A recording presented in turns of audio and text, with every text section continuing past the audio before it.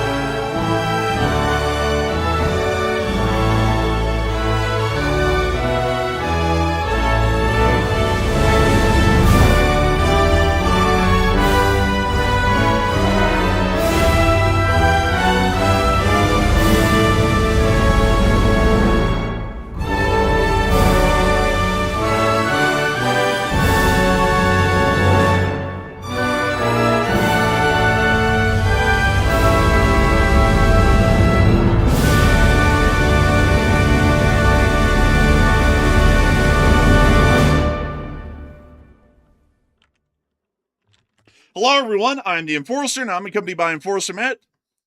And good evening, folks. It's Enforcer Matt, and welcome back to day 1602 of the War News stream. And tonight we have very big news out of the Middle East and out of Europe as well. Right now we're seeing that massive battles are continuing to erupt between U.S. forces and Iranian forces. And also, we were hearing about air defenses around the Bushehr nuclear power plant earlier today. We're also seeing that Russia deployed live fire drills on NATO's border about a couple of days ago, and just heard about that today. And also, China's apparently preparing for a coup in Russia against Vladimir Putin. And we have very big news on all those fronts, and it's good to see you all once again. And of course, we're going to be covering the past 24 hours of the news from around the world, as we have been able to hear significant developments within every single corner of the globe over the course of the day, from the Middle East, Eastern Europe, and also East Asia over the course of the past 24 hours. Currently, the air forces of the United States Armed Forces in CENTCOM's area of responsibility have continued their air campaigns today against the Islamic Republic of Iran, and are continuing to strike and destroy Islamic Revolutionary Guard Corps forces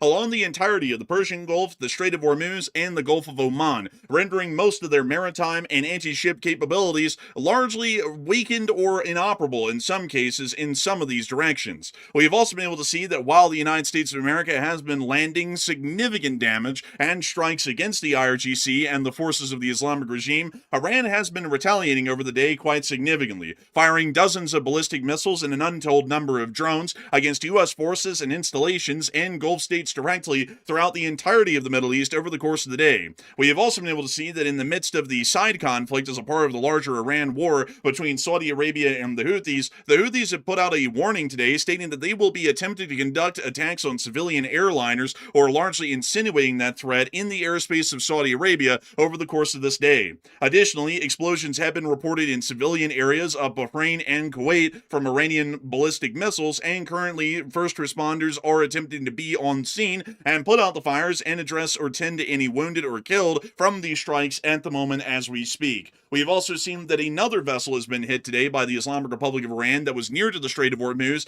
by anti-ship forces, showing that while the United States is landing significant hits against these very forces, there is still a level of operational capabilities that they do possess, and they are still using them to exert influence over the strait and continue their blockade against civilian merchant ships. Outside of this news, we've also been able to get a breaking bombshell development out of the People's Republic of China that, according to all indicators and insider leaks that have come from the People's Republic of China's government, the People's Republic of China, while somewhat supporting the Russian Federation and Putin's regime and the ongoing war in Ukraine, is actually starting to distance itself, seeing that the writing is on the wall that the Putin government may not last that much longer inside the Russian Federation. As of today, we're starting to hear that China is posturing itself to where, while it will still support Putin and his ongoing war in Ukraine, which China views as a proxy war against the West, they are still preparing for Putin to eventually be overthrown in a popular uprising in the country and posture China to where they can immediately enter in the aftermath and build positive and friendly relations with the new government inside the Russian Federation, whoever that may be, and whatever positions in foreign policy they may take.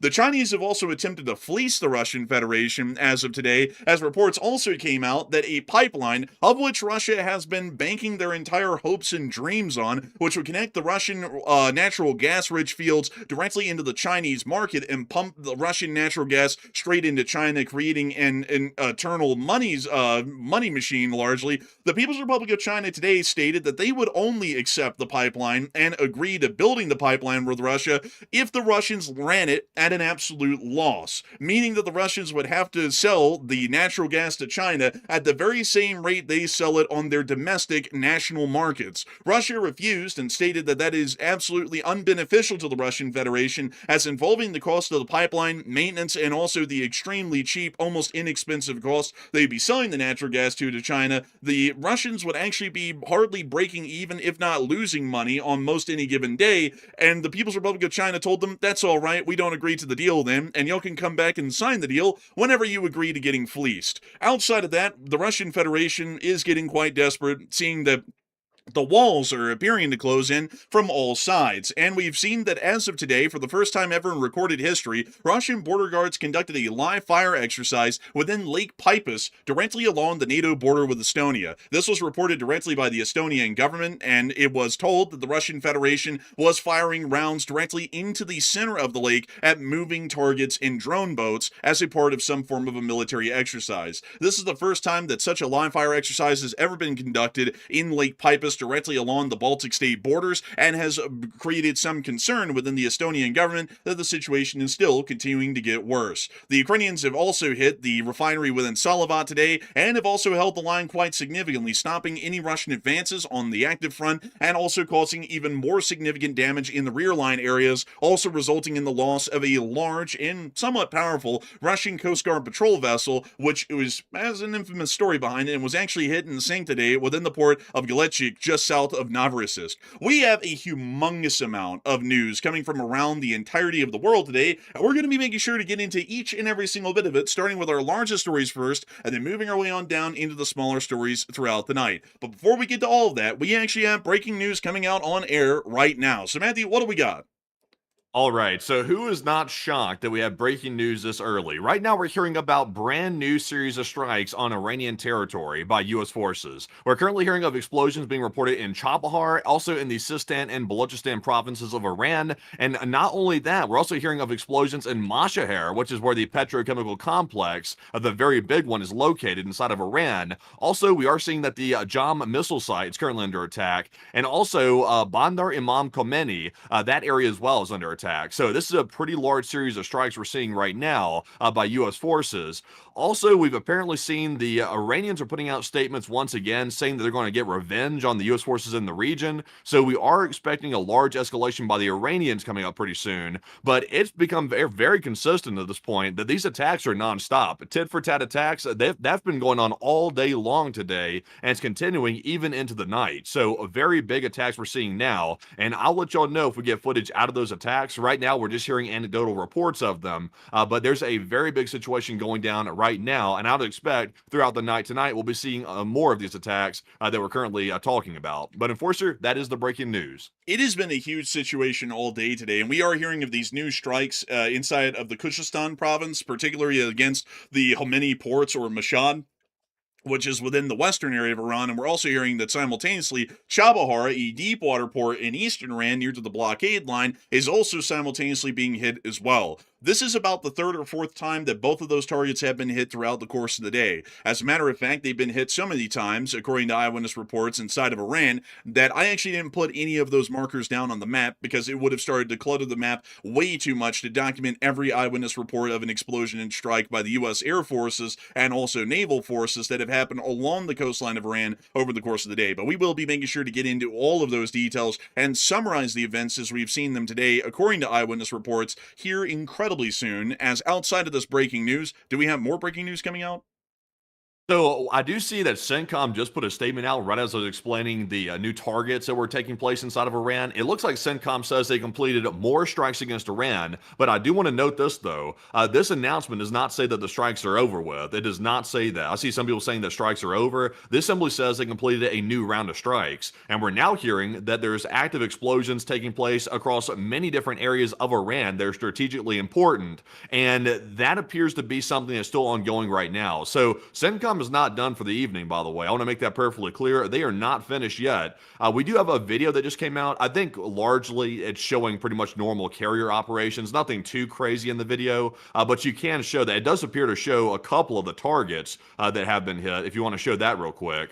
And before we get to that, I do want to make sure to reach y'all this latest CENTCOM bulletin on the situation, which we will be reading on air, as we do have corroboration that there are significant strikes ongoing by U.S. Air Forces. U.S. Central Command completed an additional round of strikes against Iran at 10 p.m. Eastern Time on July 14th, hitting dozens of military targets near the Strait of Hormuz and Iranian coastal areas. U.S. fighter aircraft, drones, and naval vessels launched precision munitions against Iranian missile and drone sites, naval capabilities, and coastal defense systems during the 7-hour wave to further degrade Iran's ability to threaten commercial shipping and civilian crews. The strike took place the same day U.S. forces resumed the naval blockade against vessels transiting to or from Iranian ports and coastal areas. The blockade went into effect at 4 p.m. Eastern Time today. U.S. forces remain vigilant, lethal, and prepared to execute operations directed by the Commander-in-Chief. Here is the footage that was then published showing what appears to be carrier operations from either the USS Abraham Lincoln or the USS George H.W. Bush, both of which are currently operational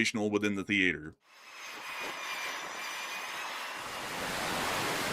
Here we can see an F-18 Super Hornet being launched with several JDAMs, an F-35B being launched, most likely from the USS Iwo Jima, and we can now see the strikes on shore. This appears to be an airfield. Wow, That looks like an airfield. Yeah, that's an airfield they're hitting right there. It looks like, what was that, an air defense system sitting off to the side of the runway? It does look like that, yeah, but I'm a little bit more distracted by the layout of this airfield. I swear we've seen this airfield before. Is this the airfield over there in the town of Bushehr out here?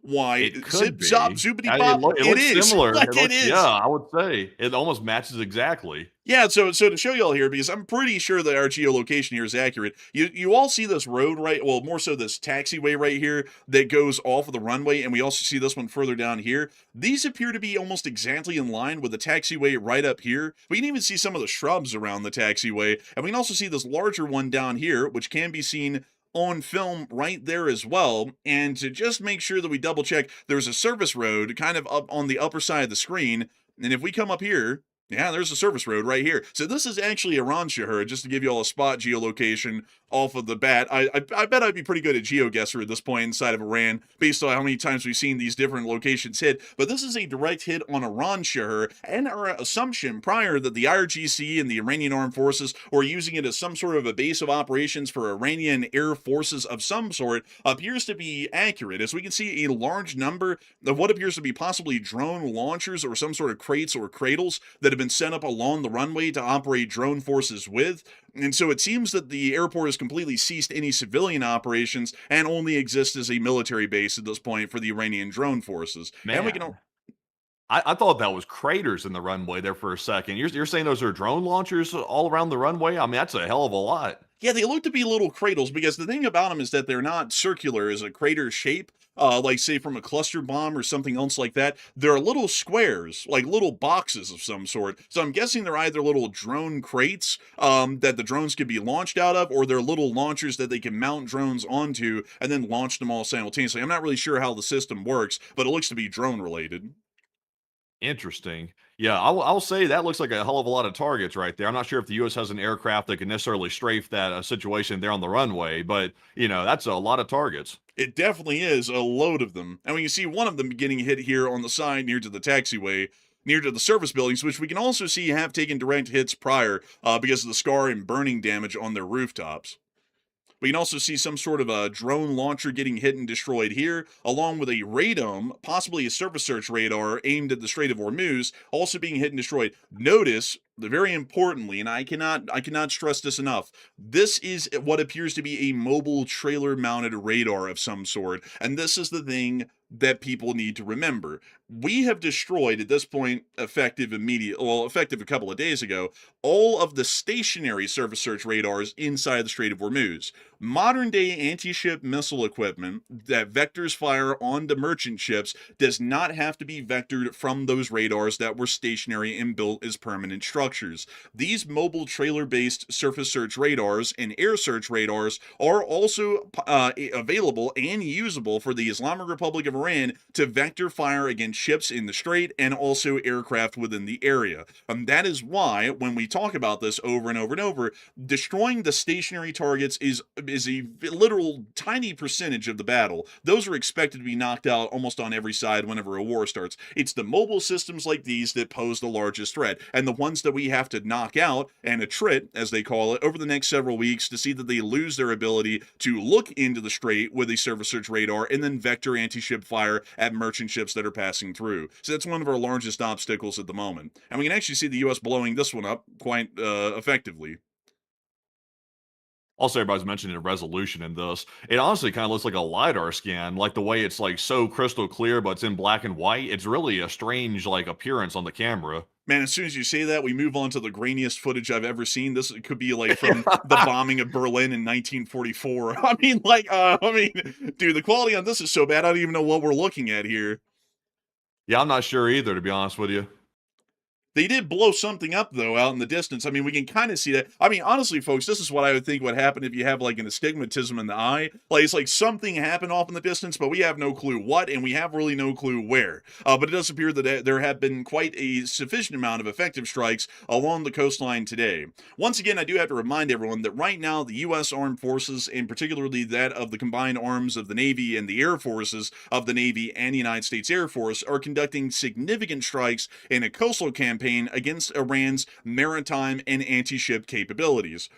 This is going to take some time to see any real noticeable progress out of. We're not going to be seeing it within days. This air operation is most likely going to be lasting for weeks, and we'll probably start to see whether or not this is going well probably within the next 5 days to 10 days from now as far as these strikes are concerned. It takes a while to be able to knock out enough targets, or at least enough vital targets along the coastline to start whittling down their maritime and anti-ship capabilities. So these are very promising strikes. I can tell you all that right now. These are going to be a lot more effective than our strikes on Tehran, but how effective, we're not entirely sure yet, and we're really only going to get a good read on that here in the public, at least, probably within the next 5 to 10 days, I would assume. But moving us on out of that footage and that recent bulletin that just came out from CENTCOM, it's now time for us to get on into all of the news that we have from over the course of the day, starting with the Middle East and the largest stories from here, and then working our way on down. Moving us on and into the Middle East, we were able to hear that today the Islamic Republic of Iran did conduct another strike against another merchant ship that was near to the Strait of Hormuz, as UKMTO reported a warning that a tanker had reported being hit by a missile while transiting outbound on the southern route. Authorities are investigating, and vessels are advised to transit with caution and report any suspicious activity to the UKMTO. For the larger part, we understand that most, if not all, shipborne traffic has completely ceased within the Strait of Hormuz outside of Iranian vessels that are not being targeted by the United States of America, which is basically every single civilian ship that could be imagined. All of the other tankers, bulk carriers, and other vessels are currently stranded once more inside of the Persian Gulf or the Gulf of Oman, and they're not able to pass through the Strait of Hormuz. These sorts of anti-ship missile attacks and maritime attacks are making it exceedingly difficult and exceedingly dangerous for these ships to make the passage, and for this reason, most of the companies that operate the ships that pass through the Hormuz have given word from the top down to the captains via email that they're generally not going, they should not pass through the strait because there is a significant liability of damage or loss of the vessel due to Iranian anti-ship fire. To prove to you all how bad that is, we were able to see one of the motor tankers that was reported to hit about a day and a half ago actually sinking from the stern after a direct hit by an Iranian anti-ship missile about 36 hours ago, and we can see the vessel actually sinking right here. This is the motor tanker Lunai, which we had reported a little while ago had been hit, and I believe that the report for that actually came out from the United Arab Emirates of this particular vessel getting hit. We can actually see that it is going down by the stern, and most of the deck has actually been covered with water, showing that the vessel is going down slowly but surely. Always crazy to see a ship that size just sinking into the water like that. It's just wild, and it won't fully sink, will it? Like it'll stay afloat, like largely like, half submerged like this because it has the emergency compartments, I believe.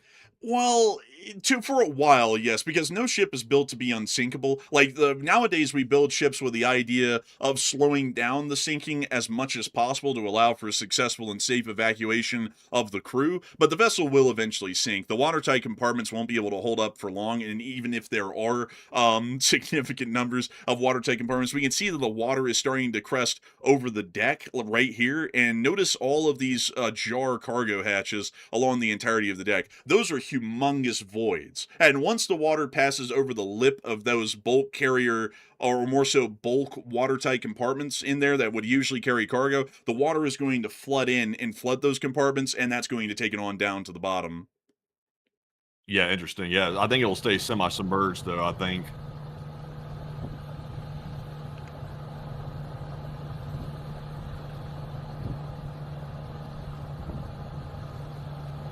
Actually, do you notice something interesting here? I don't think this thing is going to be semi-submerged. Do you notice that the superstructure here at the back is actually leaning forwards, like, at an angle? And do you notice that the bow is leaning backwards at an angle? Oh, I think the yeah, I didn't keel is notice that snapped. until now. Yeah, it might have actually. I'm not sure how else we could explain that really. Yeah, I didn't notice that. Yeah, go back toward toward the tower part of it. Let's see that part. Yeah, that doesn't look good. It looks like it might have cracked in the center of the ship actually.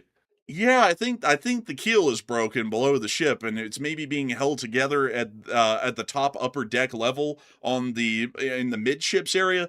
But it looks like the keel has been broken, so I do not think that this vessel is going to be semi-submerged. I think this thing is going to split in two and sink, unfortunately. So, as they always say, safety first. That's what we've said for 21 years. And when they say raise to power, raise to power. But we can see a couple of response vessels here near to the side of the superstructure, and we can generally assume that this ship is a total loss. A broken keel on most ships means they're going to be going to the bottom, and even if it was somehow recovered, a broken keel is usually non-repairable. The keel is a vital part of the ship, which helps it to keep its structure in rough seas, and there's really no way to weld the ship back together unless you're to conduct extremely extensive and expensive repairs to be able to make that possible. The ship's largely a loss. But moving us on out of that bit of news, we've also been able to see that outside of that, there has been significant U.S. bombardments throughout the Strait. To try and summarize a few of them, here are some of the reports that Iran's Mehr agency has put out about the explosions that have been heard around their waters and actually on their territory.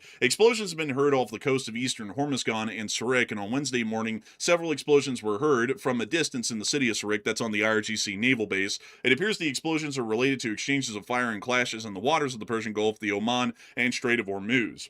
The city of Surik is located at the mouth of the Strait of Hormuz, and in recent days, fishing ports and communication towers in this area have been targeted by enemy attacks. This is straight bull right here. We've been hitting IRGC naval facilities that we can confirm on satellite footage and also by CENTCOM's publications and surface search radar towers. They're trying to make it sound like the U.S. is hitting innocent citizen infrastructure. That is not at all the case. We have plenty of video and picture evidence to to completely disprove and debunk that claim, and we've also never seen the Iranians publish any footage showing that fishing ports and communication towers have been hit or the U.S. has gone out of their way to hit them. So that is pure misinformation.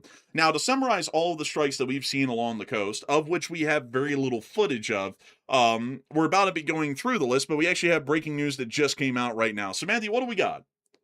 Okay, so we've gotten our first piece of footage apparently showing a U.S. projectile entering Iranian airspace. It's possibly a cruise missile from what it looks like in the video, and it appears to have been shot down by Iranian anti-aircraft fire in the Kermanshah province in western Iran. So we do have a short video showing it coming in. It actually looks like the Iranians were able to shoot that one down, whatever it was, if it was a U.S. projectile. So we can take a look at that. That's our first piece of footage we've gotten so far of the current attacks that we're currently seeing right now. And let's take a look at this footage. We see one round go up. We see the shells proxy bursting in air.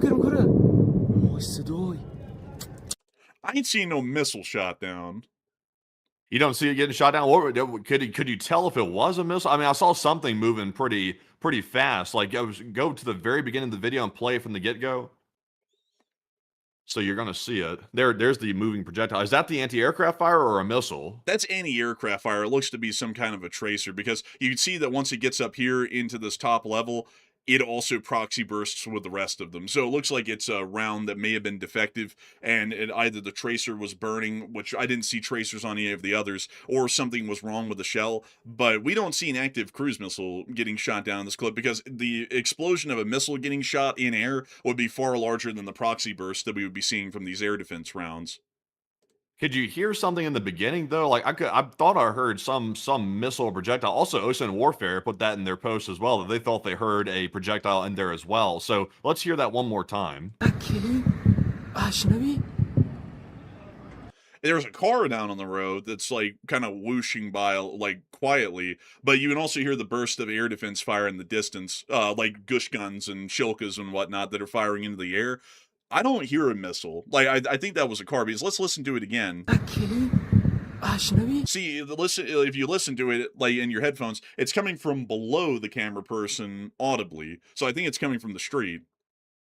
It could be possibly. I'm not really sold on the idea that it was shot down at this point, because when I first glanced at it, when I just saw it a minute ago, I was reading the article there and it said it was shot down. But I'm beginning to think that maybe it wasn't shot down. Because like you're saying, there's really no singular explosion after the air defense fire went up, and also, on second and third listen, I really can't hear a missile flying in. Like you couldn't hear the signature of a missile, like sound wise, flying into frame. So it seemed like it might have been shooting at like a ghost missile or something. I'm not sure if there's really anything they're shooting at. I think this is panic firing, like we've seen in most Iranian cities at this point over the past few days. Because like to show you all this here really quickly and break it down.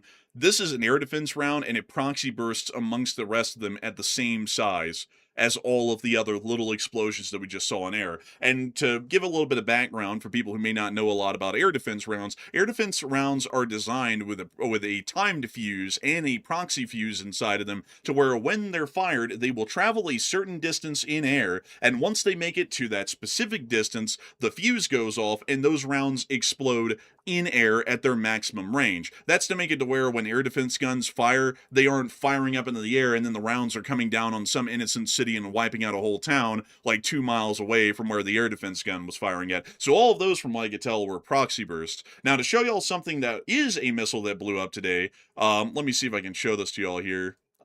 Maybe this came from Kuwait. Let me see. I need to find this one here. Oh, here we are. I believe this is it.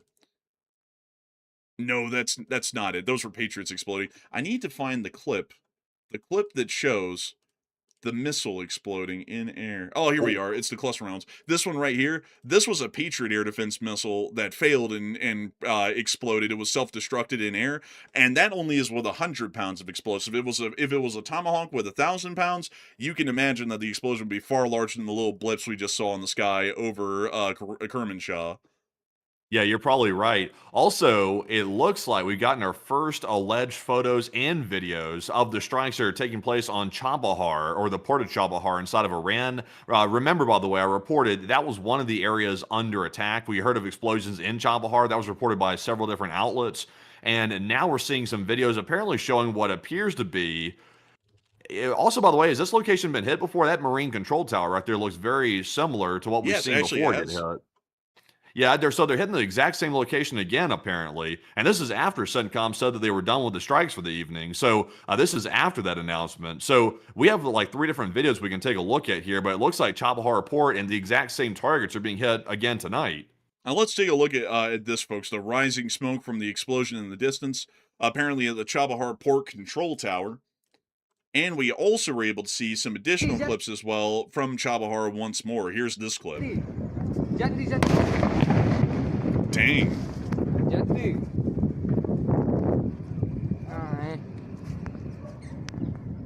And then we can see the smoke rising in the distance. And in this next clip, which is right side up, we can also see the smoke once again.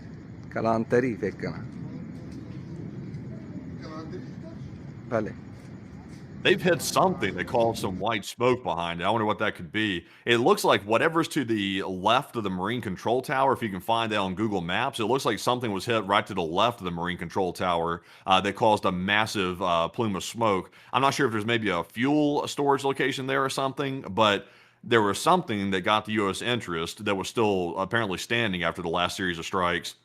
So, no, I know what it is. I know what it is. You see the control tower right here? So there's the part that juts out of the top, kind of like an ATC tower in a sort.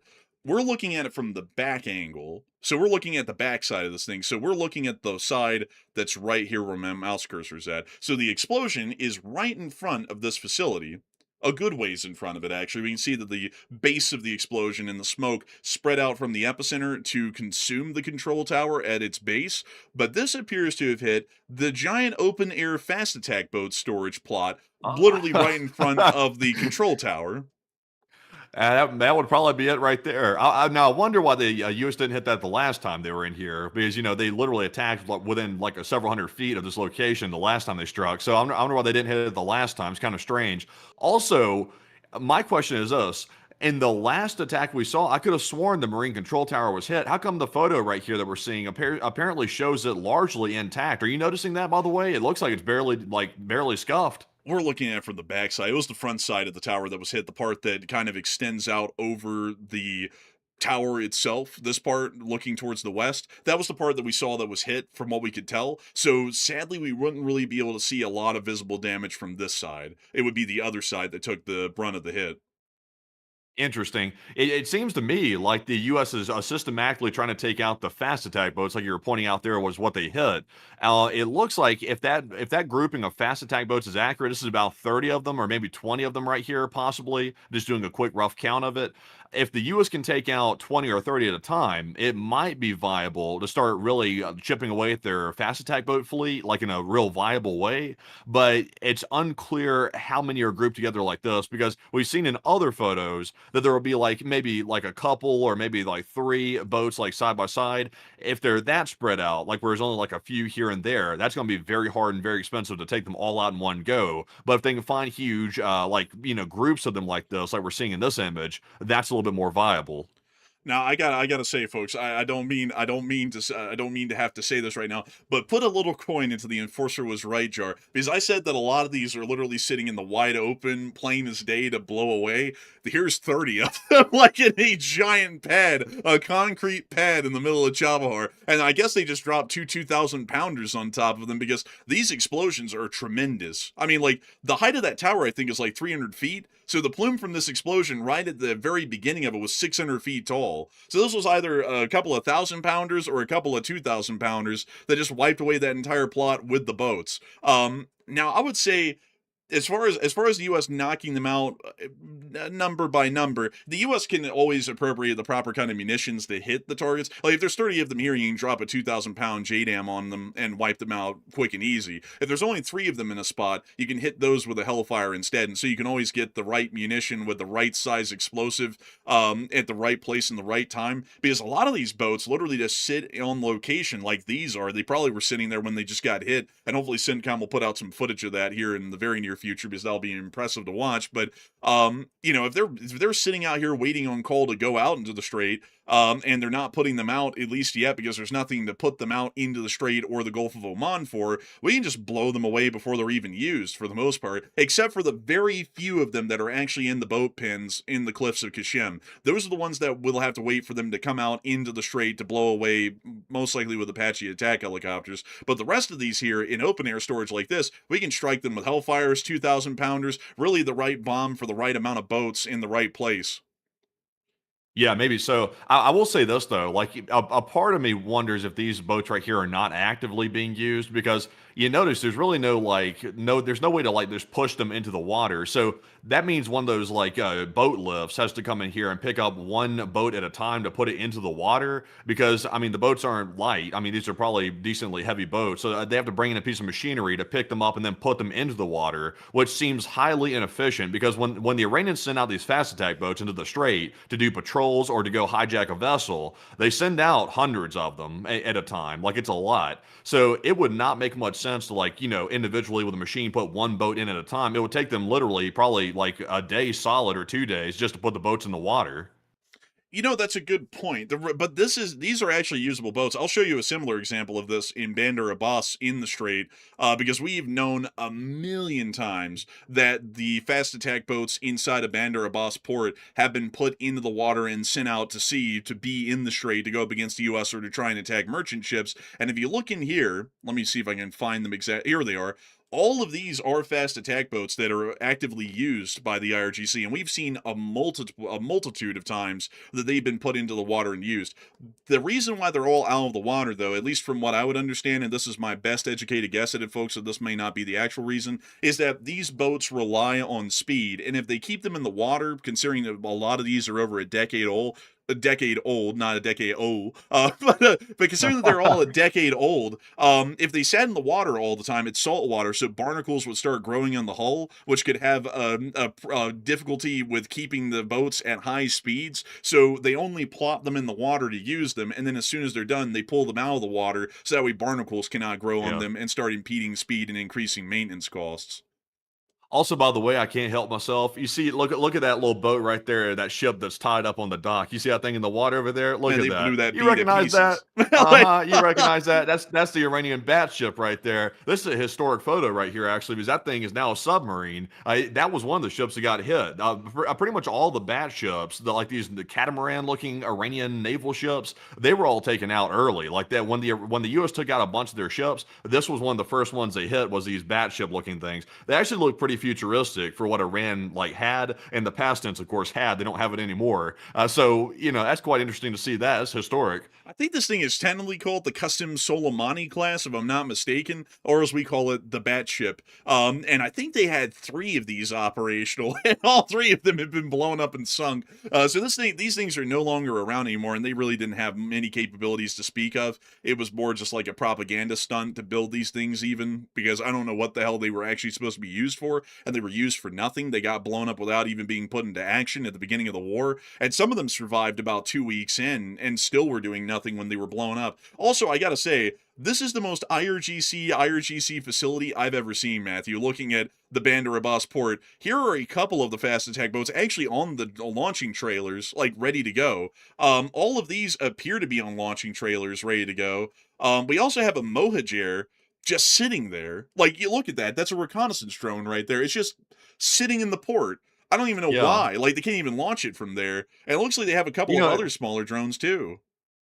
My question is this really though. Why is the US using precision munitions? I'm not sure if they're really precision. They're more like just guided munitions of a mild variety. Why are they using singular munitions to try to hit stuff like this? Why aren't they sending in strategic bombers to just carpet bomb this entire port? Why are we doing one little small hit at a time? Why can't we just put a whole bunch of dumb bombs across the entire port and just wipe the whole thing out?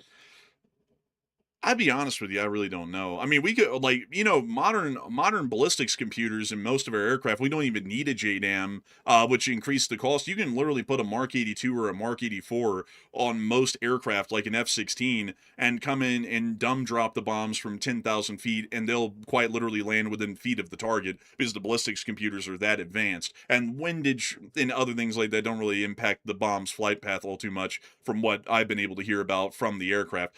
that operate those sorts of bombs, the dumb bombs, and the very few times they have. I don't know why they're not doing that, though. It is quite interesting that they're Yeah. not doing that, and they just kind of like piecemeal every location a little bit at a time instead of just going in and wiping out an entire naval port, one port at a time. Yeah, I don't get it. Also, I see some people saying they could just strafe it with an A-10. I don't think they could send an A-10 in right at this No. location. If they send an A-10 in here at the altitude it would have to be to actually strafe this location, that A-10 is going to be a goner. Like the Iranians are going to man-pad that aircraft. It's going to be finished at that point. So I don't think this is the environment for an A-10. It would be neat to see it show up and actually do some work in the region, but it's not really the right place for it because, as we've seen in the past, the Iranians have man-pads that were either supplied by China or Russia. Most likely Russia is where they came from. And even fast-moving like F-15s are getting shot down if they fly at too low of an altitude. So it's just simply too dangerous. Yeah, A-10s fly too low and too slow. Whatever would come in and hit this, you've got to hit it from like 30,000 feet, maybe at the lowest 10,000 feet, and make sure not to really be seen or fly at a slow speed to become a target. Because an A-10 really cannot take a hit that easily. Like many aircraft, most of the aircraft is completely paper thin. The only thing that is titanium on the A-10 is the bathtub that the pilot sits in, but outside of that, the rest of the aircraft could be hit by a manpad and easily be taken down like any other one. So it's really not a good idea to send those in a contested airspace. We only use A-10s by modern Air Force doctrine in places where we have literal air supremacy, meaning there is literally no threats to any aircraft that are flying in the area, just like the AC-130 gunships. They also require the same kinds of conditions in a battlefield to be used. And so, sadly, we wouldn't really be able to use an A-10. We could use an F-16 or an F-15, though. I mean, an F-15E can carry, I believe, if I'm not mistaken, around 24 500-pounders, and dumb bombs, that is. And if you wanted to, you could just go in and drop 4 bombs in a line across this dock and just go around and start picking off every single part of this naval facility. It's the largest one in Iran, and there's still plenty of targets to hit. Also, before we move on, now, not to rabbit hole too much here, folks, but I just realized something, Matthew, while we were looking at this and talking. Look at all of these boats. They're in a perfect line, and these are some of Iran's best fast attack boats. These are the ones that were purpose built, their fiberglass hulls at least, to be used as fast attack boats. They also have these little drones lined up. Appears to be a little variety of them. There's vehicles out here as well, like little anti-ship missile trucks, drone launchers, and whatnot. And there's a little Is it a crowd of people propaganda right here. shoot? I think it was a propaganda shoot, and the satellite just happened to get it. Yeah, I was thinking that in the back of my head as we were looking at it. I didn't say anything about it. I was like, I'm not sure if that's the case, but yeah, it's lined up so perfectly in such a smorgasbord of different like pieces of equipment that Iran loves to show off. And also with the batship in the background. Also, when was the photo taken? It says down there at the bottom right corner. Does it say like what month and year? It says 2026, so this might have been before the war. It doesn't say a month, though, sadly. Yeah, honestly, it could be really.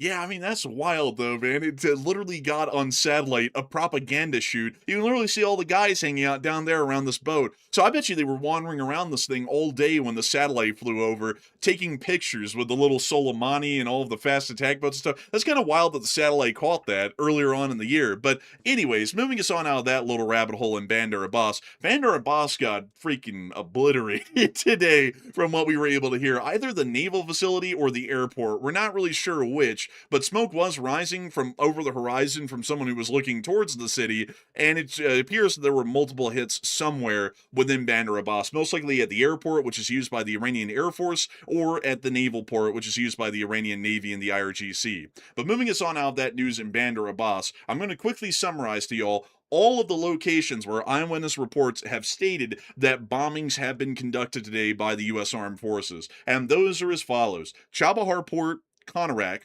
Sarik, Bandar Abbas, Kashem Island, Kish Island, let's see here, Asaluya, Jam City, Shiraz, Chugadak, and Bushehr several times throughout the day. Avaj, I believe Desful and Floron have also reported hits as well, and then there was a hit within Bandar-e Mashahar. So once again, quite literally, east to west, the entirety of the coastline inside the Islamic Republic of Iran in about 100 miles deep. So this is what we can describe because of the scope of the operation. This is the anti-maritime campaign that I was advocating for from day one before the war even started on February 28th, and the U.S. is finally following through with that campaign instead of just bombing the biggest things in Iran to make cool headlines, which is most likely going to be producing hopefully some positive results. It looks like it already kind of is, because as far as Iran's anti-maritime capabilities, we're not really hearing of any significant actions by the IRGC at this point, outside of a sporadic anti-ship attack being conducted against a merchant ship in the Strait, which is expected at least for now. We're only about 108 hours into the operation, and we're expecting that actual results will most likely start to appear in earnest about a week or a week and a half into the operation, which is still a little ways away from where we're at right now.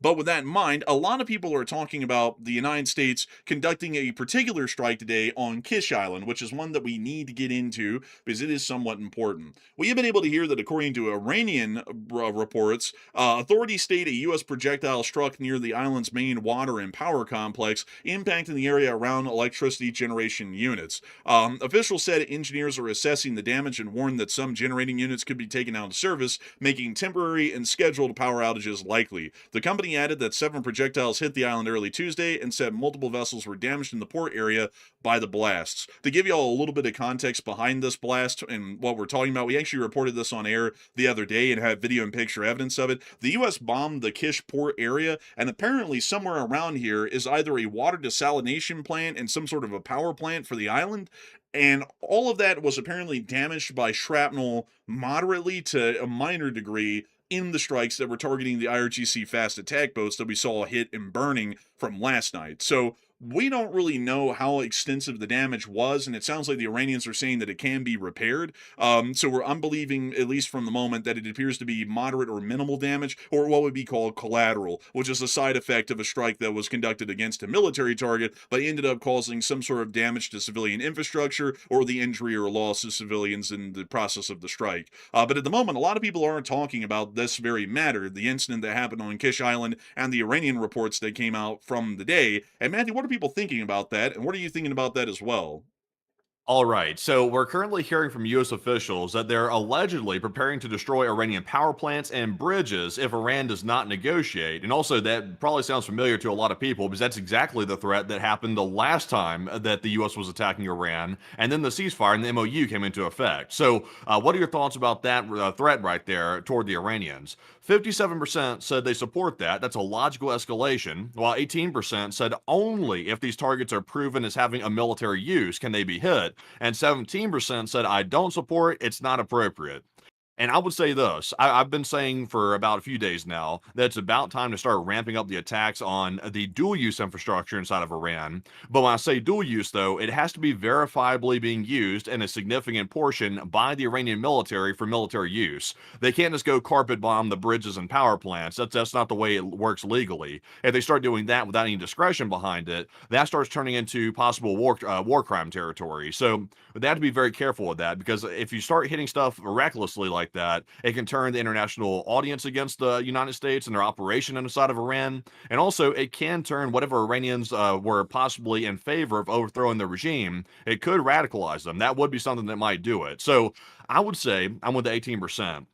If these power plants and bridges are being used by the Iranian military in a significant way, that makes it a valid target under the Geneva Conventions. It's legally a target, but if it's not proven and it's just simply something the U.S. wants to hit just for the hell of it, that's not a good rabbit hole to start going down. So I'm with 18%. But Enforcer, what say you? I would have to say that I'm generally with the 18% that it can only be hit if it's proven to be a military target, because conducting strikes at random against critical infrastructure, especially that used by civilians, is a rallying cry for the civilians of that country to be radicalized and indoctrinated by the Islamic regime, which only makes our battle more difficult because we're basically galvanizing the Iranian population to take whatever suffering might be dished out from that point on and continue to take it, because they know, or at least from their government, that the U.S. truly is the brutal regime that Iran has told all of their people we are, and then they're going to want to see that the war continues no matter what. The Iranian government won't be seeing any pressure from the inside of their country because the government inside of Iran will be able to run propaganda with the literal clear examples of exactly why we're the enemy and why they must all rally around the government to continue to fight the United States. We don't want that. And also, it doesn't look that good from a multitude of angles. And to also add this in, folks, we do have to remember that the U.S. public is watching right now, and considering that the midterms are coming around, I think this is an important thing to note. If many U.S. citizens have a significant conscience about how wars must be fought, and then they start hearing in the press here in the United States of America that the U.S. is bombing every single power plant and bridge in Iran and we're creating a humanitarian crisis, don't y'all think that some people might be swayed to vote another way for an administration that might come in and stop the war, even if it is detrimental to U.S. interests, because they are absolutely appalled at the suffering that the U.S. military is inflicting on the Iranian people? That could end up quite badly for the people in the current administration that is in charge right now, and that could also end up quite badly because it will only be making the Iranian population rally around the Islamic regime. We really don't want either. The war has to continue, so we have to make sure to fight it in an honorable and noble way to where people are not being appalled here in the States from looking at what would be going on, and also we don't want more people in Iran joining the Islamic regime and being indoctrinated and radicalized by them because we're basically feeding them propaganda with our strikes. So we want to make sure that our strikes are achieving our military objectives and winning the war for us, but we also want to make sure that they're only doing that and that alone. We do not want to conduct any strikes that are unnecessary, because if we start to conduct strikes that are unnecessary and create undue suffering within the Iranian population, we'll see that they will join the Iranian Islamic regime. And not only that, we could start to see significant opposition on the home front to what is a vital military operation at this point to reopen the strait and begin the free flow of traffic. So for on those two ends, just from the optics side of things, we want to make sure to be fighting the war as honorably and nobly as we can. We do not want to do anything that would start to taint our image or start to stain our reputation as a country. So I hope that does address that the best I can, at least in my opinion. And with that, moving us on out of the area of Kish, and speaking of some of those U.S. statements today, we were able to hear that the bridges and power plants were on the menu today. Speaking of that poll, which I largely use Kish Island as an example, but that was generally the statement that the president made today, I believe, on Fox News, if I'm not mistaken. We also were able to hear several statements by CENTCOM over the day, including the commander of CENTCOM, Admiral Brad Cooper, which stated the following. Over the past 7 days, Iran has intentionally targeted civilians across the region by attacking 7 commercial ships, resulting in nearly a dozen civilian crew members killed, missing, or injured. Iranian forces have also launched dozens of missiles and drones towards neighboring Gulf countries. U.S. forces are holding Iran accountable for unwarranted aggression that continues to endanger innocent lives. Another CENTCOM statement was put out later today, also announcing the new round of strikes that we were just covering, and CENTCOM announced it ended, but CENTCOM still hitting Chabahar port. So generally that round ended and then the next round immediately began. But according to CENTCOM's post, at 3 p.m. Eastern Time today, U.S. Central Command forces began launching an additional round of strikes against Iran to continue degrading Iranian capabilities used to attack commercial ships in the Strait of Hormuz. The strikes are taking place as American forces prepare to resume the naval blockade against Iranian ports and coastal areas. The blockade goes into effect at 4 p.m. Eastern Time. In a shocking development, speaking of that blockade, the president put out a new statement today. Let me put on my best Movie Town News geez. 1930 newscaster voice for this one. We're going to read all that down. We have to, Matthew. It's the law. Oil is flowing like never before. I'm not going to do that the whole time. Thanks to the awesome power of the United States military. A special salute to Secretary of War Pete Hegseth, Chairman of the Joint Chiefs of Staff Dan Kane, and Commander of the United States Central Command Admiral Brad Cooper. Because of them and all members of the most powerful military anywhere in the world by far, the Strait of Hormuz is open to all ship traffic except for Iran, and that is because of their lying, violent, malicious leadership, allegedly, which is taking them down the path of total destruction. We will therefore have a full blockade, but only on ships coming to and from Iranian ports, or carrying anything having to do with Iranian cargo, based on highly... let me put this in air quotations here really quickly, folks. Based on highly productive conversations with Middle East leadership, I've decided to replace the 20% United States reimbursement fee with trade and investment deals that the various Gulf states will be making into the United States. put another coin into the enforcers are always right, Jar, because I told you all yesterday that the Middle Eastern countries are going to be calling up the president and cussing him out, and I'm guessing that that's the highly productive conversations that were had was, the Crown Prince of Saudi Arabia probably called him going, "What are you doing?" Like, and he was like, "Oh, I'm sorry," Yeah. and then he backed off of it. Seems like anybody with a brain would have said that too, considering that the Gulf states were arguing that the toll was illegal that Iran put on the strait too. But anyway. Man, I gotta say, folks, I remember yesterday people were going, "We are owed that." Well, it looks like we weren't. Like, a couple of Middle Eastern countries called up and started threatening everything under the sun, probably, as far as economic reprisals they can conduct against us.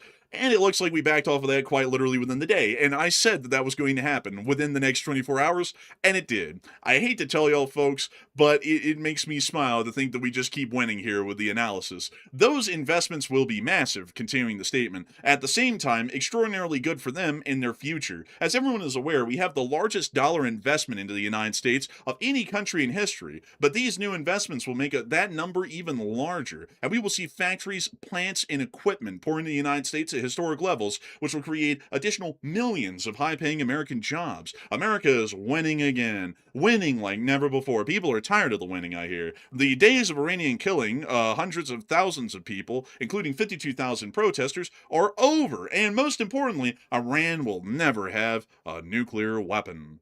Thank you for your attention. Wait a minute. Wait a second. Am I missing something? The Iranian regime that wiped out those 52,000 protesters is still in charge inside of Iran. So how are those days over if they're still in charge? Also, by the way, we were both saying that yesterday. We were saying that 20% toll that the U.S. are going to try to start charging on the strait, first of all, under international law, it's not permissible. And apparently the Gulf states called up and said the exact same thing. And said, we're not paying a toll. Like, that's literally what we're fighting Iran over. So why are we going to start paying you the toll? It's like you're going to become like the reverse pirate, basically, in the situation. So we're not doing that. Also, I don't know what the hell factories the Gulf states are going to be building in the United States. Like, what are they building? Like, what? Like, it's very vague. Like, what is he talking about? They're going to start building factories and plants and stuff here. It's like factories and plants of what? It's honestly, this is crazy, really. I mean, the whole is adding additional millions of jobs. It's like, I've looked at the job market reports coming out over the past few quarters, and I'm always hearing from the president that there's millions of new jobs. And I think quarter over quarter, the U.S. is losing jobs right now from the job reports coming out. So I'm kind of doubting that one, just being a little honest. But beyond that, though, the whole point of reading this thing out was just to make sure for any of the naysayers and the ne'er-do-wells that wander into our live chat from time to time that say we were full of crap and we're nothing but anti-Americans because we're speaking with reality, that 20% tax thing was absolutely ridiculous and everybody in the Middle East was going to be calling up and absolutely tweaking and losing their minds over it, happened, and the president had to literally back off of that within a day. Like, literally, the statement only survived for like 12 hours, actually, and then the Middle East was already calling him up, apparently cussing us out, and then we backed off of it. That's what I'm assuming. But moving us on out of that, it is now time for us to get to the rest of the news within the Middle East. Moving us further down the Iranian coast, we also were able to see that within the area of Jem, the Iranians put out some footage of them firing more missiles, with Trap Remix in the background. Y'all have seen this before, I'm sure.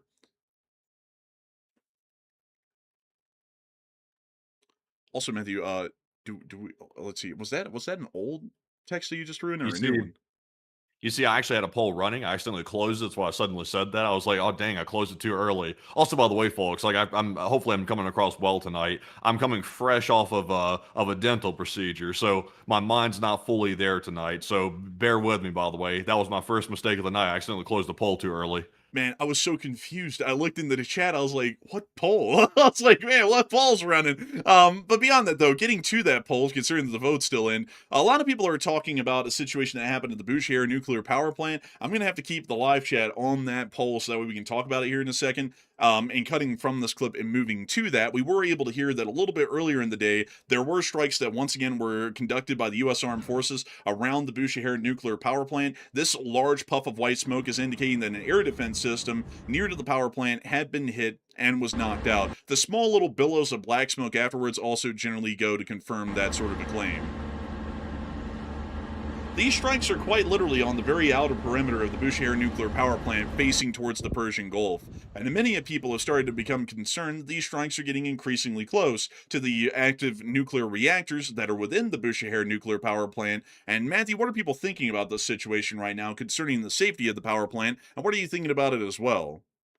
Okay, so we did see today that apparently air defense around the Bushehr nuclear power plant was triggered earlier today. So this is not the first time we've heard about this, by the way. This has become pretty routine. I've heard at least three distinct situations where this has occurred, where air defense located literally around the nuclear power plant itself started intercepting incoming targets. That's extremely dangerous because number one, that means munitions are flying over or nearby to the nuclear plant, which is obviously, that doesn't need too much explanation. That's very dangerous. And also, if debris happens to be falling from these missiles and then it explodes on the power plant, that's equally bad. So it's sounding to me like they're playing a very risky game right now around that nuclear facility. So is a disaster imminent in your opinion? About 43% said no, the power plant will be safe, while 27% said yes, a lethal mistake seems imminent, and 18% said they're 50-50 on it, and 12% were unsure and undecided. And I would say this. As it stands right now, it seems to me like a mistake is almost imminent at this point. I hate to say that because that's kind of like a little bit fear mongering to a certain degree, but this is happening way too frequently, in my personal opinion.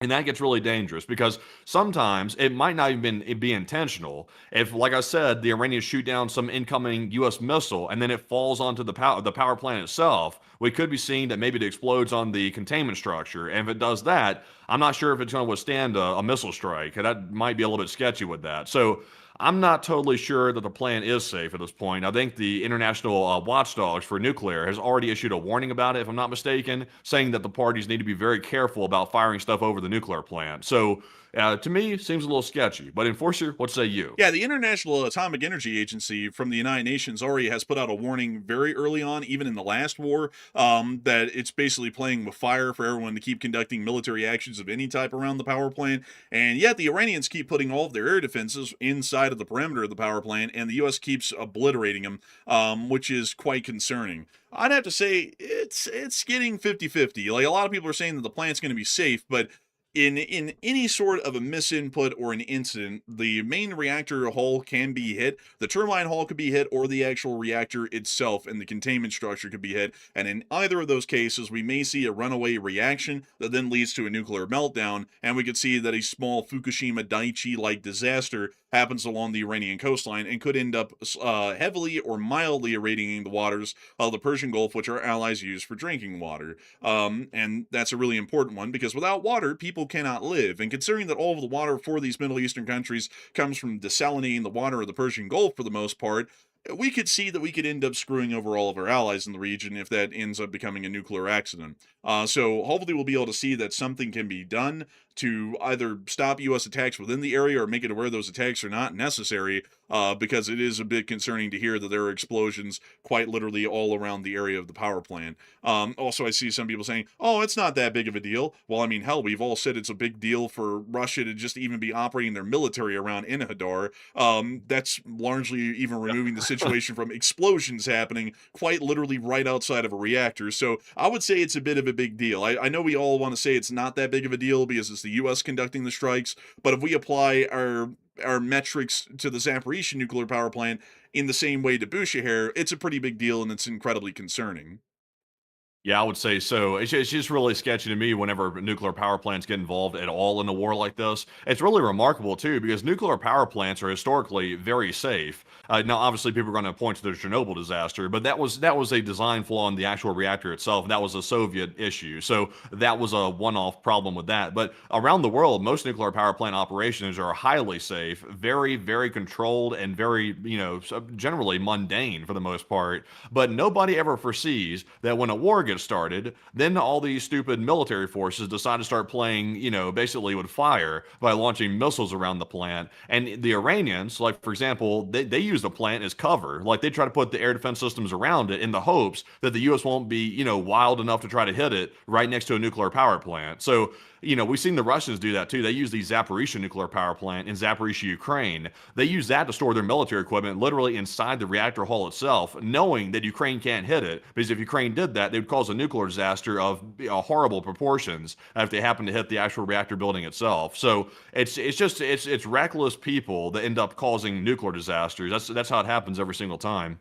Yeah, and I also saw some people say, well, that happened in Japan, like in 2011. Oh, that's kind of another like mismanagement thing. Like the investigation, I mean, just to break that down really quickly, Japanese nuclear regulatory agencies had went by Fukushima in the years prior and said there's significant concerns. The tsunami wall is not tall enough, and also the emergency generators are in the basement of the reactor buildings. So if there is a tsunami, the tsunami is going to wash right over the tsunami wall, and then it's going to flood the generators at the bottom of the reactor hull. And the company that runs Fukushima listened to those warnings and then did absolutely nothing to fix that. And when the earthquake hit in 2011, just like the warnings had stated from the nuclear regulatory agencies in Japan, the tsunami went right over the tsunami wall outside the power plant, flooded over the nuclear power plant, knocked out generally most of the reactor's capabilities, flooded the generators and shorted them out, and then all 6 reactors went into a runaway reaction and melted down. That's why that happened. Once again, it's not that nuclear power plants are dangerous, it's that mismanagement is dangerous. And that definitely happened in Fukushima, just like Chernobyl. So that's generally more so the situation with nuclear power plants. They're highly safe, but whenever a war starts happening around them and people start dropping bombs on them, they're not really designed to survive bomb impacts. Really, none of them are, especially if they're of a large size. And that's kind of the concern here. And also another thing is that people are saying, well, there's safeguards there. And yeah, while the Iranians are a terrorist state, there are safeguards at the Bushehr nuclear power plant. But the problem with that is, folks, is that if a bomb hits the building, we don't know if any of those safeguards are going to be working. A lot of the controls, like say for control rods, might be severed in an explosion, and they might not be able to put control rods into the reactor pool. They might not be able to pull out the actual reactor rods out of the pool. They might not even be able to pump water in because the water pumps may have been ruptured from the force of the blast. There's a lot of things that could go wrong if a direct bomb impact hits a nuclear reactor that could lead it to run astray, even if there is a whole bunch of redundancies. The redundancies are designed for a normal, generally stable environment, an environment in stasis to where nothing crazy is going on and maybe one main system went down and then a backup system comes into power, or if it for some reason was disconnected in the grid in a natural disaster, the emergency generators can kick on. Really, in none of that contingency planning or emergency planning do they expect an airstrike to drop a 500-pound or 1,000-pound bomb right at the base of the reactor building or right onto the reactor dome. And those sorts of incidents, who knows what could happen. And it generally would most likely be disastrous for the one reactor they do have that is operational at the power plant. So I hope that does address it the best I can, at least from my knowledge of nuclear reactors. I'm not a nuclear scientist or anything, but those are generally the safeguards and the prior disasters that I know of and why they went wrong. But moving us on out of that bit of news, we also were able to see that around the Shiraz area, ballistic missiles were also fired at U.S. forces inside of the Gulf states and the Gulf states themselves. That little clip there shows what appears to be a missile that was on its way out. It looks weird. It looks kind of like a four-celled organism. But moving us on further north, we also were able to hear that north of Shiraz, today, a Saudi wing long was shot down by the Iranians. That's at least what the Iranians reported. So a little bit interesting with that. If we actually get proof of the debris, which we have not gotten yet, the Saudis are actively conducting some sort of surveillance or intelligence gathering deep inside of Iranian airspace. This was north of Shiraz. And considering that these drones are usually flying and operating at fairly high altitudes and have advanced optic systems, this thing may have been trying to gather real-time reconnaissance on a location like Isfahan, Natanz, Pickaxe Mountain, Qom, or even Tehran, considering that they usually have optic systems that can detect basically live developments 150 to 300 miles away, sometimes quite easily. But moving us on out of that bit of news, we also were able to hear of the explosions that have been conducted throughout the Bandar Bushehr area in Avaj, which were really eyewitness reports, so we didn't put any markers down. And we also were able to hear of strikes confirmed around the Delorean County that apparently the U.S. is also bombarding at the moment. Outside of that, moving us on into the Iranian counter responses throughout the day, and outside of the U.S. strikes, we were able to see that the Islamic Republic of Iran was firing more ballistic missiles from the Urmia area at the Muwafaq Salti Air Base. We can see those missiles being launched right here in this short clip, and also in this second clip right here as well. And moving us on from those clips, which I don't know why, but every video, like every one out of 100 videos on Twitter has like a major glitch, and that was the one. But moving us on from that, we also were able to see what appeared to be some sort of interceptions over the Muafak Air Base inside of Jordan. Here's the clip here, filmed either from Amman, Jordan, the capital, which is about 50 miles away, or from the area of Azraq, which is right outside of the air base. We see the interceptor being fired and making its way on up to try and meet the Iranian incoming ballistic missile. And the missile is continuing to fly further on up. And we can now see another interceptor being fired as well.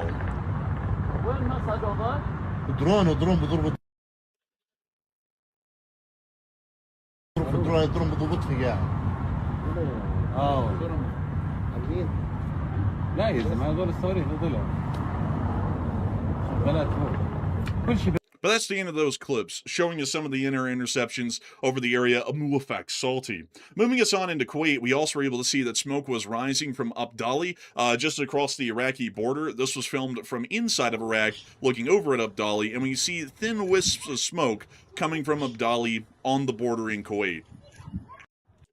Moving us on from that clip, which appears to be showing some sort of impacts by Iranian ballistics, we also were able to hear of interceptions that were being conducted over Kuwait, as Patriot interceptors were exploding in air in the Kuwaiti Bay, or the Kuwaiti Gulf, as you can see right here. And we also were able to hear that just recently, before we went live, there was another drone threat, as the Ministry of Defense of Kuwait has announced that the air defenses are responding to the hostile incoming drones. The actual statement was somewhat funny. It was like the flagrant and aggressive violations of Iran, and so on. They're getting a lot more strongly worded with these statements. Kuwait hasn't done anything back to Iran yet that we know of publicly, but it might in the future, based off of how they're writing these Ministry of Defense statements that are coming out for the warnings. Meanwhile, further south, I tell you what, the Iranians have a very angry and flamboyant leader that is scared to come out of the bunker. They say he's cardboard. They say. Man, I've been hearing, man, that he's a flamboyant man, Kathleen. He's a flamboyant man. He's a devil for the drink. Well, he's not a devil for the drink, but, you know, he's a devil for something else. But moving this on further south on the Kuwaiti coastline, we also were able to see that near Mina Abdallah, that there were strikes directly on the port facility within this area, showing that the Iranians are now attacking not just U.S. forces in Kuwait, but they're also attacking Kuwait directly as well. Here's a clip of a Shahed hitting the port. Dang. That was a very bassy explosion. Moving us on from that clip, we also were able to see that apparently a warehouse of some sort was hit in Kuwait, and we were, well, actually within this port. That was what we just saw a second ago. And here's two other clips showing that right here. I don't know what the finger emoji is for, but we hear the drone coming on in. Getting louder, and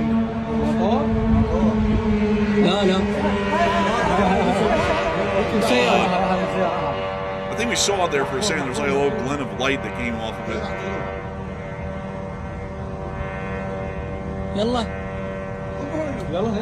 And there it goes on off into the distance towards the port itself.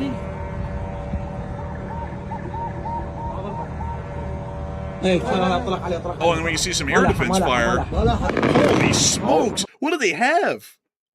Really? That was so explosive. Oh my god, dude. The flashes of the proxy burst were insane. Look at that. Oh my god, man. That's like fireworks. It's like seizure inducing, honestly. Like, that's unbelievable. Like, I'm gonna have to do a deep dive on what kind of gun-based air defense they have, because apparently they have a little. Also, I can't tell the difference between the sound of a Shahed drone flying in or a Civic at 2 a.m. in the morning. Like, they sound so identical, literally the same type of engine. It's like, how's a Civic sound the same as a two-stroke? Man, honestly, man, you got me beat. I don't even know. So we have an answer, Matthew. We have an answer what that thing is. And it's actually pretty sick. Apparently they have 12. It's not a lot of them, but they have 12 Swiss-provided Oerlikon 35mm stationary air defense emplacements that they can deploy anywhere in the country. And apparently they had one of them down at that port, and that's what was firing. Now that is something else, really. That very potent shells they're using. Yeah, pretty like bright flashes from the proxy fuses. I mean, that was crazy looking. Crazily enough, folks, also a fun fact about the system, these Orlikon 35 mils are actually the very same ones they put on the Gepards that Ukraine uses around the city of Kyiv and the northern areas of Ukraine. So kind of a neat fact about that. Very same guns, different platform though, but the actual guns and the ammo that's provided is identical. But moving us on back into the clip, we can see that Orlikon did fire. We hear the reports in the air. Sadly, they did not hit the drone, however. And there was the hit of the warehouse.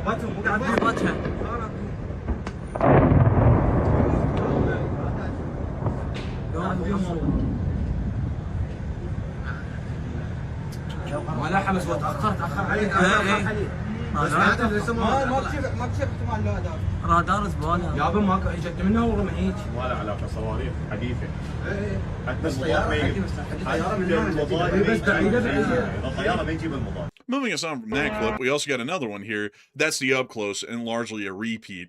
I also saw someone in the chat say that was a C-RAM. Oh, my dear child, you have never seen a C-RAM operate, then. C-RAMs don't look C-RAM. like that. Ain't no C-RAM. That is no C-RAM in a million years. That's not a C-RAM. Hell no.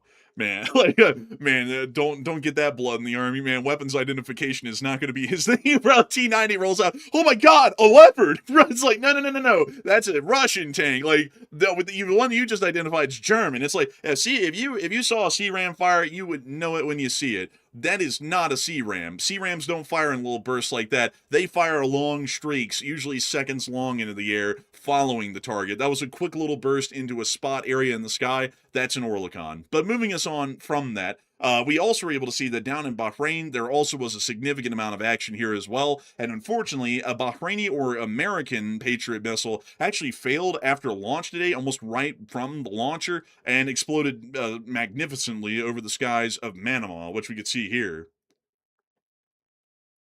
That's something that automatically happens if it goes off course, or is that something they manually have to do to destruct it? I think there's like an auto destruct inside of it if it goes massively off course, or if some sort of telemetry data is extremely wrong. But also there's an ability for the operators to self-destruct it as well. If they see something going wrong, or for some reason the target's been intercepted by something else, they can self-destruct it. They also have that option as well. Not sure which happened though, whether it was automatic or manual, but it did fail.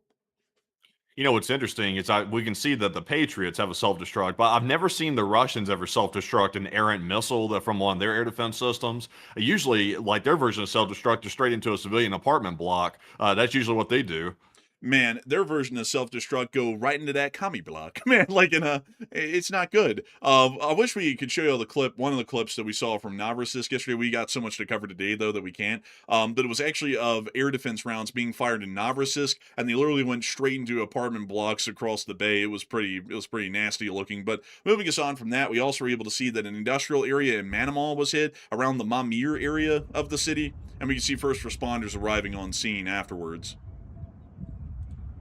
But moving us on out of those bits of news, that generally is everything that we've been seeing, at least in between the U.S. and Iran today, between the two sides. Also, additionally, from Tehran, the Iranians, of course, started to say the U.S. fully shattered the MOU. I would say the Iranians fully shattered the MOU by being bastards. I don't know about y'all, but that's my take. But moving us on out of that, we've also heard a side note today, a little side note, but it's a little bit significant, but not really. Big shout out to Preston Stewart, by the way. He was the one who reposted this on Twitter. That the Houthis put out the following infographic and warning today. We warn all airlines against crossing into Saudi airspace, and they should take our warning seriously until the blockade of Sana'a International Airport is lifted.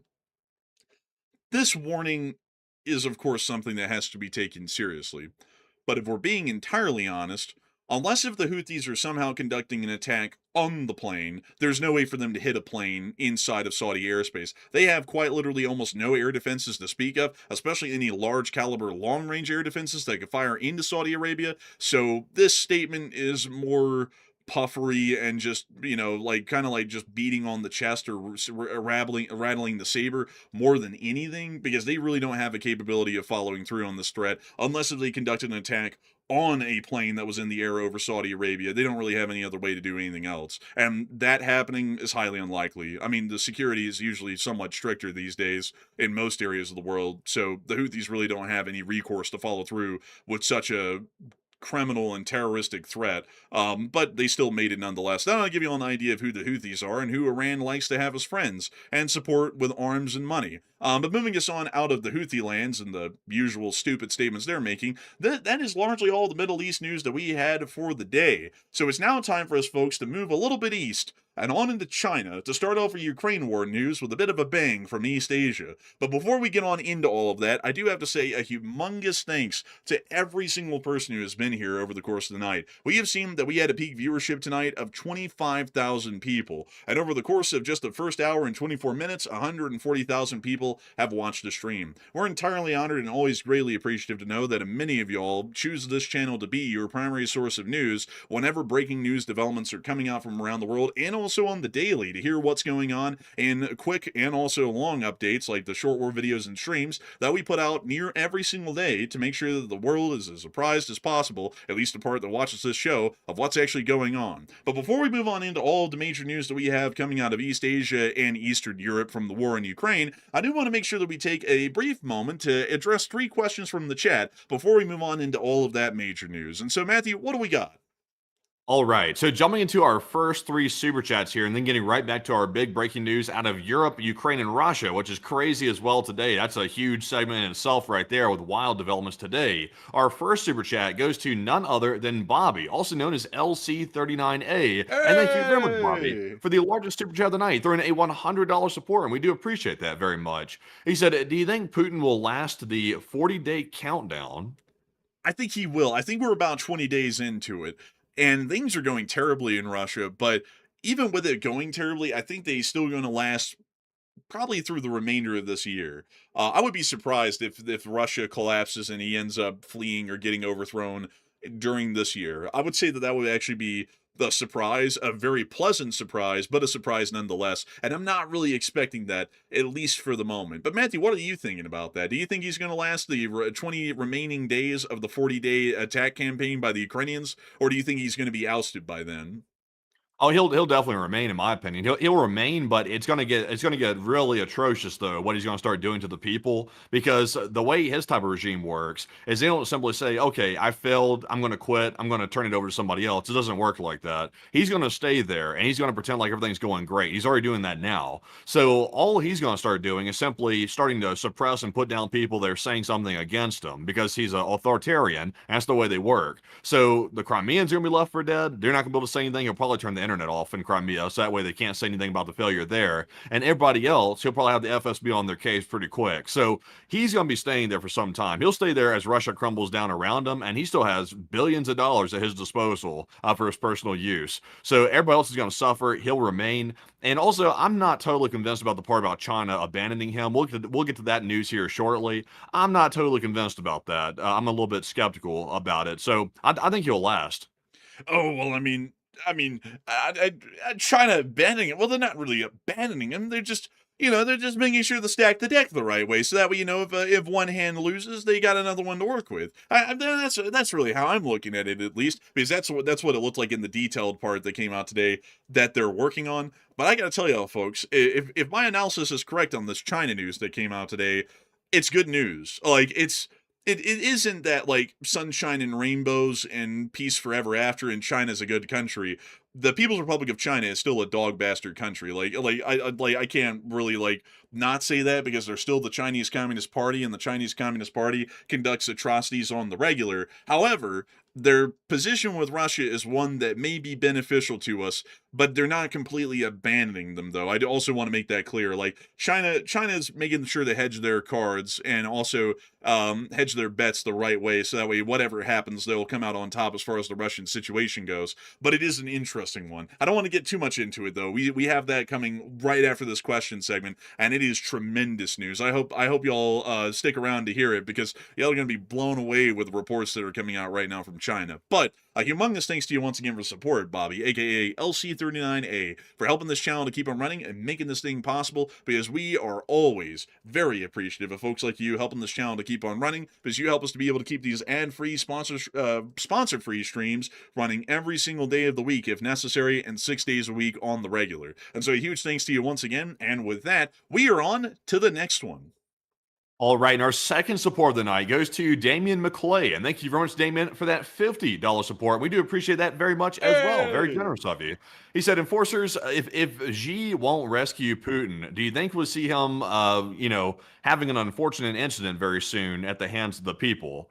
And in my personal opinion, I'm beginning to wonder if Putin's going to have an escape route to China. Now, granted, China's not abandoning Putin. They're definitely not doing that, in my personal opinion. But if he gets out of favor and Putin is ousted by the Russian people, under that scenario, I'm beginning to wonder if China's going to take him in. And that part I am a little bit worried about. I'm thinking that maybe Putin might not have an escape route. He might not even have a China escape route. So that might make him even more desperate. If he really doesn't see anywhere to flee to, he might feel even more cornered like a rat. But Enforcer, what say you? I think there's a couple of places that he could go, but I'm going to be honest with y'all, folks. A lot of people aren't going to be that apt to take him.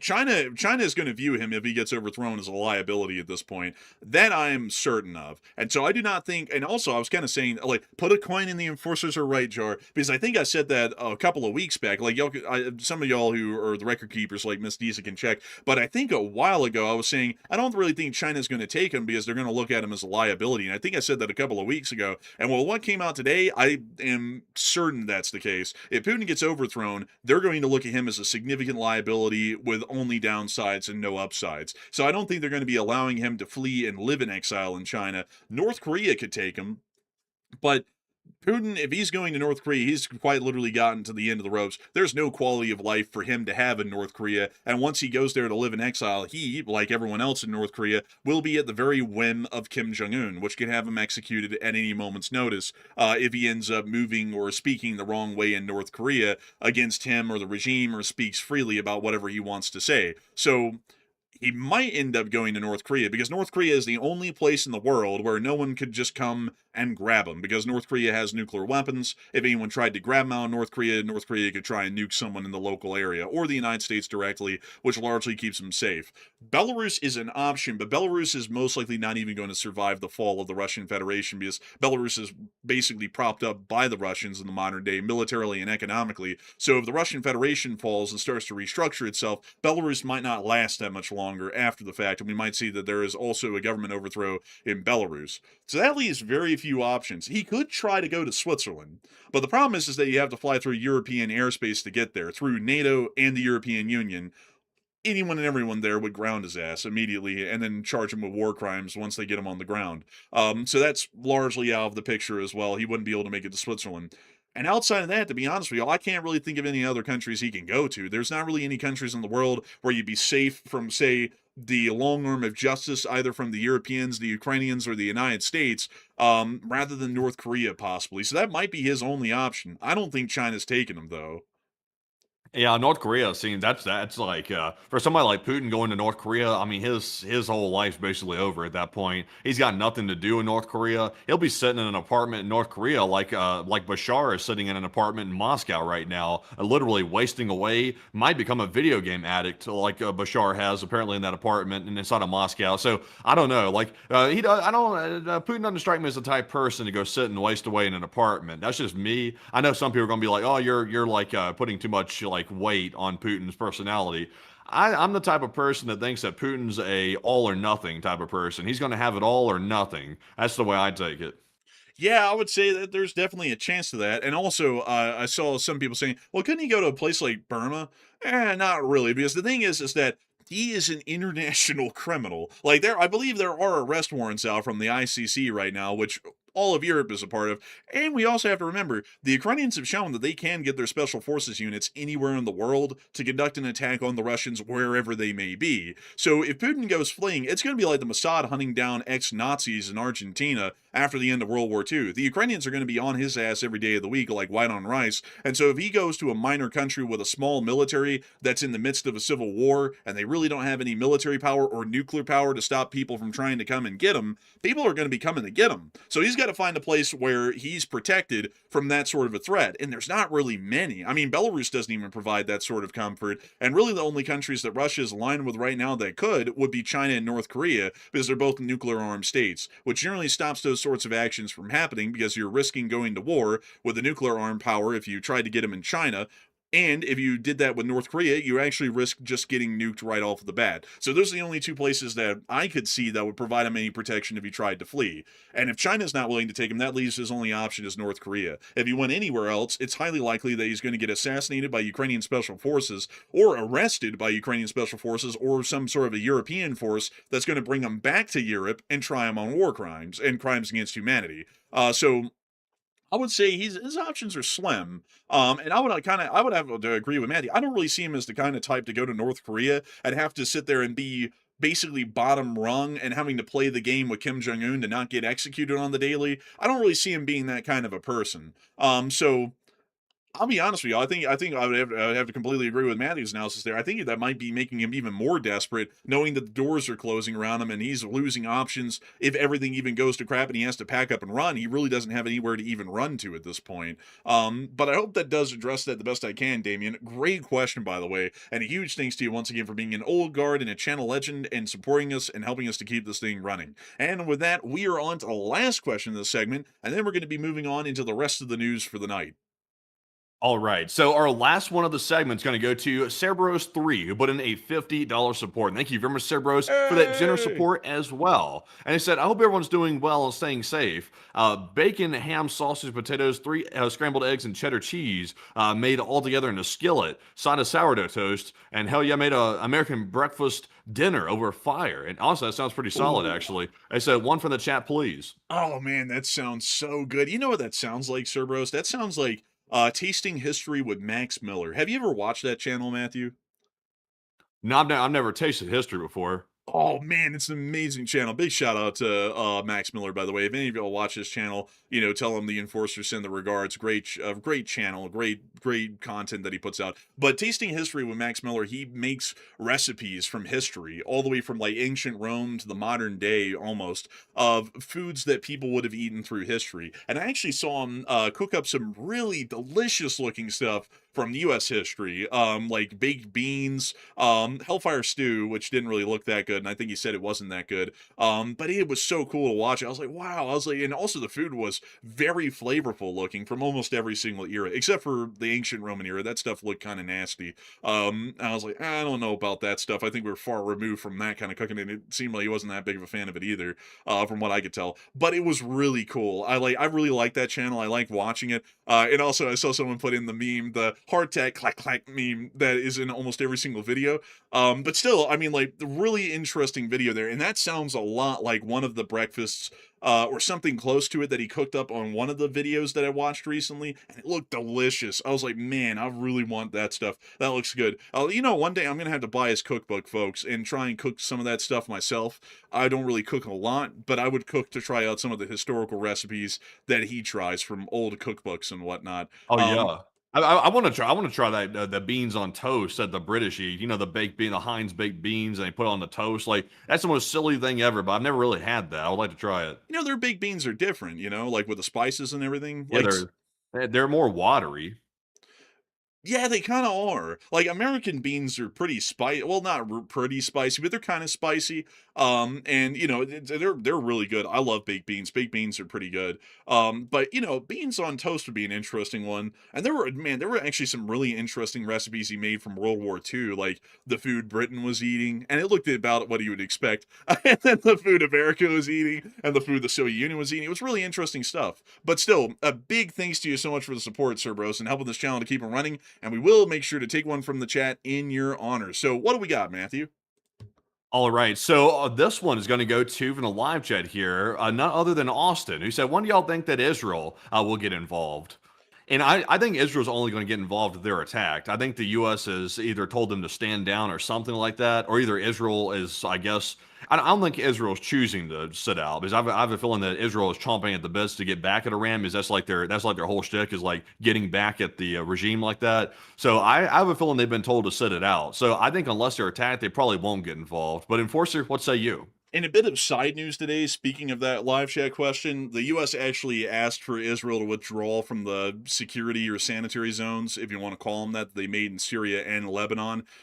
So apparently, yeah, I would have to agree with Matthew. It looks like they've been told to sit it out, which is kind of goofy. Well, I mean, I guess that kind of makes sense, though, because the last time Israel got involved, while it was great to have a little bit of extra muscle, they kind of effed us over more than 3 times in the conflict. When we were trying to figure something out, we'd be like, okay, let's not hit any more civilian infrastructure, and then they'd go blow up like an oil refinery or something like that right after we'd say that, and they wouldn't listen to anything we'd say. So it might be better that they're sitting it out, but at the same time, on the flip side, though, it is good to have the extra muscle that they provide with their Air Force, and we're not really seeing that they're helping us out. For the better, maybe. We'll have to see how it goes. If it ends up going badly, we might be able to say that it would have been for the better for the Israelis to be involved. If everything goes swimmingly without them being involved, I would say that it's probably better that they weren't involved. So I would have to wait and see how this whole thing turns out and what was missing or what went well. But a big thanks to you once again for sponsoring our live chat, Cerberus Free, and helping us to keep this channel running. And with that, folks, it's time for us to start moving on into the bombshell news that isn't from the Middle East, and it's from around the rest of the world. This takes us directly to Beijing, the capital of the People's Republic of China, as we have been able to hear significant news today. And this wasn't just reported by one outlet. I went and checked. This was reported by multiple outlets today. So this appears to be somewhat credible information that came out. But according to the information that came out from the Wall Street Journal particularly, China is preparing for a Russia without Putin and is establishing ties with future centers of influence inside of the country. Meanwhile, according to a report that came out in its annotated form, Chinese espionage and recruitment of officials in Russia, bribing them to give secrets to China and whatnot and kind of operate on their behalf, are increasingly being uncovered in Russia, but the authorities in Russia are trying to keep this under wraps to avoid damaging relations with Beijing. In short, what we're seeing right now is that the People's Republic of China, at least according to the reports that came out today and were circulated largely over the wide world and the wide web, are saying that the People's Republic of China is getting ready for Putin to cease to exist, either by a government overthrow, death, assassination, something along those lines. They're expecting that Putin's not going to be around for that much longer. So China is already gearing itself up to position the People's Republic of China to be in a positive relationship with whoever is going to be in charge that comes to follow. Whether it be a nobody, no name that we don't know right now that rises meteorically through the ranks to be the next leader of Russia, or whether it be an inner circle member that's there right now. They're already trying to pre-position China to be in a positive position no matter what happens. And while China is, and I do have to say, folks, we have endless amounts of confirmation that China provides kamikaze drones, FPV drones, and dual-use equipment to the Russian Federation, even to this day right now. And while they are helping to keep the Russians in the war, at least to a degree, there was also another crippling bombshell report that came out today that's showing that they're not doing everything in their power to try and keep Russia alive. In the latest talks that the Russian government had with China about a gas pipeline, the Power of Siberia 2 pipeline, the Chinese have actually apparently sabotaged the talks and have frozen negotiations with Russia over the pipeline. According to the Wall Street Journal, during Vladimir Putin's most recent visit to Beijing, Chinese officials asked a Russian delegation not to raise the issue of the project again until the terms of the deal change. And here is what the Chinese want right now. The newspaper reported that Beijing is willing to sign the contract only if Russia agrees to supply gas at domestic Russian prices, a condition Russia considers economically unacceptable. And here's the reason why. Natural gas in Russia is sold pennies on the dollar for the large part, almost completely worthless. They produce such a large amount of it, they can pretty much subsidize their country buying it for basically nothing and make all of their money off of exports. So what China's offer was last time Putin went to Beijing was, you can give the gas to us basically at a loss, or otherwise we're not willing to build this pipeline. Which the Russians were like, well, we can't do that because we're already hemorrhaging money, and if we're giving away all of this natural gas practically for free, we're running a loss. And the Chinese said, well, that's tough. If you don't want to agree to that, we are not willing to build the pipeline. So come back and sign this whole deal when y'all are willing to agree to sell it to us and basically let us fleece y'all with the pricing that y'all are going to be giving us. The proposed price apparently was around $50 per 1,000 cubic meters, which is far below Russia's export rates. So the Chinese were attempting, at least from what we're hearing, to fleece the Russians into giving them free gas. And mind you all, while Russia and China are largely trying to position themselves as friendly nations at the moment, both countries are very skeptical and generally hesitant of each other in the background. We have seen leaked reports from the GRU and the Russian FSB stating that China is an internal security threat within the Russian Federation a year and a half ago. And in the People's Republic of China, we have seen that there is largely a reluctance to treat Russia as an equal partner and to more so exploit their relationship that they have with the Russians to get cheap supplies and also tap into an economy that's largely being obliterated by foreign sanctions and has nowhere else to go but buying Chinese goods. So we haven't really seen that there has been a mutual relationship between the two, at least as far as we can see publicly, and these reports and statements that are coming out today on the developments between the two nations are showing us that while China is not unfriendly to the Putin regime, they're already stacking their chips to whenever the cards fall the way they do, and Putin might not be around anymore, China will still be on the high and dry for the larger part with their relationships with a new Russia, whatever that might look like. And right now, a lot of people are talking about this in the chat. And Matthew, what are people thinking about this, and what are you thinking about it as well? Okay, so the story right now is saying that China's begun preparing for regime change inside of Russia through one method or another. Apparently, they believe that the Russian dictator Vladimir Putin might be on the way out somehow, and some people are saying that Xi is beginning to abandon Putin. So that's the headline today, but what are your thoughts about that? 42% said it's merely a contingency plan, while 39% said China believes an overthrow is imminent inside of Russia, and 14% said it seems like this is being overhyped. And in my opinion, I think this is merely a contingency plan. I don't think there's any real signs that China's going to abandon Russia whatsoever. Now, granted, China is very opportunistic, so if they can try to get the Russian natural gas and oil at a cheaper rate, they're going to try to do that. That's normal negotiating, and China doesn't really like Russia in a real sense, but they try to keep things as cordial as possible because that's their only real ally. So I would say this. I think it's a mere contingency plan like any country would have. They're trying to see what's going to happen. It looks to me like Putin's going to get overthrown on his own accord over time. So I think China's simply preparing for that possibility in a very strong way. So I'm with the 42%. I don't think they necessarily think it's over with right now. They're trying to turn on him. I think it's merely a plan. But Enforcer, what say you?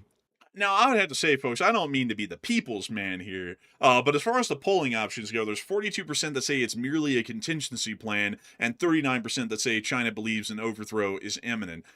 I don't mean to put the two together, but I feel like both of them are largely kind of symbiotic with the other, at least in how I'm seeing it, so I'd have to be within both of those two majority groups. I think that China is seeing that Russia is about to overthrow Putin in some way, shape, or form, and an overthrow might be imminent or is imminent at this point because of how badly things are going, and they're making this contingency plan right now and are already starting to work on growing out this contingency plan so that way if Putin is overthrown or when he's overthrown, either one, China will already be ready and prepared to move in and start new economic relations with whatever Russian government comes into power. And we do have to remember, everyone, that right now Russia is in its weakest state. Militarily, they're completely ground down. China is supplying the Russian military with drones, and they are also supplying dual-purpose equipment. So China is actively taking a predatory relationship at this point. They're selling this stuff to Russia. Russia doesn't get it free. They have to buy it from China. So China right now is making money off of their arms sales and dual purpose goods sales to Russia. But on the other hand, though, if the Russian government is overthrown, They still want access to that cheap timber that helps them to construct buildings rapidly and efficiently. They also want access to that cheap natural gas and oil that the Russians really can only sell to them. They still want all of that after the war, and they don't want to be at odds with the new Russian government to where they could get cut off from basically an internal oil supply source that would be within their own economic sphere. So China is trying to make sure that when they're stacking the cards right now, no matter what happens, whether Putin remains in charge, they'll stay in good graces with him to a minimum degree. And if Putin is overthrown, they'll be able to get into good economic graces at a minimum with a new Russian government to a minimal degree, largely to hedge China's interests. This isn't anything out of the question at all, by the way. I mean, the People's Republic of China does operate predatorily in an economic sense, and the Russian Federation has been operating, largely the Russian Federation has been trying to see if they can fleece China, but China's, of course, getting the one up on them. Russia's desperate to sell to anybody because they need the money. China is not desperate to buy from the Russians. They could buy from the Middle East, so China has the negotiating power in the relationship, and we see that they continue to leverage that, for example, with the natural gas pipeline as well, where they tell the Russians, if we're not able to fleece y'all, we don't even want it, so come back and sign this when you're willing to get fleeced. So I would be honest with you, folks, I think that it's a combination of the two. They think it's imminent, and they're also already getting contingency plans in place in case if it truly is imminent, like it's starting to appear. But do you think that Xi is counting on him getting ousted though? Like, do you think he's turning on Putin? No, no, no, not turning on Putin, because China, you know, Matthew, as well as I do, China is a very, I would have to say, folks, they are an enemy of the United States, but I will have to applaud them. Their foreign policy is usually on point, and they have it locked down quite well. And so they're not going to get at odds with Putin, because if they get at odds with Putin, they really can't get any of the economic benefits from preying on Russia's vulnerable position right now, because Putin might cut them off, even if that's absolutely stupid and ridiculous for him to do. He could do that, and then China could stand to suffer economically as a result. But at the same time, though, they're not diehard loyal to Putin. Like, if Putin disappears someday, like he falls out of a window or he has to flee to North Korea or something, well, who cares? Well, as far as China's concerned, they'll just get in with the new government, because the new government's going to be desperate for cash, so they're still going to be willing to sell to China, and they don't want to burn any bridges before they've even been built yet. So I think that's really more so the Chinese position, rather than turning on Putin and trying to see him lose. I think they're just seeing that the writing's on the wall that he's going to be out the door here soon, and they're already trying to make sure to line up their cards for when that happens. China's basically completely unaffected in almost every way. Yeah, it could be. I don't think they're going to turn on him personally. I don't think that either. And also, you got to remember, China's not sure who's going to come into power either. If Putin gets ousted, just like the U.S. isn't really sure who's going to come into power, China isn't either. And China works with Russia quite heavily because that's their only natural ally that they have right now. It's a very large ally like Russia, and they don't want somebody to come in that might be not so great with China. They might not really like China that much or something, and they might hurt the relationship. So they know how Putin is toward the relationship. It's the devil they know, and sometimes they'd prefer to keep the devil they know than to risk it with somebody else. So I think they'll try to keep Putin in power as long as they can. I think they will to a degree, but if he goes out, though, I think they're taking the position it doesn't really matter. We're still going to be hedged in the right way, because if China's already building those little side relations that we're hearing of right now in the Russian government and buying off officials, no matter what happens, whenever a new leader comes in, there's still going to be a very big pro-Chinese economic trade relation lobby, if we want to call it that, that exists within the Russian lower ranks. And a new leader, considering that they will be in a fragile position, Europe and the West will still be largely hostile to Russian trade, they're going to be forced right back to China. And in those kinds of conditions, China looks like a great choice. I mean, they're friendly with the new people that are in charge. They're not harboring Putin as a refugee to create a government in exile. So, as far as China would be hedging itself, they would be in a great position to immediately start trade with the new Russian government and continue to get cheap, abundant resources as a result. And the new Russian government will once again be largely in a predatory situation where they're being preyed upon by the Chinese, much like the current Russian government is right now. I think that's what they're Oh aiming yeah. for. Yeah, honestly, I'm not sure if Russia's going to be great friends with China too much longer because I don't think Zelensky has a good taste in his mouth anymore with China. And when Zelensky takes over Russia, I'm not sure if that relationship's going to survive. Zelensky, hello everyone. I'm now in the Kremlin. Like, I don't really like China. Like, Yeah, really. It's like China better make some good relations with Zelensky because he might just like jump over there and jump into the driver's seat. You never can tell these days. Everybody thought Russia was going to win, but it looks like Russia's about to lose, crumble, and collapse. And Zelensky and Ukraine's going to come out on top. Now, obviously, I'm joking, by the way. Zelensky's not going to take over Russia, obviously. That's not really viable whatsoever. But, y'all get the point. It might be somebody that doesn't like China that gets in charge. but they might be forced because of the external geopolitical situation that Putin's created to still trade with China. Because also look at it, the US knows that China is an enemy. Yet the president just flew over there a couple of months ago and actually started to sign new trade deals with China that further economically entrenches us with China. And we already know that China is a national security threat at every level here in the United States, and yet they still made that action. Europe knows that China is a national security threat, not only to their individual nation states, but to the whole of the European Union, yet they still conduct massive economic trade with the Chinese.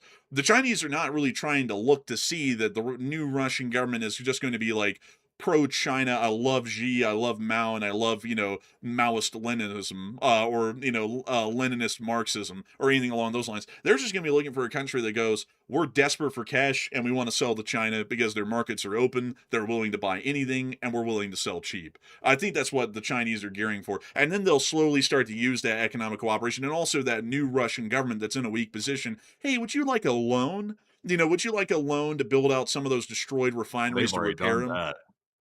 I guarantee you they've already done that. I'm sure they have. China's trying to take on their biggest Belt and Road member of the lifetime of China. What they're trying to make Russia the new Belt and Road person here. That's going to be their biggest accomplishment. If China somehow straps Russia down with debt, I don't think Russia would say we're not going to pay y'all back, because that might cause a huge problem with China, and that would cause some very significant issues inside of Russia, because China's not going to play with that. I think that China might have already strapped them down with some of that heavy debt. Oh no, yeah, I think they strapped it down a little bit, but probably not a lot, because a lot of these refineries that are getting knocked out, they're not really coming back online. So if China's helping them, it's not a lot right now. I think what they're waiting for, though, because they're like, Russia can take it on its own. They're kind of like a sponge. They're taking the abuse. Once Putin's government's overthrown, then they're going to come in. Wow, look at all these refineries that aren't running. It'd be nice if y'all had some loans and maybe some technical expertise from here in China to get these refineries up and running. Wouldn't y'all agree? Would you like this little loan? And then they'll start going in and just start locking a new Russian government down with all these predatory shark loans they'll be giving them to rebuild their economy. And also China gets the profit off of it, and they get the resources. So they make sure that a new Russian government is economically tied to the hip to them if they do that. Yeah, hopefully that doesn't happen, though, because if that starts happening and Russia becomes that highly entangled and indebted to China, that's not good for the West, because that's going to pretty much make it solidified that Russia is going to do what China says at that point, because they're at their mercy. So hopefully it doesn't happen like that. But largely, though, the Belt and Road project, I know some people are going to disagree with this, but I think that project has largely worked pretty well for China. Like, they've gone around literally enslaving countries to China's will. And now, granted, they're not superpowers. Russia would be the first like superpower country, or quote unquote superpower country, that would have been enslaved under the Belt and Road Initiative. But that would be quite wild if they pull that off. I think it's possible, though, because Russia is literally going broke. Their companies are literally dying off, so they're going to need a huge bailout when this thing comes to an end. I would say it's been successful to a minimal degree, but I wouldn't say it's been wildly successful, because we haven't seen the One Belt, One Road program become the modern day Marshall Plan. Because when the US put a little bit of money into Europe, it created an economic miracle. And then when South Korea got access to the IMF loans, it turned into an economic miracle. So did Japan. And I haven't really seen any countries that China's put money into have like an economic miracle where they went from, basically being in abject poverty to being economic power to be reckoned with within a region. I haven't really seen that yet. But maybe one day it'll happen. Maybe it will happen with Russia, but I would still doubt that, because Russia's Russia. The systemic corruption is undefeatable. But moving us on out of that, folks, it's now time for us to get on into the rest of our news outside of the China rabbit hole. It's time for us to move east to Estonia and to breaking news that came out today from the Estonian government. The Russian Federation's border guards have conducted a live-fire military exercise on Lake Peipus, according to Estonian military officials, without providing any prior notification to the Estonian authorities, marking an unprecedented departure from previous practice along the shared border. The exercise took place on July 9th on the Russian side of Lake Peipus, Europe's fifth largest lake, pictured here, through which the border between Estonia and Russia runs. According to Estonian officials, Russian forces fired at moving targets on the water, and that's something that has never been previously observed on the lake in history. So this is the first time ever that the Russians' border guards have conducted live fire exercise from the shores of Lake Peipus, firing into the lake at Estonia at targets that were moving through the Russian waters of the lake. Estonian Defense Minister Hanno Pevkur described the exercise as highly unusual, noting that Russian border forces have never before conducted weapons drills on Lake Peipus. He suggested the training may have involved countering naval drones, but that's only a plausible explanation. Estonia's police and border guard confirmed that no advanced warning was received from Russia before the live fire drill, despite authorities monitoring the activity throughout. While Russia has previously carried out military exercises near the land border, officials stressed that conducting a live fire exercise on the lake itself and doing so without notification represents a notable change in Russian military behavior. So, today, there was quite literally, no joke, live fire along the NATO border with the Russian Federation by the Russian border guards. A lot of people are actually talking about this situation right now, considering that this is the first time in history that such a thing has ever been conducted. And Matthew, what are people thinking about that, and what are you thinking about it as well? Okay, so this was unprecedented today, actually. Actually, this occurred, I believe, a few days back. I think it occurred, check the post, by the It way. was the I think 9th. it actually occurred on, yeah, July the 9th, actually. So it was a few days ago, but we just heard about it today, though, and that's why we're reporting it on today's stream. So they conducted a live fire drill literally right on Estonia's border in the lake, literally right there on the NATO border. First time ever occurring. So what is this all about? 63% said it's merely intimidation by Russia. 27% said Russia's preparing to attack or invade, and about 4% said it seems like a normal exercise. And this is certainly not normal, by the way. If we did something like this on Russia's border, they'd probably be accusing us of trying to attack Russia if we did something like this. But NATO appears to be trying to tamp it down a little bit. They're trying to keep it a little bit under wraps. That's why they're announcing it several days after the exercise occurred, is they're trying to keep it generally tamping down the fears for the most part, which is kind of interesting with that. Because literally, Russia's basically firing almost into the border of a NATO country, well, on purpose, and they're calling it a military exercise, which, by the way, is exactly how the Ukraine war started. It started with a military exercise, and then all of a sudden Russian tanks started rolling toward Kyiv. So obviously, very dangerous when Russia decides to do stuff like that. Me personally, I would still say that Russia is strongly considering attacking the Baltic states. I would say it's a very, very high likelihood at this point. I'm not sure if they're going to do it by ground. That might be a little questionable. But I think they might launch a missile or a drone intentionally into there and try to hit civilians. That might be what they're trying to do next with it. So I would say the odds of the Baltics being at risk, I would put that at a very high risk as of right now. But Enforcer, what say you? I would say that there is a pretty significant threat to the frontier NATO countries in the east that they could be attacked by Russia at any moment. And these sorts of actions here are trying to normalize heavy amounts of military activity along the NATO frontier. So that way, if Russia jumps into an offensive, we're taken completely by surprise. To explain it in another way, say you have a next door neighbor and he says, I hate you, mother effer. And you're like, okay, that guy kind of just yells that out every day, all day. And then out of the blue one day, you start hearing gunshots over there, and he's set up a earthen berm pointed at your house, and he's firing into it for rifle drills. And then you go, oh, okay, well, you know, this guy's an asshole. Not only is he yelling, F you, I hate you, mother effer, but he's also firing right at me.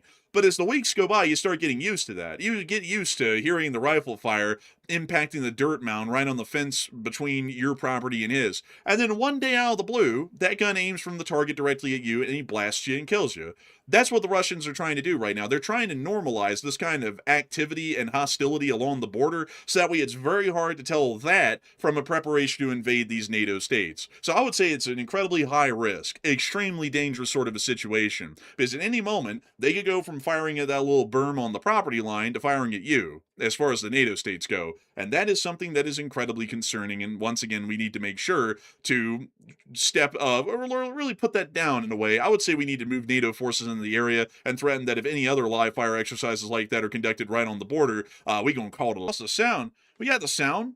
The sound's fine. What are people talking about? They're turning off the cameras. As you can see, they're out here finding the stash. They said, sir, I can't hear. Can you hear me now? Can you hear me? Can you hear me? Hello? Well, they should be hearing us now.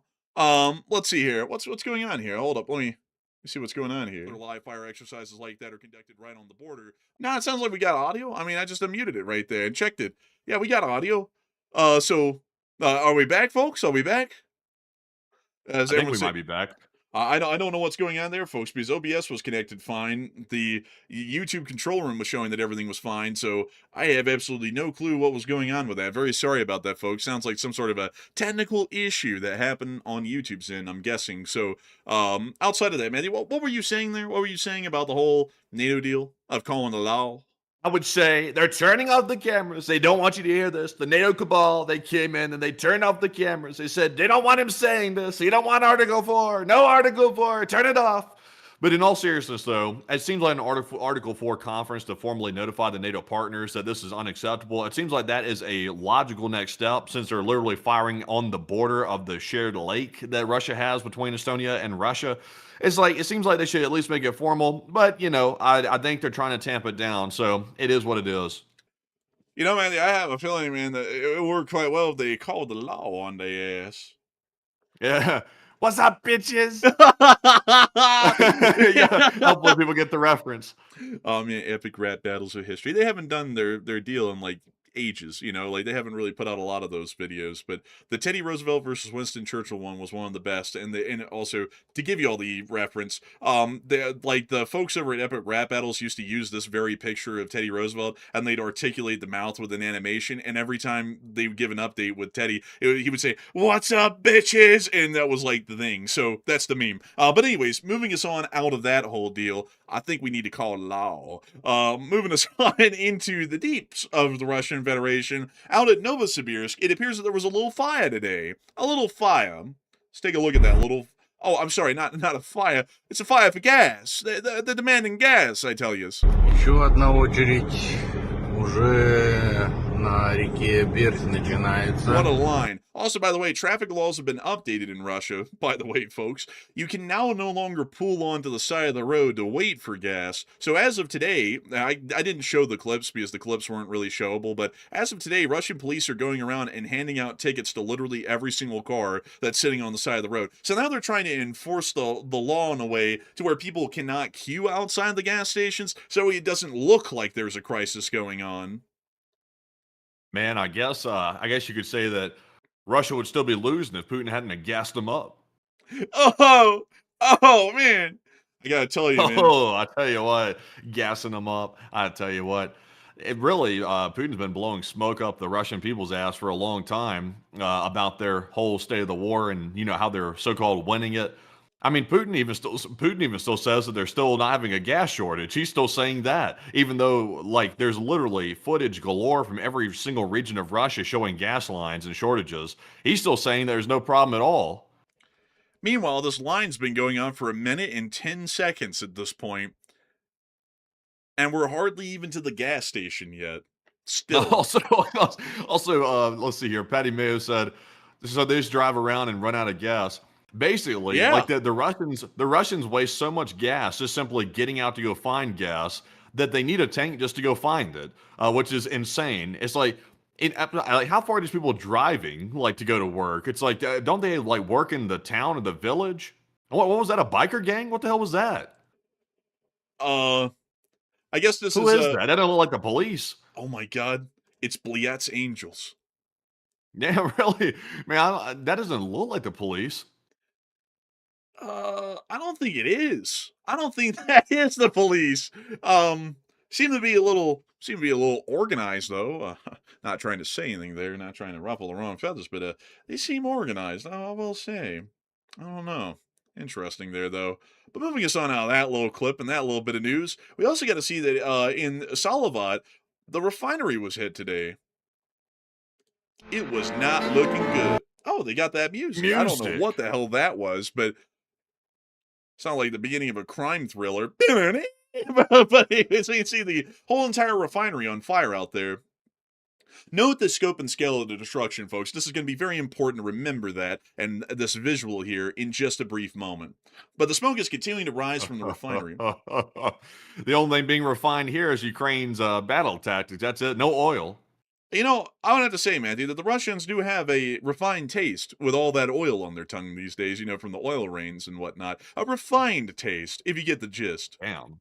I tell you what, at this point, I think P. Diddy's got more oil than Russia's got at this point, and that's pretty sad because Russia was known as the world's gas station. So, an individual might have more oil. We must notify everyone that Costco does not sell baby oil in bulk.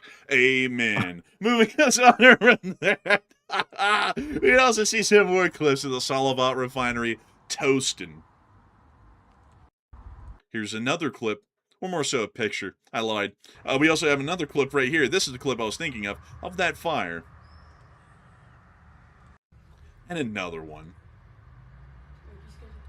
I think we're getting the idea here, folks, that the refinery has almost completely been burned out and destroyed. But alas, everybody, the governor of the Bashkortostan province, which this is in, or the oblast, has stated the following today.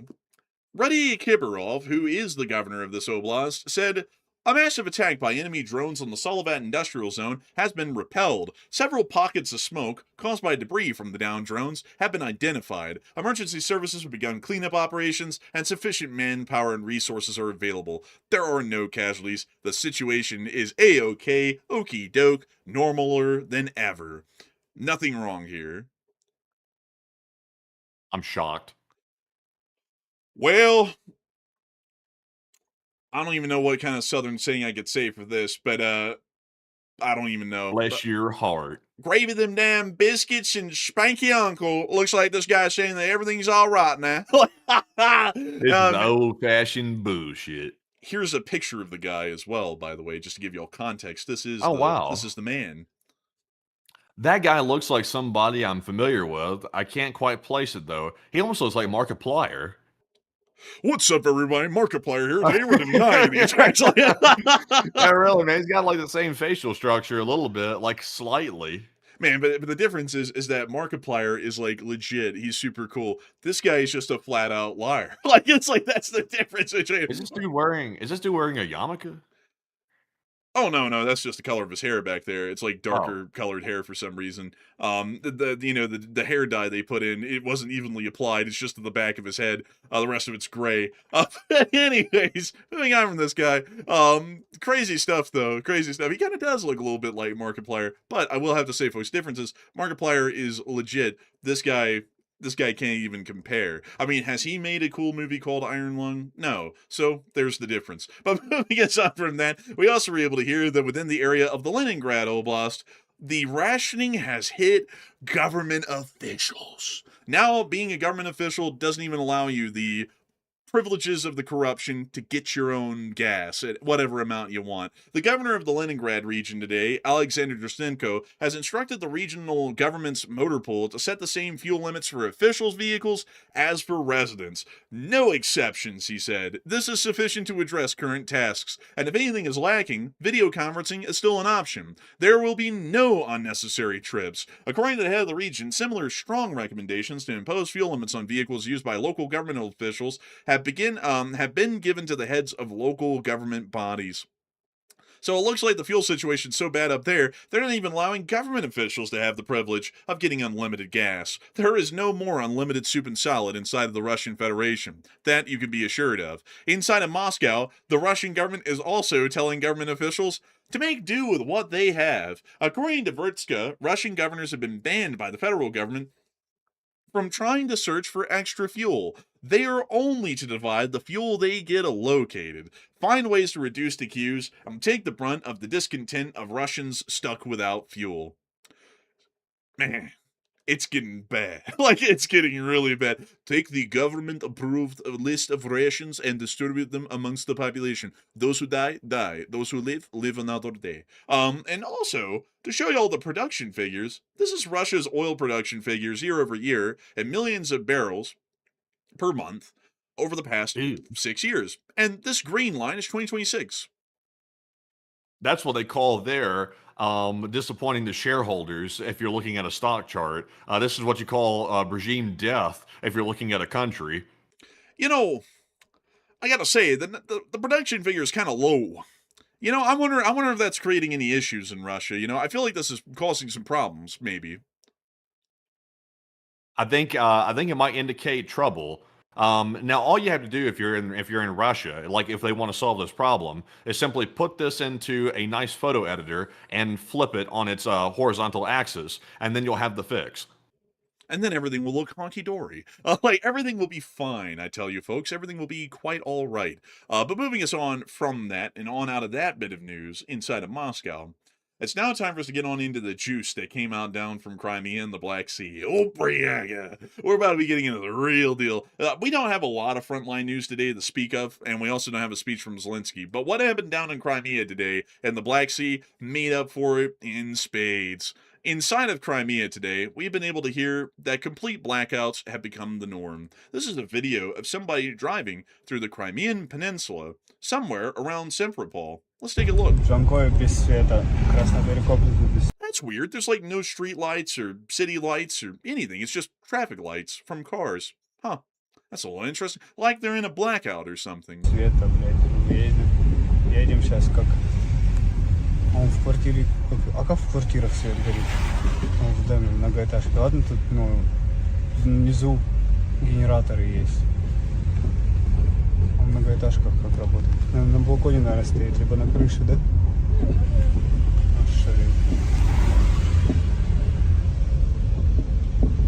Oh, wow. Работает, прикинь. It's dark as hell out here, like in this city. Как я тут давно не был, да? На улице он генератор, слышишь, тарахтит. Some guy took his life into his own hands and just walked across the street in the middle of the dark, hoping that people saw him. And what city is this in again? This is near to the city of Simferopol, from what we know, which is the largest city in Crimea. Also, I was trying to find out what kind of car this guy's driving. I thought it was a Mercedes for a minute, but I'm not totally convinced. Oh, look, there's some lights on there. Maybe they have a generator or something because the whole rest of the city's out. Yeah, yeah, maybe that's it, because that's literally the only light on in the city. Man, those guys are lucky. They're about to have some other Russian break into their house and steal the one light bulb to hope that it'll run in their house, not knowing that it's connected to the electrical grid or a generator or a battery or something. We also are able to see why this is happening. The Balaclava thermal power plant, pictured here, appears to have been burned out heavily from a Ukrainian drone attack that seems to have happened overnight or very recently. So that's one of the reasons why we're seeing blackouts that are this bad right now in Simferopol. You said the balaclava. Yeah, the old shiesty power plant. They put the ski mask on it and they rob a bank. I thought it was supposed to be like, I thought his identity was supposed to be hidden. If you're wearing a balaclava, like it hides your face. So apparently the balaclava didn't work for them. The shiesty didn't quite hide them very well. No, no, it didn't. Товарищ, это энерго... Пуф. Это нет. Нет энерго, это дома. Мой сад, мой мал. That's Spanish, though. I'm trying to figure out how to speak Russian here on air. But moving us on from that, we also were able to hear the announcement of rolling blackouts once again in Sevastopol. Shame be upon them and 50 generations. The power will never return to Sevastopol or Simferopol because the rest of the oblast is in a complete blackout, and it's pretty much a damn miracle at this point that somehow Sevastopol and Simferopol have also not descended into an absolute blackout every single day either. They're seeing rolling blackouts on the daily at this point in both of those cities, and the blackouts last longer than the amount of time they have electricity each day at this point. Moving us on from that, we also were able to see that a very few of the tankers that are still around the Kerch Strait are being targeted again today, starting off with number 106. Now, carnage, that was a big boy right there. I think this thing was near Taman Port, because look at the size of this thing. I mean, this is almost like a VLCC nearly. Yeah, that's a pretty big one there. It's just crazy to see this going on for such a long time. You would think the Russians are putting into it with how much some people say that the Russians are winning the war, but sadly, they just aren't winning it like that. Ooh, number 107. I just got a video of one of these ships, the aftermath of it too. I think we might have seen this before. I can't tell, but look, the whole the control tower is just completely screwed up in the front of it, completely charred. Let me see here. Oh, we haven't seen this one, Matthew. This one's fresh, crispy, straight from the vine. We'll have to take a look at it. But after this clip, this brief clip right here, showing more of these poor little Russian ships getting blasted to smithereens.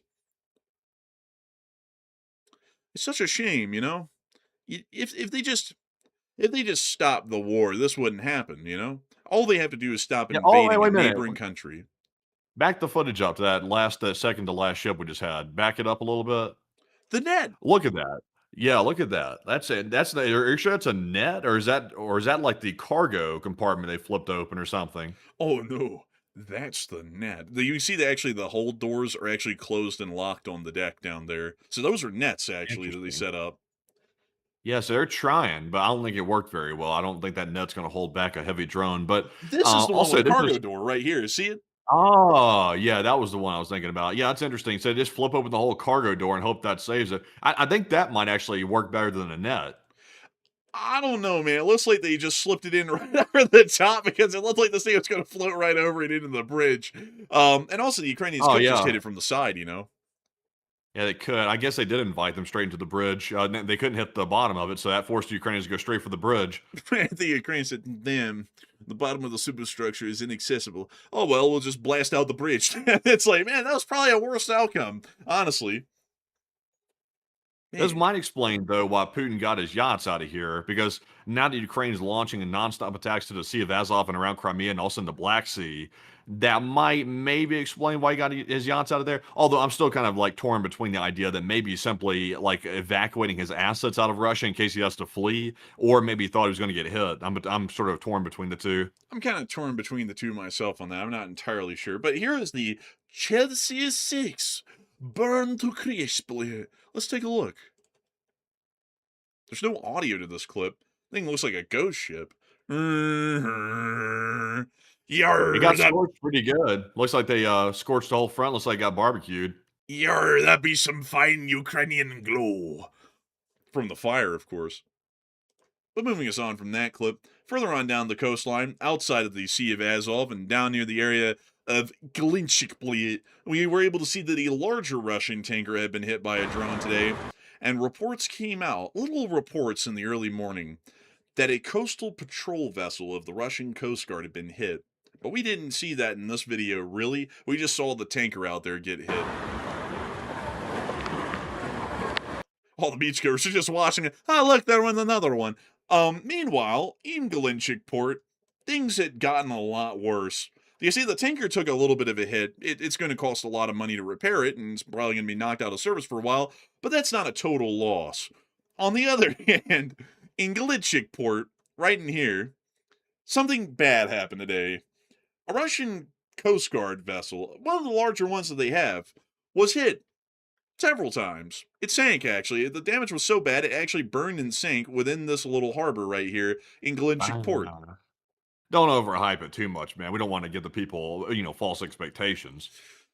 Oh, probably not. Probably not. But, before we get into the story of this ship right here, well, actually, we need to get into the story of the ship before we show y'all what really happened. I don't want to get y'all's hopes high or anything, but this ship is actually a part of a very famous story that some of y'all might know from 2018. 3 Ukrainian naval vessels, small patrol vessels, sailed all the way around Crimea back in 2018 and went into the Kerch Strait to conduct a freedom of navigation exercise, meaning that they would sail through and then back out just to show that Russia did not control the waters. The Russian Navy descended on these 3 little boats, and also a Russian Coast Guard patrol vessel, the very one that we're about to be talking about, descended onto these Ukrainian Coast Guards and told them that they need to surrender or they're all going to be killed where they're at. So the Ukrainian naval officers ordered their crew to surrender on all 3 of these little vessels. The vessels were confiscated by the Russians, and the Ukrainians were taken as prisoners. I believe they were eventually released back to Ukraine, if I'm not mistaken, over the course of like 6 months to a year or something along those lines. But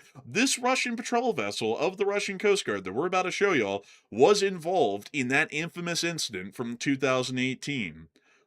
Now let's take a look at what it's doing today. Oubliez! Come on, man. That's nothing, man. Come on, that's nothing. I mean, I'm sure a little wax would buff that right out. That's not a problem at all. I mean, why are we making such a big deal about those?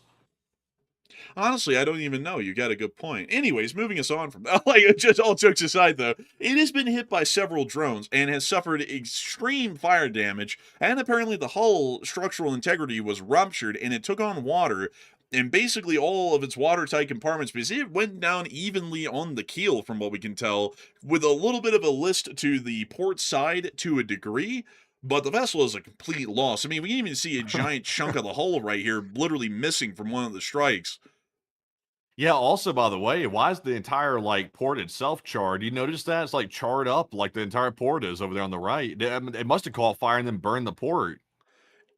It must have. Also, am I Because looking at... notice though, it's very clean. Like on this satellite picture here, the entire port is really clean, like almost pressure washed looking. Meanwhile, it's charred to hell, like it just got off the grill. Man, I'm trying to see where the hell this actually is, because I was looking at this port up here. I was like, it kind of matches, but not really. Where are the rocks? Like, did they add those recently or something? I'm not really sure, because I'm not really seeing the rocks, if you know what I mean. Like these right here. But it is in Galicic Port. This was in the city of Galicic Krasnodar Krai, and this is it. I'm assuming it's somewhere around here, but don't take my word on that, folks. It might be a little bit further south or something, somewhere within this area. But beyond that, though, it does look burned to hell, though. I mean, like, I guess this thing burned profusely, and that's all of, like, the soot coming from the fire on the ship while it was burning, and it just coated the whole dock with this black soot color. Yeah, I guess so. That ship's a loss, though. I mean, that's crazy. FSB ship, bye bye to them. Man, spokojnej noci, believe. Like, man, Yeah, what's wild about this right here is this is the FSB ship, right? I just want to make sure I'm getting that correct. this is the Coast Guard patrol ship. Okay, the Coast Guard. It's like, isn't their job supposed to be like protecting the coast? Meanwhile, they're the ones getting hit. It's like you're literally in a port. You're in your own port, and you're getting hit. The irony. Like, honestly, man, the irony behind it. We protect the coast. Shit gets blown up in a port. It's like, man, you couldn't make that stuff up if you wanted to. Man, that'd be like the U.S. Coast Guard saying, hey, we protect people from hurricanes. And then they send one of their own ships in and they put out a distress signal, we're sinking in a hurricane. That'd be like the equivalent, nearly. But moving us on out of all this news, we also were able to hear that there was a Ukrainian drone attack ongoing earlier in the day, before we went live by several hours, apparently comprised of about 260 drones approximately. Moving us on out of that little bit of news, it's now time for us to get to the frontline news.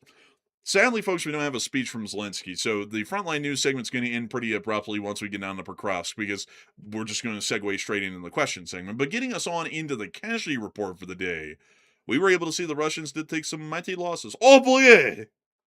Oh, 4 Bobcats today. Look at that. That's a very nice sight right there. I love to see it. And we love to see it. It is beautiful. And over the course of the past 24 hours, please, Miss Yisikibara Records reported troop losses are the lowest since late May. Most categories are below recent averages, except for tanks. Also above average is 11 ground robotic complexes, which is not shown. And the Kyiv Independent should update their graphic, and I would agree, I wish they would. But over the course of the past 24 hours, 1,120 Russian soldiers have been wounded and killed, along with 1 APC, 330 supply trucks, 6 main battle tanks, 46 artillery pieces, 1,508 drones, 2 MLRSs, 3 cruise missiles, 2 anti-aircraft warfare systems, and 4 Bobcat skid steers. Goodness, what a good day. It's looking good. Moving us on out of the location unknowns and up into the Kupiansk front, we gotta see why these numbers were looking kinda decent, as the Ukrainians in the Combined Infantry Brigade of the Ukrainian Air Force were slamming some Russians with their small bombs from their drones. There goes a building, or at least what was left of it. Here goes a couple of more. Does this not... The Russians were on their tiny post, and they were getting pounded, and they didn't make it out.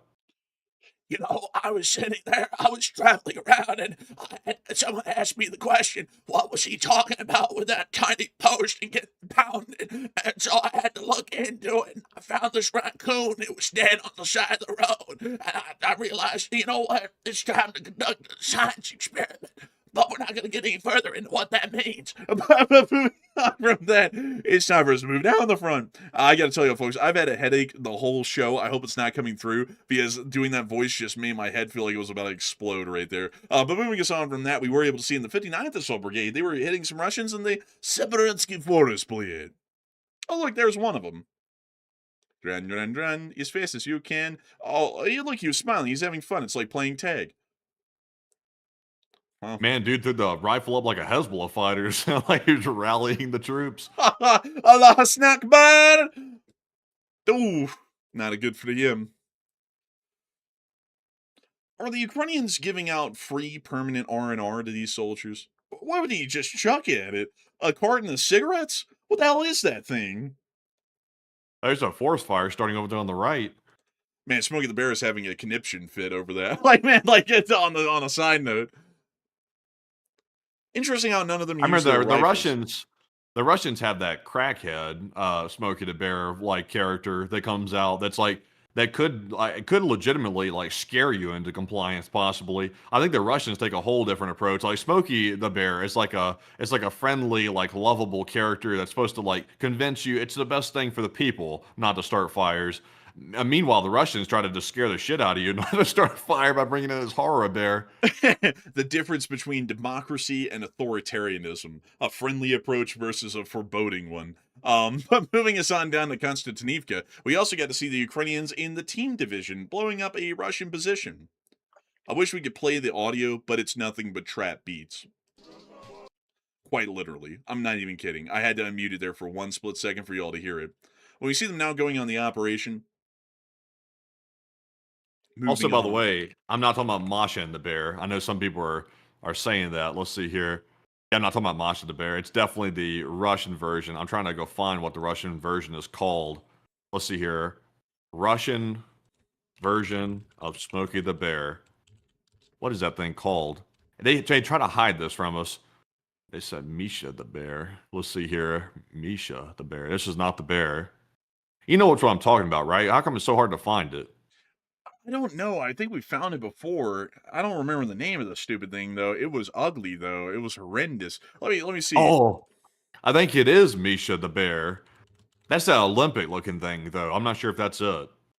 Let me see here. Let me find it, folks. Let me find it here. I got to go do this on the side. Do this as a side gig, you see. Where in the world is the Russian? Man, they like hit it on the Google results. You used to be able to type in like Russian Smokey the Bear and you get it. Now you literally just get Smokey the Bear. Why? Yeah, I'm not sure where it went. I'll have to look for it on the side and see if I can spot it. That's a shame, man. That thing was horrific. But moving us on from that and down into Pokrovsk, we also were able to see Russian forces getting hit in this position by the 3rd SOF Regiment and their drone forces. Oh boy, yeah, they hit the pipe. You know what happens when the Russians go into a pipe and they think their objectives are going to succeed? They call that a pipe dream. Damn. Now they're smoking the peace pipe, I guess. Oh, man, that laugh was strained. But we can see them hitting the attic of a building. And now we can see them going for the closet. Look out, Machkaba might be in there. But we can see them hitting that as well. Yeah, I'm finding literally everything but the Russian Smokey the Bear. I just found a coked up version of Smokey the Bear that I've never seen before in my life. I've never seen anything quite like this. Dang, son, are you good? Man, that was unintentional there. That was that came on suddenly. It hit the back of the throat rather suddenly. I'm sorry. I'm so sorry. Like it hit the back of the throat rather suddenly. Yes, it does do that. I wish we could play that meme clip. That was so good. But moving us on from that and down into our next clip, while we keep looking for Misha the Bear or whatever we're actually trying to find, the 110th was also taking out some Russian drones down there on the streets. Also, I sent you the link to the coked out looking Smokey the Bear I've never seen before. I don't think you've ever seen this before either, I would imagine. I'm scared to pull it up. Is it something we could show on stream? That's from Wikipedia. It's on Discord. I sent you the link. Something we can show on stream. Well, we'll take a look at that here in a second after this clip from the 110th Mechanized Brigade. Of course. I found Boris the Russian bear, but this one's holding an AK-47 and has a bandolier on. I don't think this is the one I'm looking for. Sounds this is more a like those video Chechen game on separatists. Steam. This is a video game for 99 cents.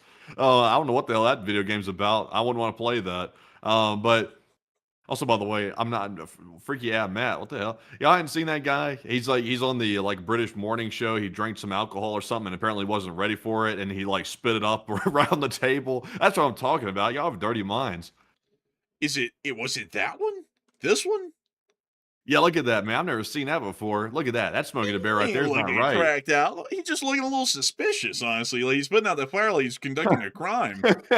Yeah, really. It's like he's the this looks like a suspicious thing. Like he might have started the fire and then put it out just to say he put the thing out. Like he's trying to get like street cred just from doing that. Nah, better yet, man, it's the Donner Party. They're stuck up in the Donner Patch and he's up there putting out their only fire going, they're gonna eat each other soon. Like, bro, it's like, man, I wouldn't trust that bear for nothing, man. Like if that thing came around, bro, I'd be like, you ain't putting out shit. You're starting stuff. Like, that's for sure. Like This bear looks like it might have been up to some business with a certain person who's currently held in Fort Dix right now. Like very suspect. But let's see here.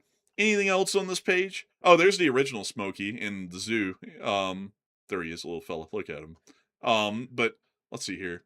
There he is again. That's the real Smokey the Bear, folks. It was a real bear. And then there's the cartoon. Only you can prevent forest fires. That's true, by the way. Y'all can prevent forest fires. It's all about willpower and the power of friendship, or whatever the hell they say. But moving aside from that, I think it is Mishka the bear. I think pull that up. Mishka the bear. Mishka the bear. I No, think that's this the is also Olympics bear. mascot. Yeah, I mean this is a freaky one still though. I mean show people this real quick. Let them get a gist of what Man, Russia's why that thing pulling out throwing here. its ass out like that? This is Mishka the bear. Apparently, this is the mascot for the 1980 Moscow Olympic Games. So this was him right here. They could have done a better job, but I don't think this one cut it. Man, you know they brought this thing back for the Sochi Olympics. They had a giant inflate. Well, actually, that's the 1980 Olympics. They had one that was more appealing to the public in 2014 during Sochi. But yeah, I don't like this thing. I don't like this thing at all. Anyway, you got the thirst trap center screen. It's like okay, it's like I don't really think that's the bear. I think that's more like a larper or something. But I guess that counts. Yeah, I think so. But anyways, that's Mishka the bear right there, folks. Mishka the bear. Very odd looking, I will say. But moving us on from that, is that a young pioneer? You know, back in the day, it was kind of hard to tell young pioneers from the young normal people. Like it's kind of hard to tell. Man, I'm a Boy Scout of America, and I make sure to become a man by going to the Boy Scouts. Meanwhile, the girl's like, I will bring back the glory of Sovietsky Soyuz. It's like, damn, okay. It's like, guess we were friends with the commies at some point in the 1960s. Because I'm pretty damn sure that's a young pioneer outfit. There's a red star and a red bandana. That's like a young pioneer looking sort of an outfit if I've ever seen one. Also, oh, that one's odd looking. Wow. Smoking a bear. It looks like he's about to break out that accent. You got soft hands. You haven't worked 12 hours in the ball crushing factory. I've been working hard for weeks. Linear bear ever. Man, you sitting here setting fires in my woods. I'll beat your ass, boy. Beat you with this shovel in my hand. Beat you to the pope, boy. This is the first sight you see when you show up 10 minutes late to the job site, and they're like, look, part-timer, what, you gonna take a little water break? All these damn young kids getting in this trade, they don't know shit. And then, like, 2 weeks later, why the hell are no kids getting in this industry? They nothing but soft. It's like, shit, maybe you're gatekeeping it? That's like, that might be the reason. Oh, look, the 75th anniversary. I'm not gonna lie, some of these illustrations of Smokey are kind of a little unsettling. This one's kind of, like, cute, though, but some of them are unsettling, honestly. And then there's the mascot. Mascot's legit. Like, honestly, the mascot doesn't look too bad. And the last picture, they had him at a press conference with Arnold? Get the bear to the chopper. Get to the chopper. The forest fire is eating a house in southern Utah. Shit. Like, it's like, man, honestly, that's real this year. I mean, pretty tough. I like the Forestry Service uniforms, though. Those actually don't look too bad. But anyways, moving us on from the whole Smokey the Bear rabbit hole. I don't even know how we really got into that. It's time for us to get on out of the area of Pokrovsk and go south to the Novopavlivka area. Actually, we already showed that one. So moving us on into our last clip from the front today, we were able to see the worm busters hitting a couple of Russian vehicles down here. The busting them worms, busting them chops, cooking them nicely. Call this thing a barbecue.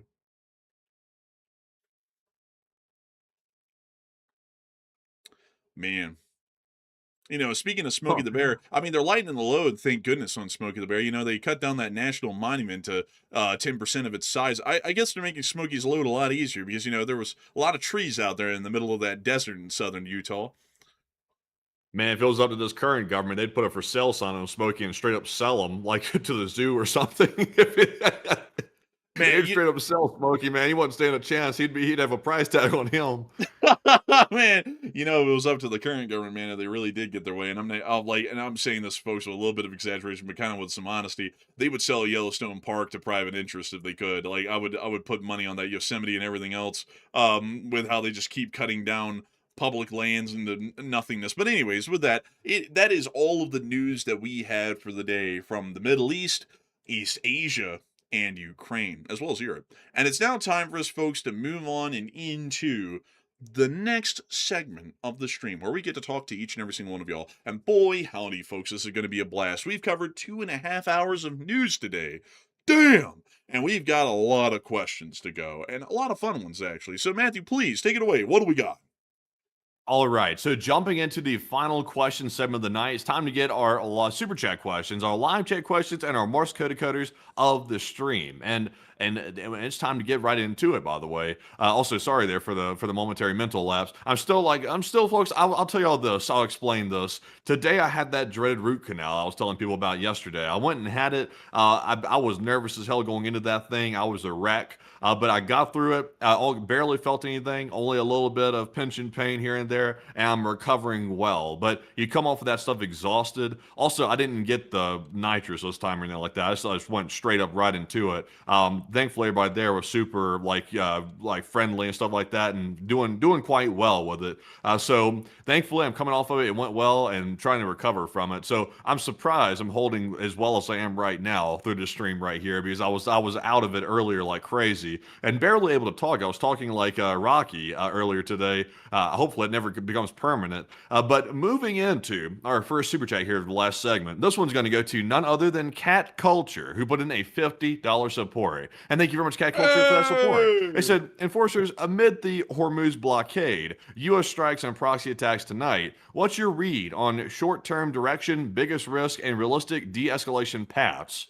So the short-term direction by the Iranians is the same as it was before. They're attempting to blockade the Hormuz, drive up oil prices globally, and through that economic pressure, see that they're able to get concessions that are positive to them strategically.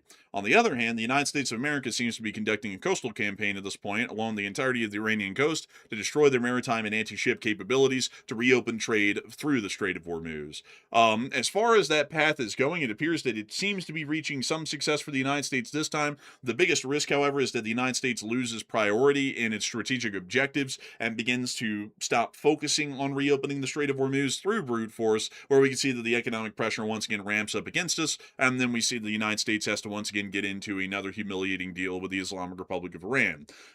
There really isn't any de-escalation paths to speak of, because if we try and de-escalate, we're de-escalating out of the war and into negotiations. And as we saw during the ceasefire and the MOU period, the Iranians are not willing to negotiate out of the situation, either for our benefit or theirs, so largely there isn't really a way to de-escalate. We have to fight the war to victory or defeat, and if we are de-escalating, we are de-escalating into a defeat if we're the ones starting the de-escalation process.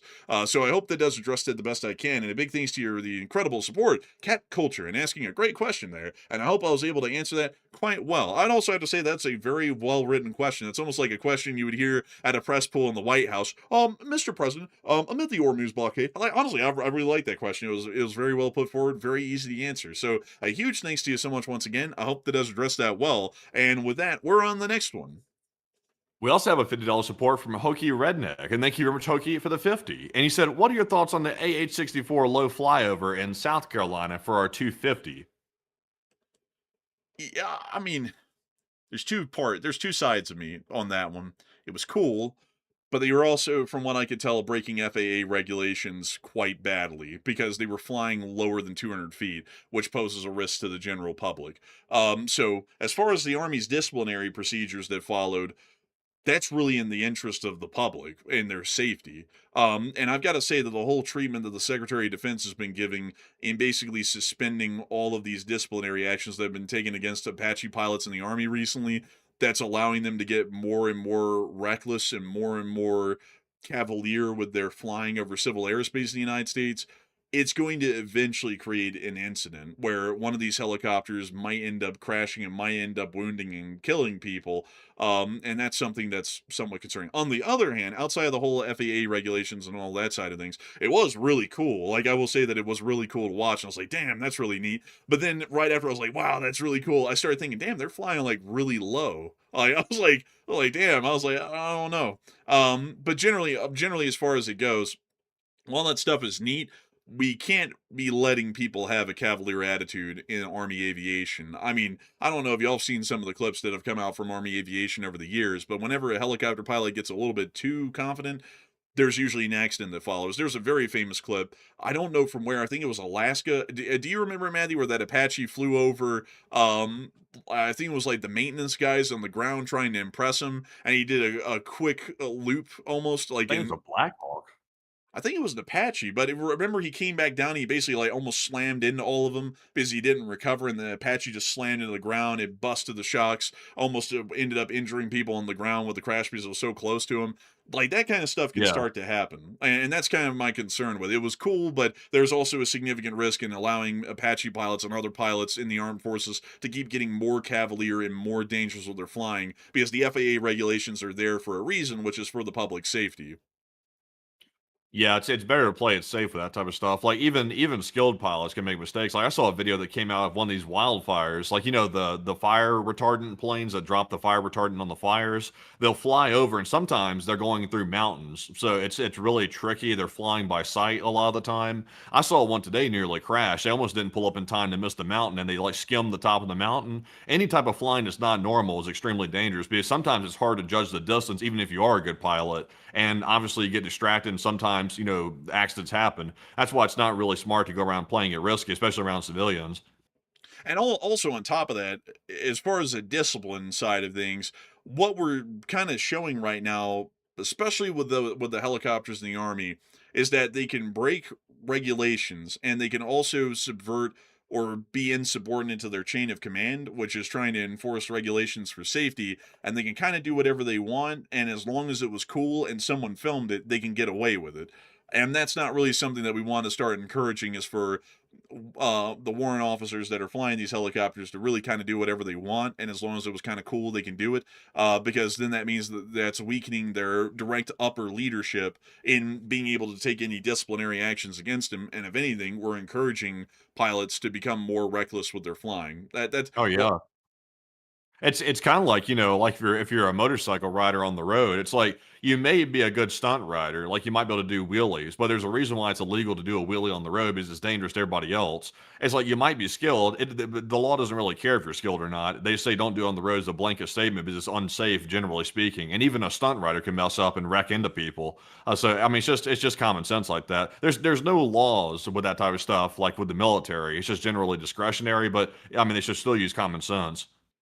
and also I see George Tanner saying I saw the video. I don't think it was overly risky. But the thing is that is it risky at all? And the answer, at least by what you're saying, is yes, because you're saying it was risky, but it wasn't overly risky. And here's the mitigating factors.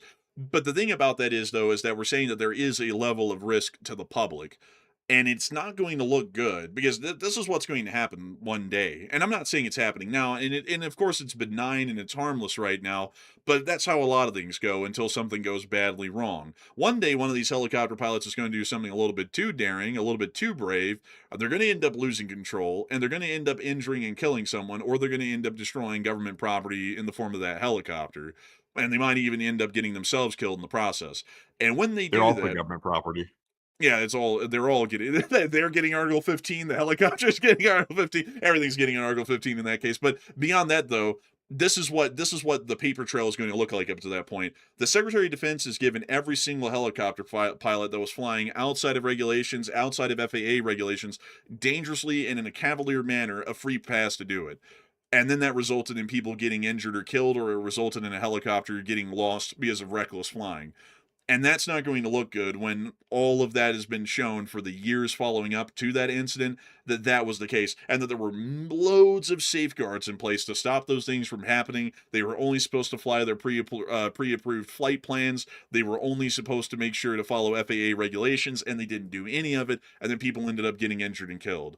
Because, in reality, like, as far as as far as it goes with these sorts of discussions, like, well, it's not too risky. I mean, in most cases, it's not too risky for a commercial airliner to fly through a thunderstorm to land at an airport. But in the rare instances that there's a microburst, everyone on that plane is going to end up getting killed because that plane's going to get shoved into the ground on final approach. And generally, it's not too risky in most cases. But if there are microbursts present, they're going to get everybody killed. And that's generally why safety rules are designed the way they are, is because, sure, most of the time, something might be mundane to do. Like, percentage-wise, flying through a thunderstorm to land might not be that bad. I mean, plenty of people did that back in the day, up until the 70s, when that incident at Dallas-Fort Worth happened, where the DC-10, I believe it was, slammed into the ground right in front of the runway and got everyone killed in that crash. So statistically, it's not too dangerous. But the little percentage that it is, that's the reason why we have the rules and regulations that we have. All of the safety regulations we have were written in other people's blood who have died in this country from incidents that we have now written the rules to try and avoid. And with us allowing these pilots to keep breaking those rules, we're basically begging for an incident to happen. It's cool, though. I will say, it's super cool, and it's really neat. But you know, it could end up badly very quickly. But a big thanks to you for support and help this channel to keep it running. And with that, we're on the next one. And our next one is a $50 support, which goes to Nightblader1. And thank you very much, Nightblader, for that $50 support. We do appreciate that very much. He said, I've been listening to you guys for a while now and first time donating. He said, proud to share my state with you guys. Hey. And also, it must be in Utah then. That's pretty cool. And they said, question is China pulling back on doing any kind of trade now that they're technically neutral with Russia, or will they do some trade? Oh no, they're all into the trade. They'll trade anything with Russians. They're selling them drones, dual purpose equipment. They're still doing that, because while they're pulling back from Putin, they're not really pulling back from Russia. As far as they're concerned with Russia, they want to keep their relationship trade-wise and economically the same way that it is right now. It's beneficial to China, and it makes them a great deal of money in the benefits that they get from that trade relationship. But they're pulling back from Putin. So that way, if Putin falls, the new government comes in, China isn't hostile with them, and they can keep trading and keep the money flowing, or at least keep the benefits flowing as far as they're concerned. So that's really the stance that China's taking, at least from what I can tell right now. They're not trying to burn the bridge with Putin at all. They're still going to be friendly with him. They're still going to trade with him. But if he gets removed, they want to make sure that they are positioned to that, to where that has basically no effect on them, and they keep trading with the Russians like they are right now. So I hope that does address that the best I can, at least from what I'm seeing and what my opinion is on that. And a huge thanks to you once again for support and helping this channel to keep on running. And also a big thanks to you for the support and being from the great state of Utah, a really cool state. Like I've got to say, outside of the arsenic clouds coming off the Salt Lake, the state's really a cool place. Like, Yeah, hopefully they fix that arsenic problem, because I like it here too. I wouldn't want to get run off by the arsenic clouds. Hopefully they do fix that.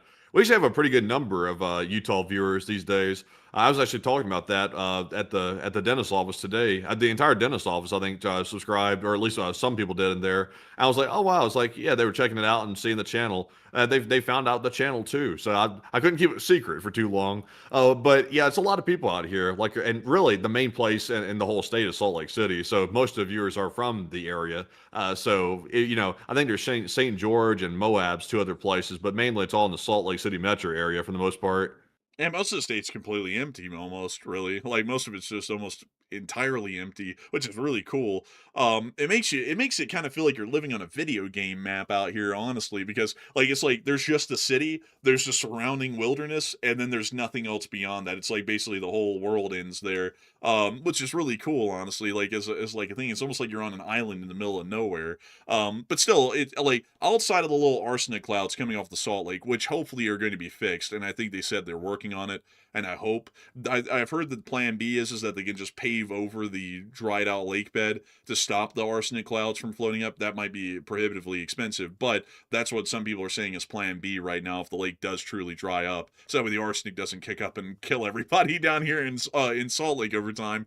But beyond that, though, I would say it's a great state. The people out here are really friendly. Salt Lake is a very nice place, beautiful wilderness and scenery around. You got anything and everything to do here, whether you're a city person or a wilderness person, they have something for everyone. So I got to say, really cool to know that you're also a fellow Utahn, because I would have to say Utah is one of the best states, at least in my opinion. And so a huge thanks to you for the support and help with this channel to keep it running. And with that, we are on to the next one. And our next one here is going to go to none other than Cerberus3, who put in a 50. And thank you very much, Cerberus, for that support. They said, let's see. They said, I was just winning, cleaning up the straight, and then I got a call interrupting me. Can you believe that I'm very busy? They said, sir, you're getting a red card, sir. And I said, Qatar wants its jet back. The AEU said no more Bitcoin. So I made them make a deal. I said, you're going to make a deal, sir. You're going to make a deal. The Gulf states called up, sir. They said, sir, we're not paying a toll. That's why we're fighting Iran. And I said, that's a fair statement right there. I shouldn't have said that. Let me back off of it. Y'all make big investments in the U.S. and build more plants. And that'll work. But Enforcer, what say you? Everybody knows that the Middle East is known as an industrialized part of the world. Many factories there, many factories. They produce many goods like rugs. Rugs is a big one. So I guess we're all making rugs now here in America. But beyond that, though, I do have to say a great thanks to you for the incredible support. Many people like you, many people support our channel. So many people say, they call us up and they go, sir, please let us give you our money. And we go, no, we aren't taking your money. There's too much money. And then they say, no, sir, take it, please. And then we have to reluctantly take it. It's so sad, and then we just stuff it into our pocket, and then we give them some benefits. But that's a whole other story. But beyond that, though, I got to say a humongous thanks to you for the support and helping this channel to keep on running, Cerberus. It is amazing folks like you who keep this channel running, make this thing possible, and help us to be able to see the World Cup finally round out here in this beautiful country, one of the best. I've been able to hear, folks, word on the street is that France just lost to Spain, so Spain's moved on to the finals, and so far the game between England and Argentina hasn't happened yet. I heard that Margaret Thatcher has been resurrected, and they're currently sending the Royal Navy down to the Falklands just in case they lose, just to make sure that Argentina remembers who's on top, really. But beyond that, though, I gotta say a humongous thanks to you for the support, and with that, we're on to the next one. And our next one goes to Hokey Redneck, who also puts in a $50 support. And thank you very much, Hokey, for that support, and we do appreciate that very, very much. He said, what do you think about term limits for all the judges, reps, and senators, and they can't pass or serve past 70, and age the same for the executive? I think that's a sensible thing to say. If there's a minimum age to be in the office, then there should be a maximum age too. I think that's just fair. So if we can have it one way, we got to have it the other way. I think that's a fair thing to say. We can't have old geezers in there talking crazy all the time. They can't be in there just saying crazy shit and just saying it and thinking it's okay. It's not good that way. You need people in there that have good working bodies, people that have good working minds that can answer the giraffe and elephant question with ease. You need that. No cognitive tests. But what say you? I would say if the term limits, if we're speaking about term limits for, say, like the Supreme Court, because if we're saying for all courts and all judges, then that would include the Chief Justices and the Supreme Justices of the Supreme Court. I would say that needs to be something that remains entirely apolitical. Like, they get in there and they serve an extremely long duration, like a 15-year term, or something along those lines, or a 20-year term. Because as far as the Supreme Court is structured, which I'm a huge fan of them largely being removed from the normal political ebb and flow, because you can just put a justice on the Supreme Court and they generally just rule however they want to, because there's no political pressure from outside on them anymore, because nobody can remove them really, unless if they've conducted such a grievous offense in the law that they can be impeached. They really can't be removed, so they kind of get to decide however they wish. But outside of that, though, I would say an age limit would be wise, especially for Supreme Court justices, because, a lot of them stay there until they're 90-something these days, and I don't really think that's a great thing. I will be entirely honest. I mean, looking at the passing of Lindsey Graham, it kind of proves a point that folks that are older in age like that, he wasn't even that old, to be entirely honest. He was only 71, which compared to some other people in the Congress isn't even that old. But it proves that things like that, sporadic passings, can happen at a given moment's notice. And, not saying, anything negative about him, rest in peace. And I do have condolences for his family and whatnot. I would still say at the same time, I think that is a cautionary lesson and a cautionary tale, that having a lot of old people in the government can lead to unforeseen events like that happening, and can also lead to some unpredictability, and can also lead to those elected officials that people have elected to serve for a specific term or duration just passing away, and then the governor gets to choose who your senator or your representative is. So I would say that it would be pretty wise to have some sort of term limits on judges, and also see that there is a age cap in an extent. But like I normally say, and also to give the exception here, because some people are gonna be like, "Well, enforcer, you always say that that ought to be up to the voters to regulate." Well, with the courts, like the Supreme Court, you really can't do that because you don't vote in people in the Supreme Court. They're selected by the president and appointed by the Senate, and then they serve for life. So you kind of actually have to legislate that side of things. And there, I would say an age cap and also limits would be something wise to see. I also saw Matthew say the Supreme Court has no enforceable ethics committee. That's actually true. And that's something I think is a little bit interesting, like as far as like They did. They did adopt a formal ethics policy back in 2023. They adopted it, but the problem is though it's self-policed. So there's no like independent body that comes in and says, "Hey, this justice right here violated, something here." Like for example, let's just say hypothetically, let's say a Supreme Court justice accepts a whole bunch of gifts, and then there's a case that comes before the court where they're hearing the person's case that just gave them gifts. It's like there's no independent body that can come in and say, "Wait a minute, that violates the ethics. You can't do that." Like you're either going to recuse yourself or something else, or get yourself off the case. There's nobody there to do that. It's up to them to police themselves. And guess how well that works? Not very good. Yeah, it doesn't really work too well. I mean, you can look at any police department in the country that conducts a corrupt act and they have an internal review board, and they go, "We have investigated ourselves and we found nothing wrong." Like that's not even like an institutional thing. If you asked somebody, a person, like, "Hey, you just did something wrong." "No, I didn't." They're going to deny it. I mean, like, and especially in an institutional level, there isn't going to be any accountability if it's an internal board of review, unless if they're completely detached and apathetic to the person that they're reviewing. There isn't going to be any like impartiality. It's always going to be a partial process, and they're always going to be incredibly light on themselves. And I would say that that is an issue, but I don't really know how to address that though, because then you're giving a certain sort of a ethics committee authority over the Supreme Court, and then that could end up having some I corruption just elements in it as well. I just don't like the for life thing. I've never cared for that personally. I know that's something. I think it's in the Constitution that says that, but I've never cared for that. I thought that was a big blunder to make them serve for life. That's never really a good idea. Yeah, I would say it isn't really. Um, but then again, though, if you make them have a term limit, like someone said 8 years, the thing about that is, though, is like, say, like, you appoint four of them right now. Like, for some reason, so four of them drop dead, and we appoint four new ones right now in this administration. Well, in 8 years, whoever is the president gets to pick four new Supreme Court justices because all of them term out, and then they all get to be appointed by the Senate if they have the majority in the Senate. And then we could start to maybe see that some things start to become more mob rule when it comes to Supreme Court rulings. Like, if a certain party is around when all of these people see the end of their term come around, and then they all get to pick the Supreme Court justice, we could start to see things like, well, actually, the First Amendment doesn't really mean that you get to say whatever you want. It just means that you get to say whatever you want as long as the government doesn't have a problem with it. And then we could probably start to run into problems like that, because we could see that they just start to pick justices that say whatever they want, as far as the White House and also the Senate is able to approve them on. And then we might see that it becomes a lot more reactionary to what the public wants at that point, or that party wants at that point, rather than what might be good for the nation. Maybe. Yeah, maybe so. There's already a mechanism. I guess since the Constitution says they can stay for life, it's really hard to change that. So it's probably never going to change. But they can be impeached though. Like yeah, they can be removed by I think it's the House of Representatives that can start. I think it works the same way as the removal process for the U.S. president. They can start a formal impeachment process. But the problem is though that never really happens. I'm not sure if that's ever happened really.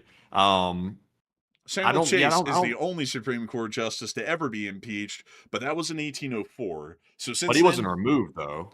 yeah, he wasn't removed. He was just impeached, and they said, "Okay, well, you can stay." Like they were like, "Okay, now that we did that, you're good." Man, there's definitely. I'm not saying this to be political because technically these people are supposed to be nonpartisan, the Supreme Court justices. But there's some on there now that need a second look at, like some of the stuff they're doing. I won't name any names, but I think people know in the public like what I'm talking about here. There's some up there that's done some stuff that's very questionable, and nobody's really batted an eye at it. There's kind of like, whatever. It's like, these people are serving for life. They're there permanently and they're doing stuff that's a little bit sketchy. It's like, shouldn't we be looking into or at least making a ruckus about that? It's like, we can't just let these people sit up there and start, operating however. If that becomes the new precedent, then they're all going to start doing that. Yeah, also I saw Cold as Art say, they are judges, they are smart. I don't know if that's a No. sarcastic joke or if that's serious, but there are a lot of stupid judges out there, like you wouldn't believe the number of them. It's actually kind of scary. You don't even have to be a lawyer to serve on the Supreme Court. You can just be a Joe Blow off the street. You could have been working at McDonald's, and if they appoint you there to it, and you get confirmed, then you're on. Like you could be. You don't even have to be a lawyer. Yeah, I mean, and also on top of that, folks, it's never good to say, well, so and so does this, so clearly they have to be smart. I mean, there's been a lot of people out there who, are, these amazing looking people, at least as far as they paint them in the public eye, and then they go home and they abuse their families and whatnot. It's very hard to say, well, because so and so holds this specific occupation or did this thing, then clearly they're made for the role. There's a lot of people in the military who don't get promoted because their superiors and their commanders see they don't really have the qualities needed to be in charge of other people. They're not really made for that sort of a thing, or they have very significant personality deficiencies or lacks of good character, things like that. And that's important to always keep in mind, is to not say, oh, well, this guy does this, so clearly he's good. Uh-huh. No. They should require them to show their research history to the Congress before they get elected. Oh, man. Well, man, Everybody's disqualified. Man, wait, what? But anyways, oh man. But with that interesting rabbit hole out of the way, a big thanks to your support, Hoagie Redneck. Really good question, by the way. You actually invited a very good rabbit hole. And with that, we're on the next one. And our next one here goes to Blind Man, who puts in a 50. And thank you, Blind Man, for that support as well. He said, hello, enforcers and LSA, and awesome coverage as always. And Cannonball Rally season has begun, and the record is 25 hours, 39 minutes, average 110 miles per hour, set as by disguised Audi S6. If you were to do this hypothetically, what would be your strategy, LT LSA? Now, I would never break the law quite like that, because to go that fast across the country, you're probably speeding quite significantly. In fact, you could be, through some states, known as what's called a super speeder, which means you're going to jail. So I would never encourage, habitual speeding across 50 states or, a whole bunch of states. I would never encourage that. Honestly, Blind Man, I was about to answer your question, but sadly, I'm not sure if YouTube's going to like me giving the answer to it, because you can't really describe stuff like that on YouTube or they get mad about it, possibly. And I don't want to say something that gets the channel in trouble for it. But you'll see, if you're going under the speed limit, let's say you're abiding by the law and you're making a cross-country trip and you're staying below the speed limit, so you're abiding by all the laws. I mean, a good radar detector, Waze, the app, might be pretty solid. Just as you're going under the speed limit, of course. That would probably be a good start. I don't know if those laser jammers, I don't know if those are illegal or not. I think those are illegal in a lot of states. I'll be honest with you, man. I don't really know how we would beat that. It's a question there. So, I thank you for the support. I think sadly we were both going to have to declare ignorance on that one, because I was kind of looking around and it doesn't really look like YouTube is a big fan of this sort of a thing at all, even in a hypothetical. So, a big thanks to you so much once again. And with that, we are on to the next one. Always abide by the law, people. Always. Matt encourages you to abide by the law.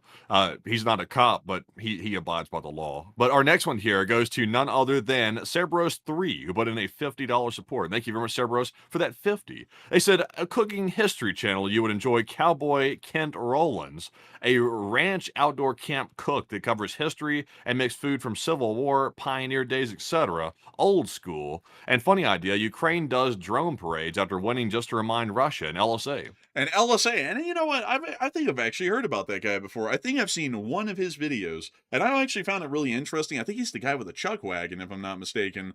But really kind of cool stuff, honestly, like watching people cook like historical recipes, and apparently they're really tasty. Like they're very flavorful, which is something that a lot of people don't know. Like if you want to know something crazy, Matthew, think of a food that we eat in the modern day, and tell me. Do you think, tell me which ones you think cowboys would have not eaten in the Wild West? Avocado toast. Well, like a food category, not like a specific like dish, but like a food category. Uh, Marzipan. I actually had that. No, they didn't. Yeah, they actually had like bakeries and stuff out there, like very nice ones. You know, like French restaurants were common out there in the Wild West during that period. Like the most, like there would be a saloon that would sell French food, like or there'd be a French eatery in most of the cities, and Chinese and I just want Mexican to food. I just want to make it clear. I actually beat the question on my first answer with the avocado toast thing. I actually beat the whole thing. He didn't like that, so he changed up the Well, no, equation. So I I got was through the whole expecting category. I was expecting you to say something like I don't know Mexican or Chinese or something. I was going, no, they had that, and then you were like, beef Wellington. I was like, well, I'm not talking about like a specific food. Like I was Okay, thinking of like a seafood. category. Seafood. Oh yeah, they had tons of that. Oysters were actually a Yeah, but very they big well, thing. and where cowboy eating? Yeah, man, like they would ship them in Man, they via the would die. railroads. No, you can go pull it up. You can like Google it, or listen to Tasting History with Max Miller. I mean, there was written accounts of like oysters being available in Ogden, Utah, from the California coast. Like they'd railroad them in, and have them almost fresh. Like I think they could throw them in like barrels filled with salt water or something, and they'd stay alive until they made it to where they were supposed to be, and then they pop up in the barrels and serve them fresh. I think that's how it worked or something. But they had like tons of oysters available. So that's seafood. So they had that. Interesting. I mean, I don't know. They The had only Chinese cowboys I food. see these days, the only cowboys I see these days are those like hipster type people that like wear cowboy outfits and stuff and have those mustaches and stuff that work at the barber shops and the coffee house. That's the only place to see cowboys these days. I don't think they're real. You know, well, back in the day, man, I was like listening to the Tasting History video, and it was like explaining food and like diets in the Wild West. They almost had all the food categories, like nationalities of food that we have today. They had Chinese food, they had Mexican food, they had American food, they had French food. Interesting enough, French was actually very common in most areas of the West. Even in smaller towns, they'd usually have at least one French restaurant that served French style food, usually with French chefs and whatnot. It was really interesting to listen to. I was like, damn, they had all the options we had today. So there was definitely a chance, man, that sometime during that era there were cowboys going, well, what do you want to eat? How about Chinese food? I'm not really for Chinese. How about Mexican food? No, I don't know about that. How about French food? You know, like, and they're going through all the options. Yeah, I mean, maybe we could go for French food. And then they go to the saloon that was serving that kind of stuff, and they'd go eat there. And it's just so interesting listening to that stuff, because I actually didn't know that until recently, folks, that all of those food types were available back then out here in the middle of Yeah, nowhere. But apparently but it it's was like very voluminous. But it's kind of like today. I mean, there's a lot of food types available today, but you can't just go like get it because it costs too much to eat it like and stuff. So I mean, they might have seen it occasionally, but I think they were eating giblets and bits and stuff like that. Most of the time, they were eating like whatever the little like side pieces of meat and stuff like that because it was more inexpensive and also probably easier to come by. I would imagine. But Matthew, you're forgetting something. They're cowboys. They're on a cattle drive for most of the time, so they're getting paid every day, but they have nowhere to spend it because they're out in the middle of nowhere in the prairies, conducting a cattle drive to get them to the railroads in like Nebraska and Missouri and Kansas to get them east. So they're making They're all too this busy money. spending in the brothels, though. Well, no, that never happened. Like, no, that would never. I'm just kidding, by the way. That was very common back then. But yeah, I mean, like they would get their money, like they would get paid for the weeks that they were out there doing this cattle drive, and they had all of this money that they basically built up and saved that they couldn't ever spend because they didn't get paid, one, and two, they were driving the cattle. So then they have tons of money to go blow on this kind of stuff, you know, like high-end foods. They can splurge, and then by the time they run out of money, they're on another cattle drive. Honestly, if I was a cowboy, I'd be drinking like a fiend. If I was a cowboy, like you know how they stroll up into the saloon and they were like, "Hey, give me that rot gut." I'd be on the rot gut personally. Like that's what I would be doing because also by the way, you got to spend some good money on the guns. Like we're talking about the cowboy type, like the Wild West type, like the gunslinger type. Well, not really. We're talking about like the real historical cowboys, the people who just literally did it for a job for money, and they weren't like getting into shootouts left and right. We're just talking about people who just did it for a living. Like they weren't like doing any Oh, wild that's fanciful lame. stuff. That's lame. I would have to be in the city. Like you'd have to hang around the scene of the ones where all the trouble is going down and stuff like that. You got to hang out in a place like that, and you got to have your 6-shooter on both sides. Akimbo. You got to have your rot gut. Keep away from the brothel, and sort of just hang out around the town and stuff like that. What was the main thing they were doing? They were like cattle rustling. That was one thing that they were doing, like criminal wise. They were like some of them served as like the deputy or the sheriff of the town. So most of the time, those were the criminals, the people that were serving as the law enforcement in the Yeah, town. like nowadays. And then, I'm just kidding. Well, well, come on. Well, but yeah, they were doing all kinds of stuff back in the day, like all kinds of criminality out here in the West, because it's just what it is. Also, what the hell was rot gut? Let me pull that up. Rot gut. it's like whiskey made in the behind area of the saloon, like just stuff they bootleg out of the back. So it's high proof neutral grain spirits or watered down moonshine disguised as whiskey. It was clear and harsh, often doctored with dangerous ingredients. Like Concoctions strychnine. merely tasted, yeah, wow. Concoctions merely tasted terrible, caused intense hangovers. Others, like batches cut with methanol. What sounds like drugs. They said led to blindness, brain damage, or death. Damn, so that might be why those people were so criminal. They were No. brain damaged. They No. were victims. Man, that's why back in the day, man, you remember the old cartoons when they'd be drinking, like the outlaws would be drinking something and have like the skull and crossbones on the side with the XXX below it. Like that was why, because that stuff was dangerous, Rocket. You were basically taking your life in your own hands to drink some of it. Well, I mean, I guess that's why. I guess that's why they were tough. They were out there. I guess if you're drinking rot gut, I guess you were a criminal or something. I mean, you had to be stupid or crazy or thuggish to like go drink rot gut. That sounds stupid. Man, I would tell you, man, you need to watch the Wild West cooking videos from the Max Miller channel, because he actually goes into a lot of like written firsthand accounts from people who lived back then, like in the Wild West out here, and they would talk about what they would eat and where they would go and what kind of food variety was available and everything else. It's really interesting. Like it paints a very different picture of the Wild West than you'd think, because there was lawlessness out here, but there was also a lot of the stuff we have today, just in the form they were in the 1880s and whatnot. Did they not just have like instead of rot gut? Did they not just have some Don Julio or something like Oh, that, or dude. some like? Like some of these saloons, man, actually would have actually they would have super high end stuff. Most of them would, and you could go in there and actually in some of these places you could actually have cocktails made. And so like very popular ones back then were like juleps and whatnot. I don't really know what that is, but that was one of the names of them. And you could actually have a cocktail made for you in some of these places. Well, high end like alcohol. But if you were just trying to get the impact, you would buy the rock gut because it was a lot cheaper and it was usually made out back and it came with a lot of risks. Interesting. And also, I know they had the firewater. Like, I don't think it was called That's that the same necessarily. thing. What? Oh, yeah. What actually was called firewater. I just pulled it up. Highly potent, crudely made, or illegally traded frontier whiskey. That sounds like rot gut. Let's see here. Yeah, it's the same thing. It's like just different names. It's kind of like how people, say like speed and all that kind of stuff these days. Like it's the same thing with different names or different slang terms.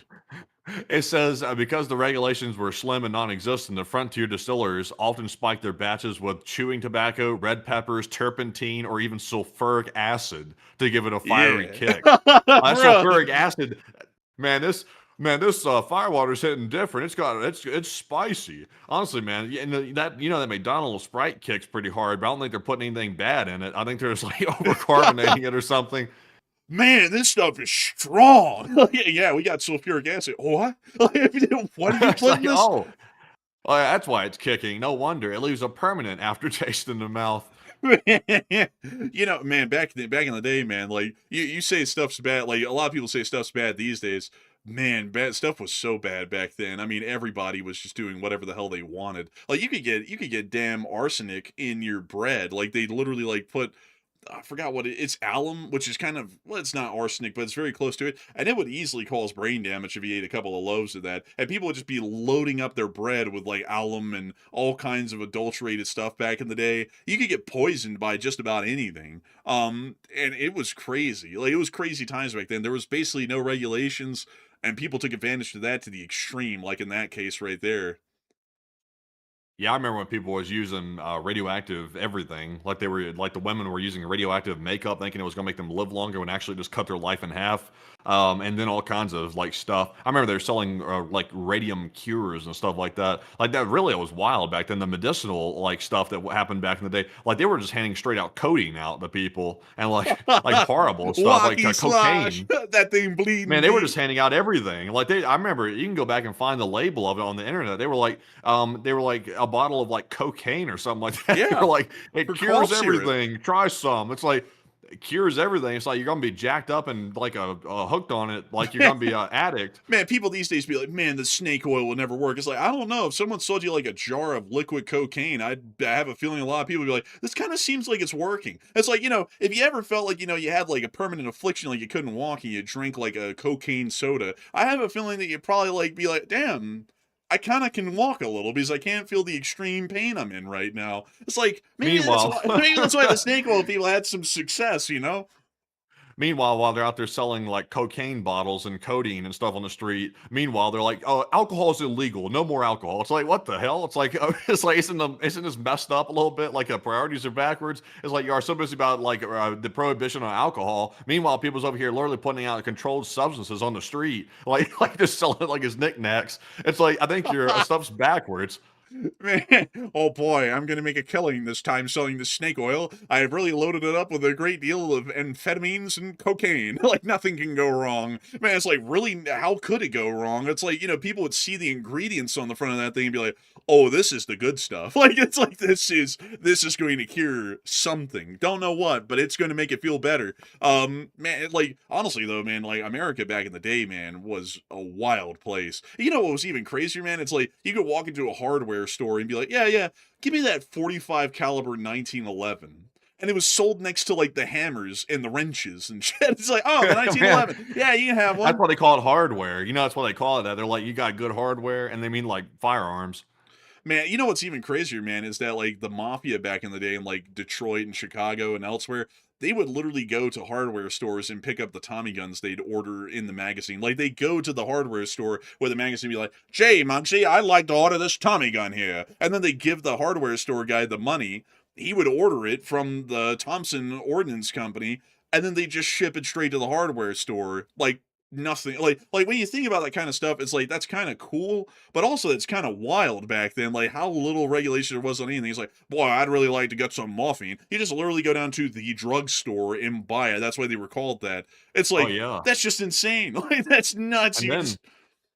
And then if you needed like dental care, like I needed to get today, like the way you got dental care is you went to the guy in the town who sometimes was a barber or sometimes a thug, and you'd go in there and sit down in the barber's chair and they'd start pulling your teeth out, and you'd have a couple of shots of whiskey beforehand or something like that, and then they'd start yanking your teeth out of your mouth with no like anesthesia in the mouth at all. It was crazy in a certain way. But if you didn't know any better, though, like if that was all you'd ever known, I guess it was just whatever. One day we'll look back, like today, getting a root canal for me. We'll look back and see like lidocaine being injected in the mouth and like nitrous oxide for like like breathing anesthesia. We'll look back and say that was very primitive. And they'll say, how could they have gone through that stuff with just that? And there'll be like some new like anesthesia in the future that everybody thinks is way better. It's just if that's what you know at the time. Just normal. Oh no, man, they'll be making fun of us for a whole bunch of stuff. They'll be like, man, they had that Chinese sheetrock that was killing everybody, and they were smoking on jewel pods. They'll be talking about all that stuff. Look at how stupid they were. Like that's what they're gonna be doing to us, for sure. Like it's definitely gonna be happening. Because everybody always looks back and laughs at the last generations because of how dumb they were, and they don't realize that they're also the same, and they're also doing the very dumb things we did, just in a different way, and it seems normal to them. But that's another interesting fact, side note here, not to keep rabbit holing over and over and over and just keep making this rabbit hole deeper, but did you know, Matthew, that when the Harold-Taft Act came around, which was the act in the United States, I think it was in 1919, that banned, like, the over-the-counter sale of, like, cocaine and morphine and all that stuff, like a lot of those drugstores turned into soda fountains and like the little ice cream parlors and stuff, and that's why back in the day they'd be like, oh, go down to the drugstore and get some soda pop and ice cream. It's because they had to change their whole business model overnight to try and stay open.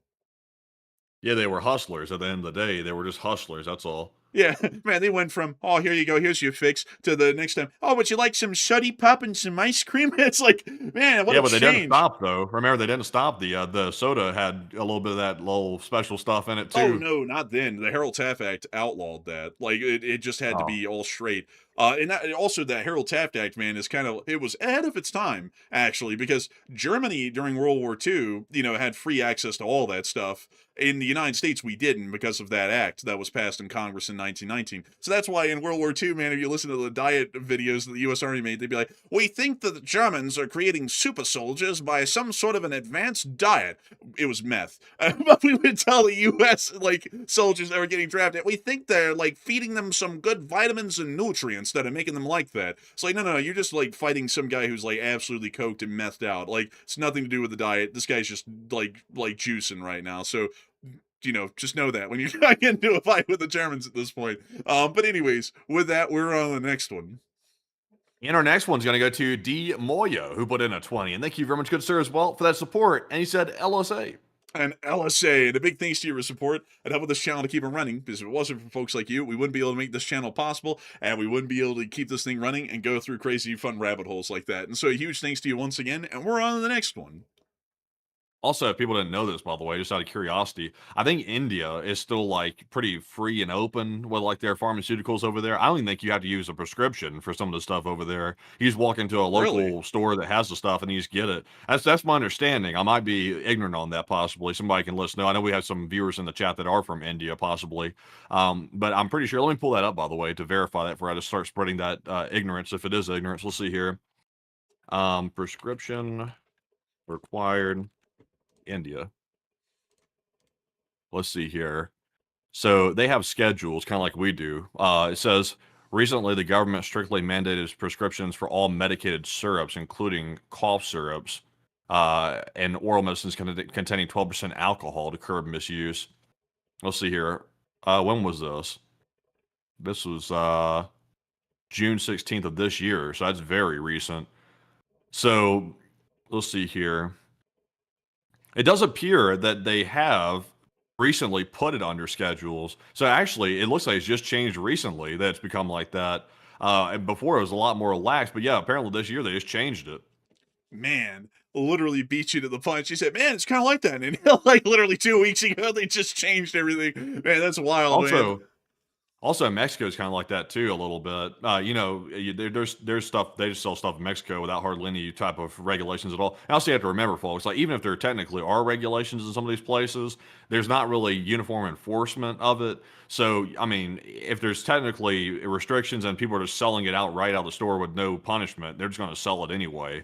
So sometimes there's laws in the books in some of these countries, and then they don't even enforce it, which is another thing too. Yeah, there were laws in the United States that get that same treatment, like the war powers. Not on pharmaceuticals. No. In the U.S. on pharmaceuticals, they're very strict about that. It's enforced heavily. Oh, I don't think you heard what I slipped out under my breath. I said, some laws are like that here in the United States, like the war powers resolution. That's what I said. Oh, I got you. Oh, man. But anyways, with that, we're on the next one. Our next one here goes to Jonathan Wardlaw. And thank you, Jonathan, for the $20 support. He said, as a result of your video, I've been leaving more pro-American comments on YouTube. For those comments, I've been called a NATO propaganda clown. And while I'm wearing my clown shoes and big red nose tonight, LTLSA. Oh, those people who say that, they don't have any sense. They only have brains.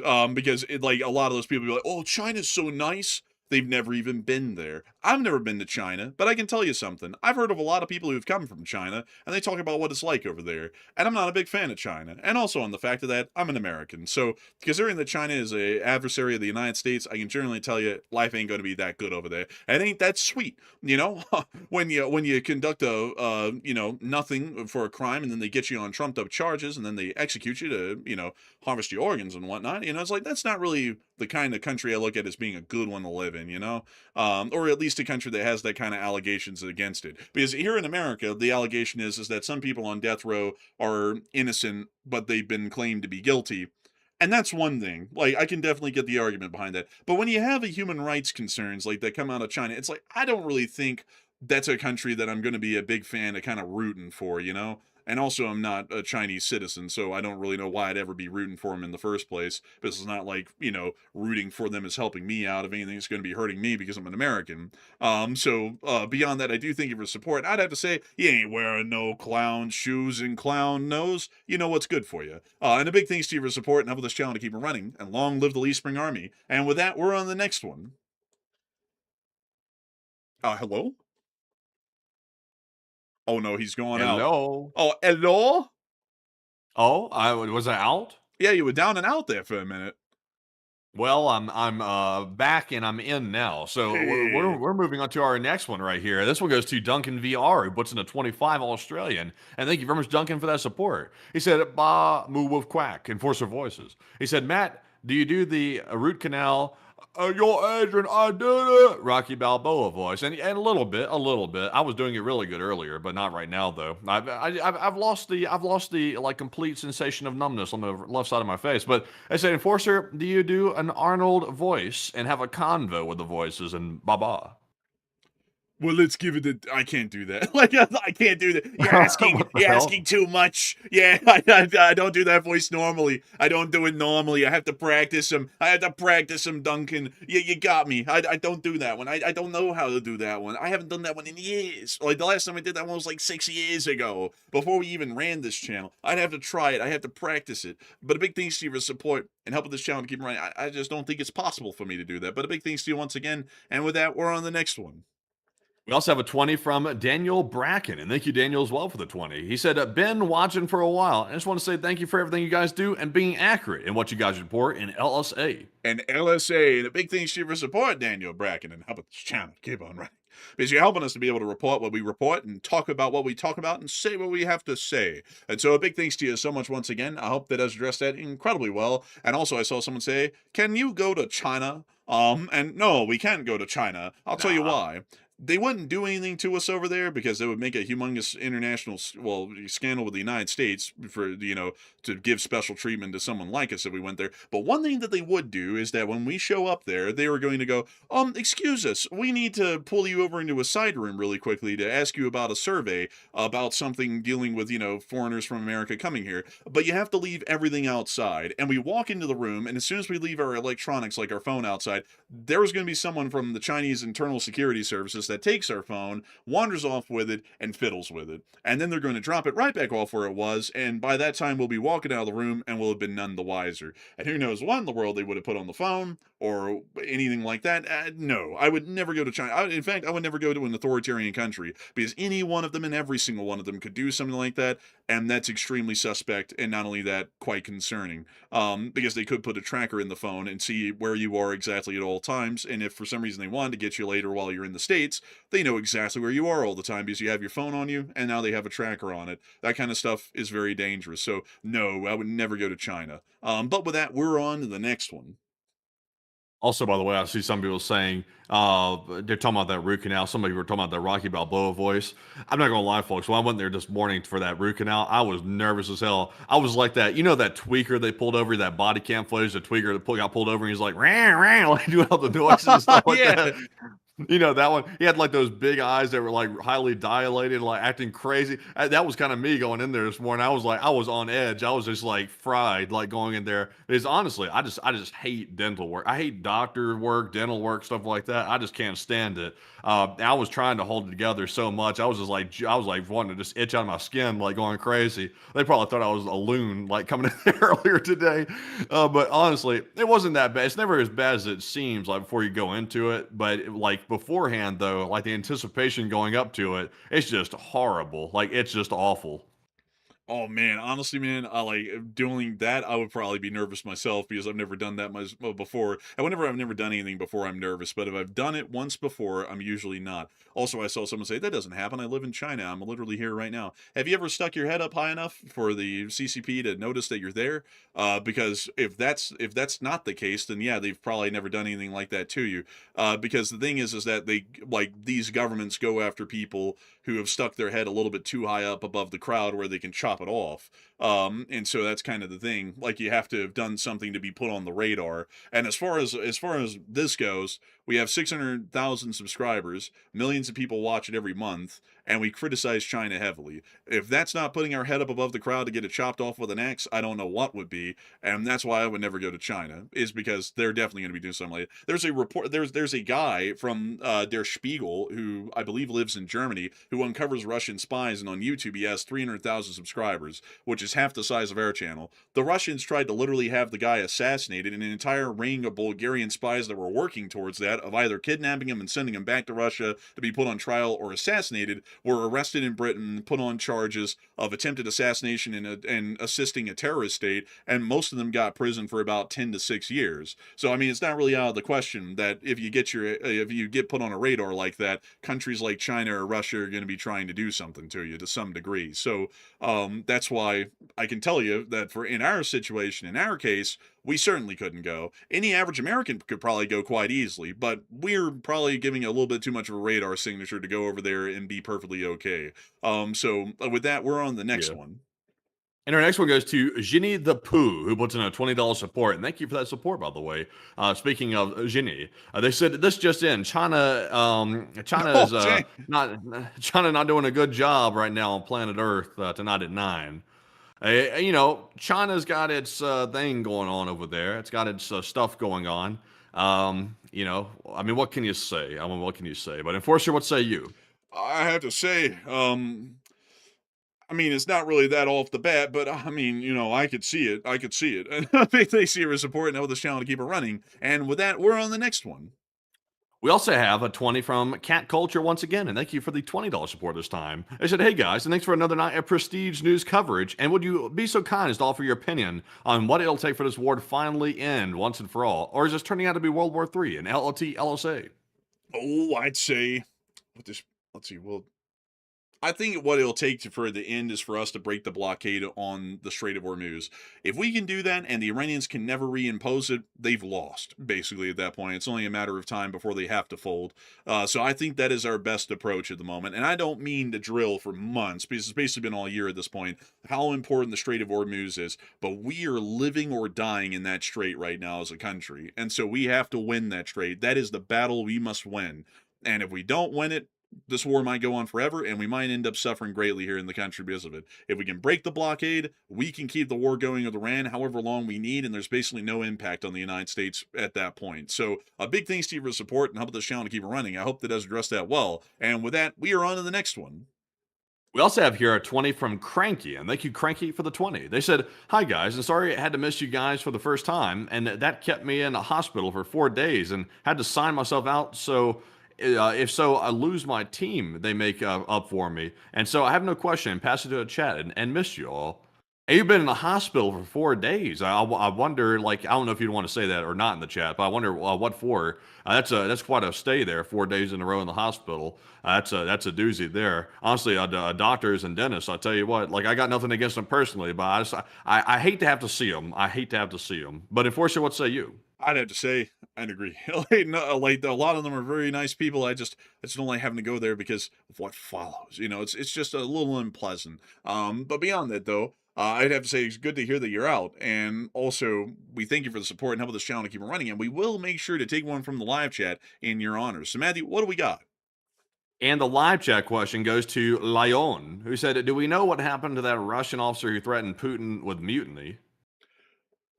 Well, he got put in jail for a little while, and then he's been released, but he looks to be a very changed man from his experience, his short tenure in jail. So I hope that does address that well, and a big thanks to once again for sponsoring our live chat and helping this channel to keep it running. And with that, we're on to the next one. We also have a 20 from Hokey Redneck, and thank you, Hokey, as well, for that support. He said, have you heard that the Three Gorges Dam is at risk of failing? A lot of dumb engineering and stuff. I have heard about that. A lot of people have been saying that for years. And it's true from what we know. I mean, apparently the concrete was poured too quickly, or there's large fissures within the concrete where there's big voids. And they've been saying that it's a significant risk for a while, and I don't doubt that one bit. I bet it is.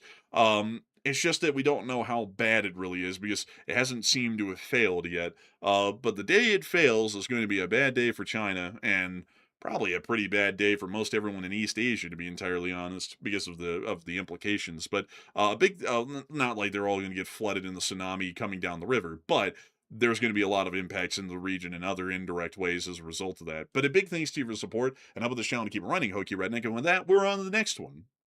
We also have a 20 from Wubba Actual. And thank you, Wubba, for the 20. They said, pay the internet bill.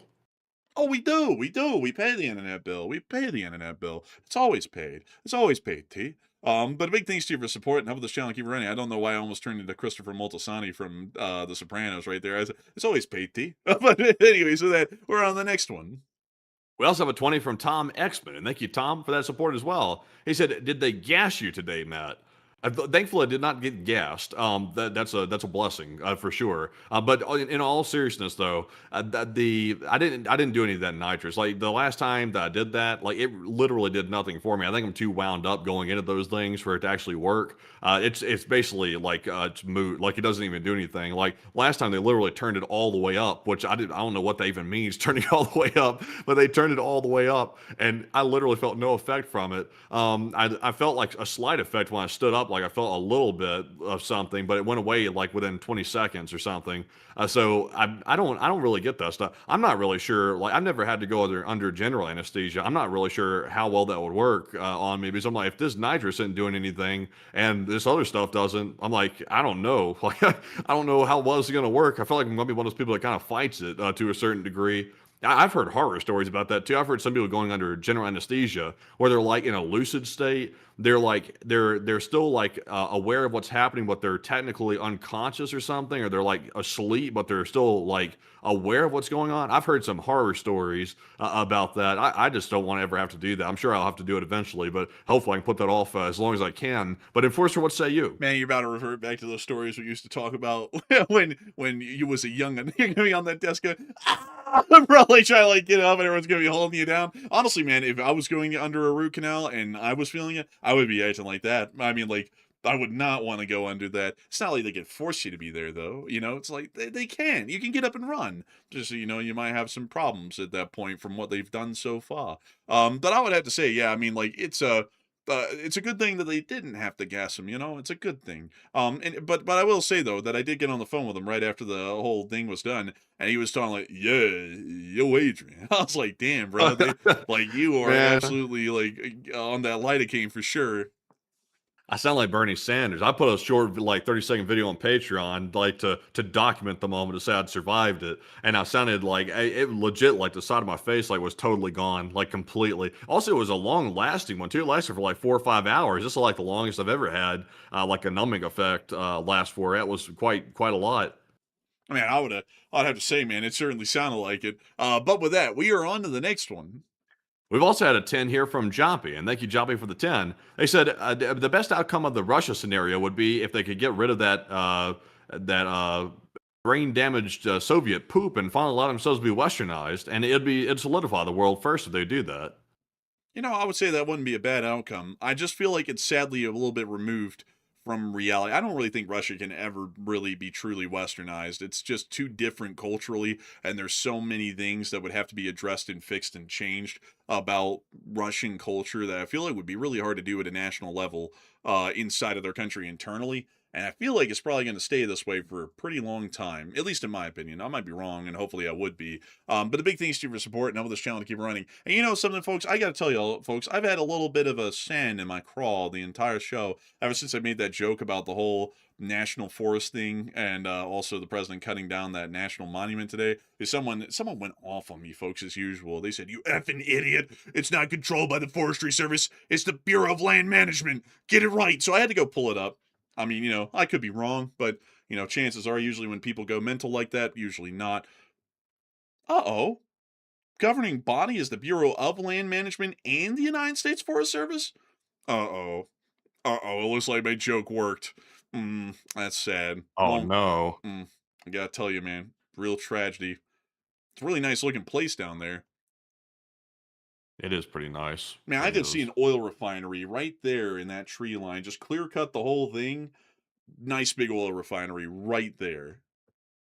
Man, honestly, like that would suck actually. You Also, know- real quick, I see some people mentioning something real quick. I want to clear up. I didn't have to have a root canal today, by the way, because I had like, you know, I take really good care of my teeth. Like I take very good care of my teeth. Essentially, like I'm not sure if this is the most medically accurate way to describe it, but essentially my tooth had cancer. Essentially, like where the tooth was like basically destroying itself to a large degree. It's a very rare condition for the tooth, and they're not really sure what causes it. It's a very rare thing called internal resorption. So it wasn't like anything like that I was at fault for or anything like that. Like people are probably thinking, what the hell's wrong with him not like dealing with his teeth? I'm very good with that actually. It's just it was a very rare condition. I hate that too. And they say, oh, we haven't seen nothing like this. I'm like, why's it always got to be me? Like, why is it always got to be this? Like, we've never seen nothing like this. Like that's what happened when I went to the dentist and they caught it. They were like, we've never seen anything like this before. And I was like, oh damn. I was like, why is it always got to be like this every single time? But luckily though, I think it's getting handled pretty good. Man, I gotta say, it's something else. It really is. Man, I like it though when they finally like got the X-rays of my spine, and they're like, you remember that asshole man that we went to for that? You remember you were there, I think, right? Yeah, I was the most rude doctor I've ever run across in my life.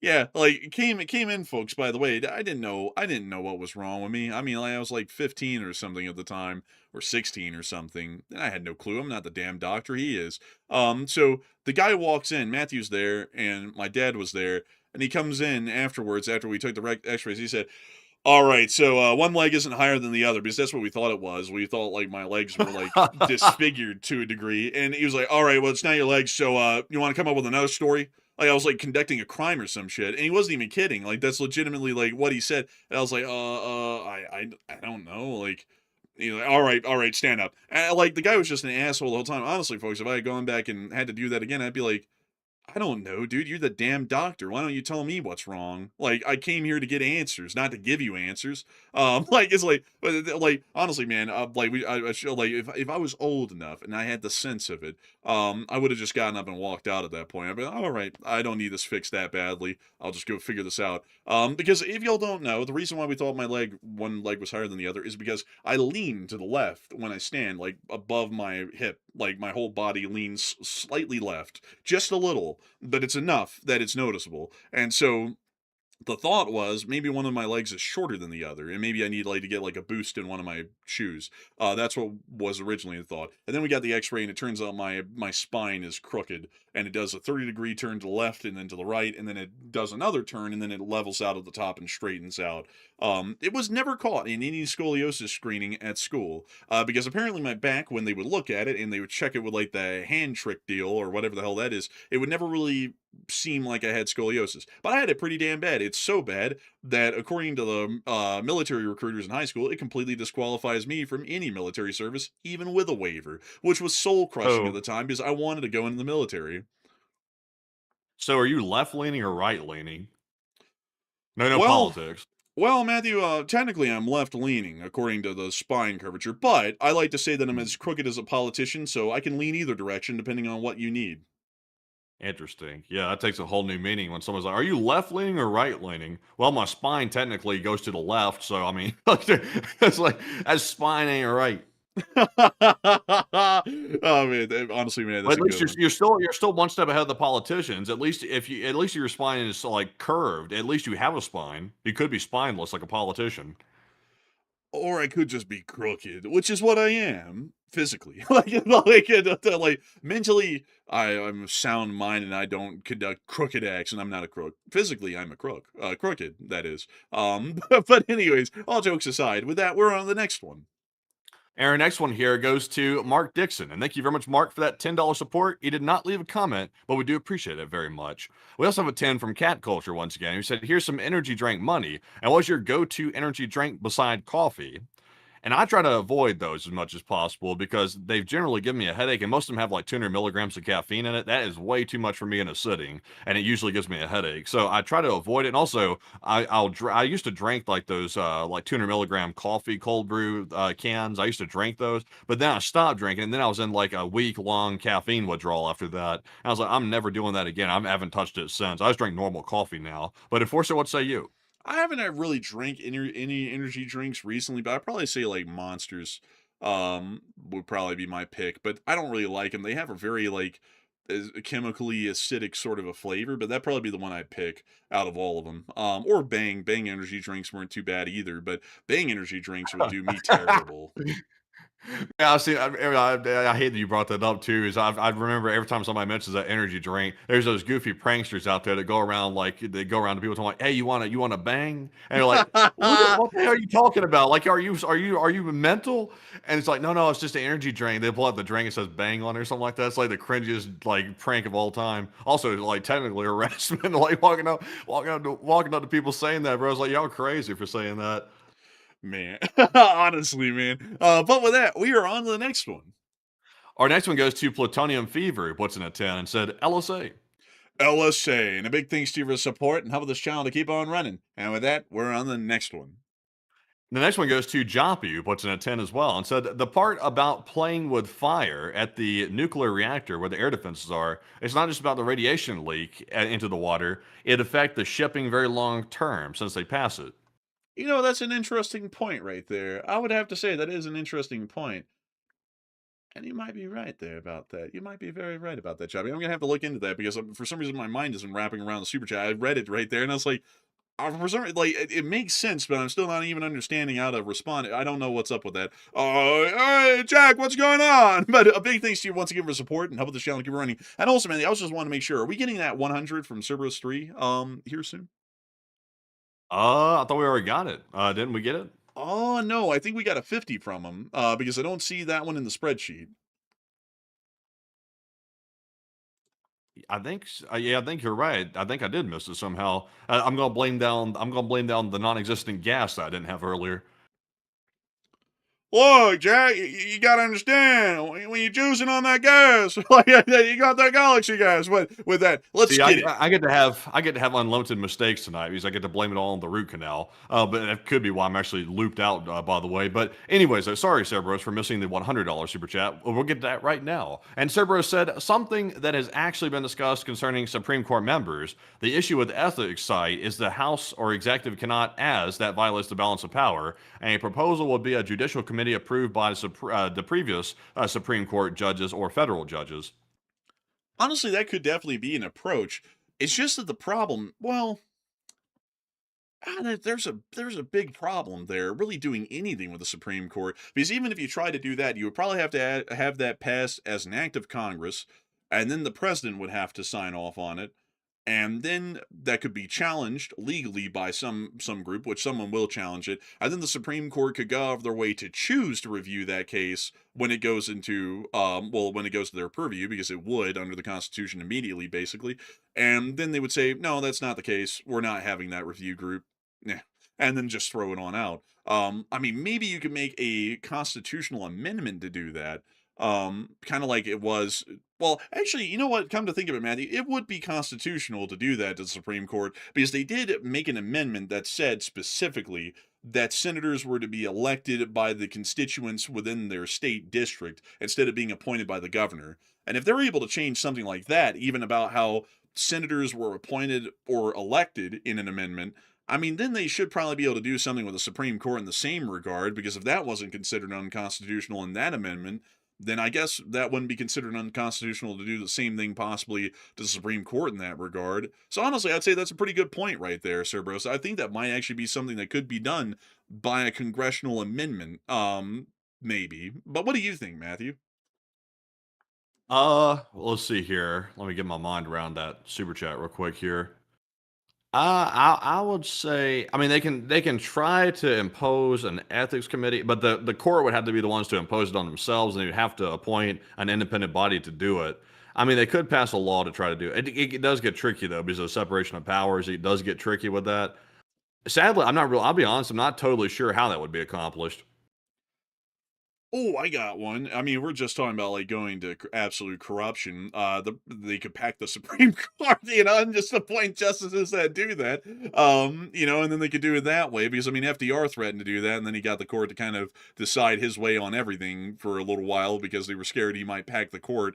So I guess you could do that. Like that's really corrupt though to start packing the court. That's like getting into those reprisals and just trying to work around the system to get your way no matter what. Which in a way becomes very corrupt. But you could do that. I mean, you could do that in theory. You could just, have I believe it's the Supreme Court. Well, not the Supreme Court. It's the Congress that decides how many justices there are, and they could decide, oh, instead of 9, we'll just have 19 of them, because it always has to be an odd number, and then you just put in how many ever justices you want. They're all approved by the Senate, picked by the president, and then they go in and go, okay, so this is the new way that the Supreme Court's going to be run, and it's constitutional. We passed it by an amendment. It went to the Supreme Court. All of the new justices shot it down, and there we have it. You could do it that way, but I feel like that's a really messed up way to do it and could have a whole bunch of additional consequences that we wouldn't even be able to foresee in the here and now. But a big thanks to you for support, Sir Bros, and helping this channel to keep it running. And with that, we are on to the next one. We also have a 10 from Raphael Saya, and thank you, Raphael, for that support. He said some coins for the Enforcer's Jars, LOTLSA, and Long to the Republic, and take one from the chat. And a big thanks to you for support, Raphael Kaya. And also, long live the Lady Spring Army, and we will make sure to take one from the chat in your honor. So what do we got? As one goes to Basics, he said, what do you think it would take for Putin to use nukes? I think it would take going to war with NATO and then NATO not backing down when they gave the threat that they were probably going to start using tactical nuclear weapons. I think that's really the only situation I can see that happening in, at least in my opinion. And I might be wrong, but I'm very, very firmly convicted in that belief. But a big thanks to you for support and helping this channel to keep it running. And with that, we're on the next one. Also, big shout out to GG for putting in a $10 support, and we do appreciate it very much. It didn't leave a comment, but we do appreciate it. We also have a 10 from Andrew Honeycutt. He said, I'm just glad our leader, oh my goodness. Andrew Honeycutt advocates for nice above board dealings from all of our leaders, and I would say yes to that. But he said LSA all the way. LSA all the way, Andrew Honeycutt. And a big thanks to you for the support, and thank you for standing up for ethics. And with that, we're on the next one. We also have a 10 from Pretzel's Garage, who said a $10 for the train fund and got me some SD70 Ace on pre-order from Athier, and thank you for the great show again. Oh, nice. I really like the SD70 Aces. I think they're cool. I really like the SD70 ACCs too that Norfolk Southern has. I just don't see anyone, I think, right now that's making them. Like, I think Athearn actually is making ACUs, but I want the ACCs. I think those things are so neat with like the Ace cab, but they have the SD70M radiators and exhausts and whatnot. I think that's really neat. But a huge thanks to you for the support and helping this channel to keep it running. And long live the Lady Spring Army. And thank you for also being a train aficionado. I appreciate that. And with that, we're on the next one. We also have a 5 from Robert Krogan. And Robert said, good evening, Enforcers and LSA, and a little something for the effort. Hey, and a big thanks to you for support, and thank you for helping us to keep this thing running and our efforts going. And a big thanks to you once again, and we're on the next one. We also have a 5 from Lava, who said, China is not abandoning Putin. It's ensuring itself against its political mortality.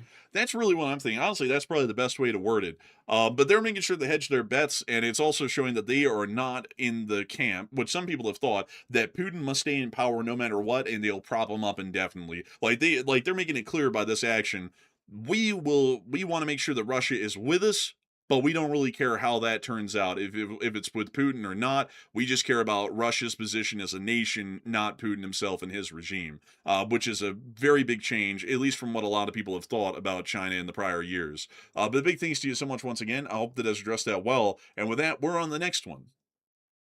And our next one goes to Kim H2, puts in a 5, and said, could you say that the U.S. is indirectly a contributor for the potential fall of the Putin regime with the Iran war? I would say yes, in a way, but I would also say that we play a very direct role in Russia's downfall and our support that we provided over the years to Ukraine. And I would say it's actually dual-pronged. I mean, generally, Russia is suffering worse than Iran at this point, even with us fighting the war against Iran directly. The big thanks to you so much once again. I hope that has addressed that well. And with that, we're on the next one.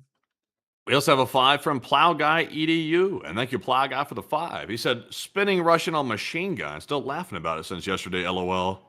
Honestly, that clip has been on repeat in my head a couple of times today. It is hilarious. I love that clip. That's one of the best clips from the war. But a big thanks to you for the support and help this channel to keep on running. And I hope that does address that well. And also, Pressel's Garage, are you truthing? Hold up. I know to look into this right now.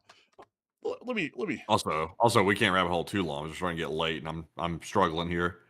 My boy, he's struggling, everybody. I'm gonna do this very quick. I just gotta make sure. The SD said, oh shit, well, they actually do. So I didn't know that. Thank you for sharing that, by the way. I did not know, but it's Mac, though. It's not an ACC, but it's very close looking, though. But big thanks to you for the support and also sharing that with us, Pretzel's Garage. And with that, we're on the next one. We also have a 5 from Plow Guy. He said, thanks, guys, and hopefully the DoD is listening to the analysis and great work. Hopefully they are, I would hope, because we're always looking out for the nation's best interests, whether other people realize it or not. And so big thanks to your support and help this channel to keep it running. And we're on to the next one. And also a big shout out to Lori, who put in a 5, and also Plazath, who put in a 1. And a big shout out to the both of you for that support. We do appreciate that. We also have a 5 from Nisi, who said we should get a bunch of crappy ships and remotely control them through the strait, baiting Iran to waste ammo and expose their launch sites in LSA. You know, what we can do, instead of having to do that, because that would still equate to a bit of a loss, economically in a way, even if they're like old ships that are about to be decommissioned, they could still be scrapped and we could use the scrap for, for new purposes. But outside of that, though, one thing that we could do is that we could send an Arleigh Burke very close to the strait, let it get fired at, and then when it gets fired at, we could hit whatever's on shore. And also the Arleigh Burke has the ability to defend itself too, so we don't have to lose the ship, and we can also still hit those targets. So a big thanks to your support and help this channel to keep it running. I hope that does address that well. And with that, we're on the next one. We also have a $20 support from Cerberus3 once again, and thank you, Cerberus, for that support. They said, and what about this Congress passes an additional judges amendment that don't act in court cases, a 15-term limit that handles possible ethics issues of the Supreme Court part-time, specifically only coming up in via Congress, AP?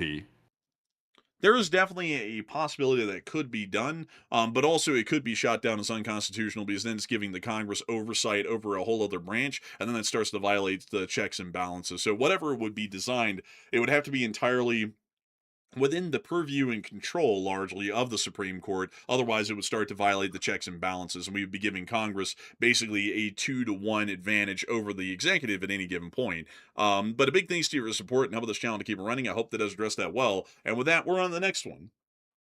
And also we have a 5 from Barry once again. He said, my nickname in Polish is Barry Pies, meaning brownish gray dog. I've been lurking on YouTube from before merge with Google, and thank you, and I'm off to work. Oh, that's really cool. And also, I hope you have a great time at work. And a big thanks to you for your support. I hope that does address that well. And with that, we are on to the next one. We also have a 5 from DWRB. He said, would either of you ever consider going to Ukraine for a in the field war report? And also, I've thought about it from time to time, but the catch is though, like people don't really realize this. Ukraine has Russian agents crawling all over it. Like it's just understood, and Ukraine has agents inside of Russia too. So I don't know if we'd be a priority target. Like whether or not we'd be a priority target, that's a question. I would think in my head that we wouldn't be, but you never can tell. We might have pissed off one or two of the wrong people. You never can tell when you become an obsession for somebody, and then they want to get you. So it's kind of an iffy thing. It's kind of an iffy thing. I'm like, part of me really wants to go. Is I kind of like to do adventurous stuff like that. But another part of me is like, well, is that really smart to go there in a wartime setting where there's like missiles flying into Kyiv, there's missiles flying into major cities, and now Russia's clearly attacking civilians on a daily basis. It's like probably not the wisest thing to do, but it's never really safe to go to a war zone anyway. So if you want to do a report from there, you just kind of got to accept the risk. So I don't know. I'm kind of on the fence. But Enforcer, what say you? I would say I would love to do it. The thing is, though, is that we basically have to shut down channel operations until we got back. Because if we were like giving up-to-date updates in Ukraine, like, hey, we're here, then the Russians are like, hey, they're there. And then that could be a very big problem. So we would have to literally go completely dark and not post anything until we returned. And there could also be some other issues as well. Now, generally, I will say this though, my outlook on it has changed to a degree because at the very beginning, a lot of the people that we knew in the YouTube space that would go over there, it was basically like war tourism for a sort. It was like very macabre, and I thought it was pretty messed up. But I've seen a lot of people recently that have gone over there and have done quite good things. Like they've gone over there to encourage fundraiser drives, to actually do things of worthy note, of honorable things that I think really are worthwhile of going to Ukraine for. So my opinion has changed on it a good bit to where I used to say I'm absolutely opposed, and I think it's ridiculous to actually a lot of people who go over there now are actually doing it to help out Ukraine, not for their own personal gain, and not just to say, oh, I went to a war zone, and act like they were cool and whatnot. So I would say I'm not against it, especially these days, but at the same time, there's a lot of issues like, our show would completely stop, and that's a big problem. Yeah. And a whole bunch of other things as well. And also, like for example, like I saw some people saying, "Well, Hot Dog Man went to Ukraine." Yeah, I mean, nobody gave a damn that hot dog man went to Ukraine. It's like, I mean, if we're being totally honest here, the Russians or anybody they could really give a crap. The dude's like barely known or anything like that. And also, he's not even covering Ukraine anymore. He's doing some other junk. He might have. I'm not even sure if he's doing that anymore. I don't know what the hell that guy's up to. I don't follow what he does, but I don't think he was like so unknown. Like nobody really cared, probably for the most part. But I don't know how much attention we're getting, because we're one of the biggest streams in the category. So you never can tell. Sometimes the Russians want to snuff out some of those louder voices. I mean, for them, it's just simple. Like if you're in the vicinity and they can try to get you, they try to get you, basically. And you're going right into the wolf's den. You're going right into Ukraine, the war zone. Well, I mean, they did make that announcement years ago, folks, and this is like a pretty normal GRU announcement for people they don't like. Any social media influencers that supported Ukraine that were of any notoriety were either going to be arrested if the chance arose, and if it was possible, they would be killed. And I don't really know how adamant they are in enforcing that or following through on that, but kind of delivering yourself into the hands of a possible attack that could kill you. And then, the U.S. would just talk it up to, oh, another reporter, an influencer went out for shame, and then nothing would come of it. It's kind of like walking into the clutches of death. And there's really no foreseeable benefit to it. Because also, outside of us going there and looking around, there wouldn't really be a lot to come out of it. It's not like we're going to be on the front line, say, at Konstantinivka, and being like, there's the Russians, like, like doing anything like that, It would be like 15 miles behind the line, probably the closest we'd ever get. But anyways, with that, I hope that has addressed that well. And with that, we are on to the next one. Also, a big shout out to Ulf Hednar, who put in a 2, and thank you, Ulf Hednar, for that support. We also have a 2 from Andrew Honeycutt. He said, those roadside cameras everywhere gathering more data every day. They sure are, it's very interesting with that sort of a thing. But a big thanks to you so much for the support. I hope that does address that well. And with that, we're on the next one. We also have a 2 from Saint Sir Nicholas, and thank you for the support. He said, thoughts on Rubio being called the Venezuela viceroy? Did they actually call him a viceroy? Is that how does that define? It's kind of like a position, like a laird or something like that. Okay, I've heard that being used in like a narcotics context, or like I just like the viceroy of the territory, like a drug lord or something like that. I hadn't really heard of it in the other way. Also, Matthew, it's not viceroy, it's viceroy. Oh, okay. Man, we got that viceroy and them baked the beans. Man, we gonna eat good. but beyond that, I haven't heard of him being called that title myself. And generally, there is no such thing as titles in the United States of America like that. You're usually like the secretary or the governor or something like that. That's more of a royal title, and I think that might be some like border czar maybe. Like one of those little sidekick nickname sorts of deals. But a big thanks to you for support. I hope that has addressed that well. And also, it's time for us, folks, to finally move on into our 3 final questions of the night. I do have to say, the Morse code decoders did get the Morse code message correct. Unfortunately, it was the same one as last night. Still, I congratulate y'all greatly on getting it correct time and time again, as at least Brianna Signal Corps has never missed a single Morse code message. And so with that, we are on to the third to last question of the night. And this one goes to Loco, who said, what's the latest about all the recent intrigue in Baghdad? What the Iraqi government's calling is an anti-corruption campaign. I don't really know what the hell it is at this point anymore. It's just absolute chaos at this point in Baghdad. People are getting arrested left and right. The military is rolling around everywhere quite a lot. But they're saying it's an anti-corruption campaign. Outside of that, though, it's a mystery. But with that, I hope that has addressed that well. And we're on to the second to last question of the night. And this one goes to none other than Paul, who said, is it true that Iran gave a final nuclear threat to America? And if so, what would their target even be? I haven't heard of a nuclear threat issued to the United States from Iran. They also don't have a tested, proven, fieldable nuclear weapon. If they were to hit some, it could be at random. It's probably like if they only had one nuclear weapon and they were going out in a blaze of glory, they'd probably try and target some sort of an important landmark or city in the United States. But outside of that, I really wouldn't know. But I hope that does address that the best I can. And with that, we are on the final question of the night. And so, who was like the last person to throw in the lucky last question of the night? And that viewer is going to be Miss Disa, who said, so the U.S. president has a situation room meeting to discuss widening the Iran offensive, and what are the thoughts? I think that they're definitely going to widen it, definitely for sure. But there is another option, though, because I did hear that they're still open to a deal, believe it or not, even though Iran literally just blew the deal apart. They're open to another deal, which means that the U.S. is willing to pause the war again. That's what that means. So far, the U.S. has been rather hesitant before taking the step of destroying the oil infrastructure or any type of dual-use infrastructure. They've largely been very hesitant about it. They've threatened it a lot, but they haven't really followed through with it. Now, the U.S. is still holding on to the idea that they're going to somehow be able to steal or take the oil from Iran. Honestly, I'll be straight up honest, folks. It's kind of stealing the oil to a certain degree. We're not entitled to Iran's oil, and to say that we're going to try to take it like Venezuela, it's like, well, we're not entitled to it.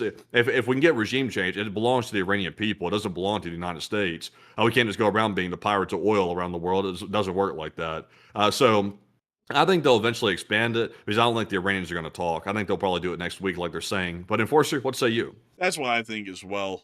So I hope that does address the question the best I can. I hate to be so short on that one and just be like, yeah, I agree with that, because Matthew kind of just said everything that I was thinking. I was like, hell, I don't really have anything to add. Sadly, it's like kind of just covered everything I did. Well, I wanted to say, not I did. I hadn't even covered it yet. But with that, And you were trying to cover what I was trying to say. man, I'm not gonna lie, man. I have like an extremely bad headache right now. I'm not even understanding what anyone's saying. Like my ears are literally. You know why ringing. you have a headache? Why? Because that's your head. It's trying to tell you something. It's telling me, man, that my ears are literally ringing from this headache. It's that bad. Like my ears like got tinnitus up in them. So with that, I hope that does address the question well. And I would generally answer it the same way. Generally, it is Iranian oil. I don't think we should be ending the conflict. We should be expanding the conflict and seeing that the Strait of Hormuz blockade is broken. And hopefully we'll see that that's continued. But you never know with this current administration, they could do quite literally anything. So I hope that does give my best 2 cents to add on to what Matthew said, which I largely agree with entirely myself. But with that, we have reached the end of tonight's stream. And I got to thank you, Miss Disa, for a great question, a final question to round out the stream on. And I got to thank each and every single one of y'all as well for enjoying the stream until the very end.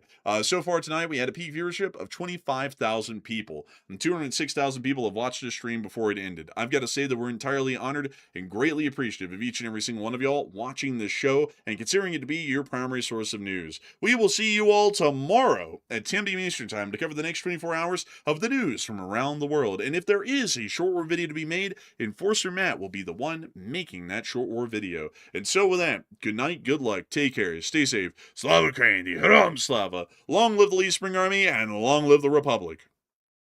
And with that, folks, we will see you all tomorrow night at 10 p.m. Eastern for the next Nightly War News stream, and we hope to see you all then. And a huge shout out to the 205,000 plus people that were here by the end of the stream tonight, and we do appreciate y'all all very much for being here once again. And of course, Slava Ukraine, Herom Slava, get some rest, and good night.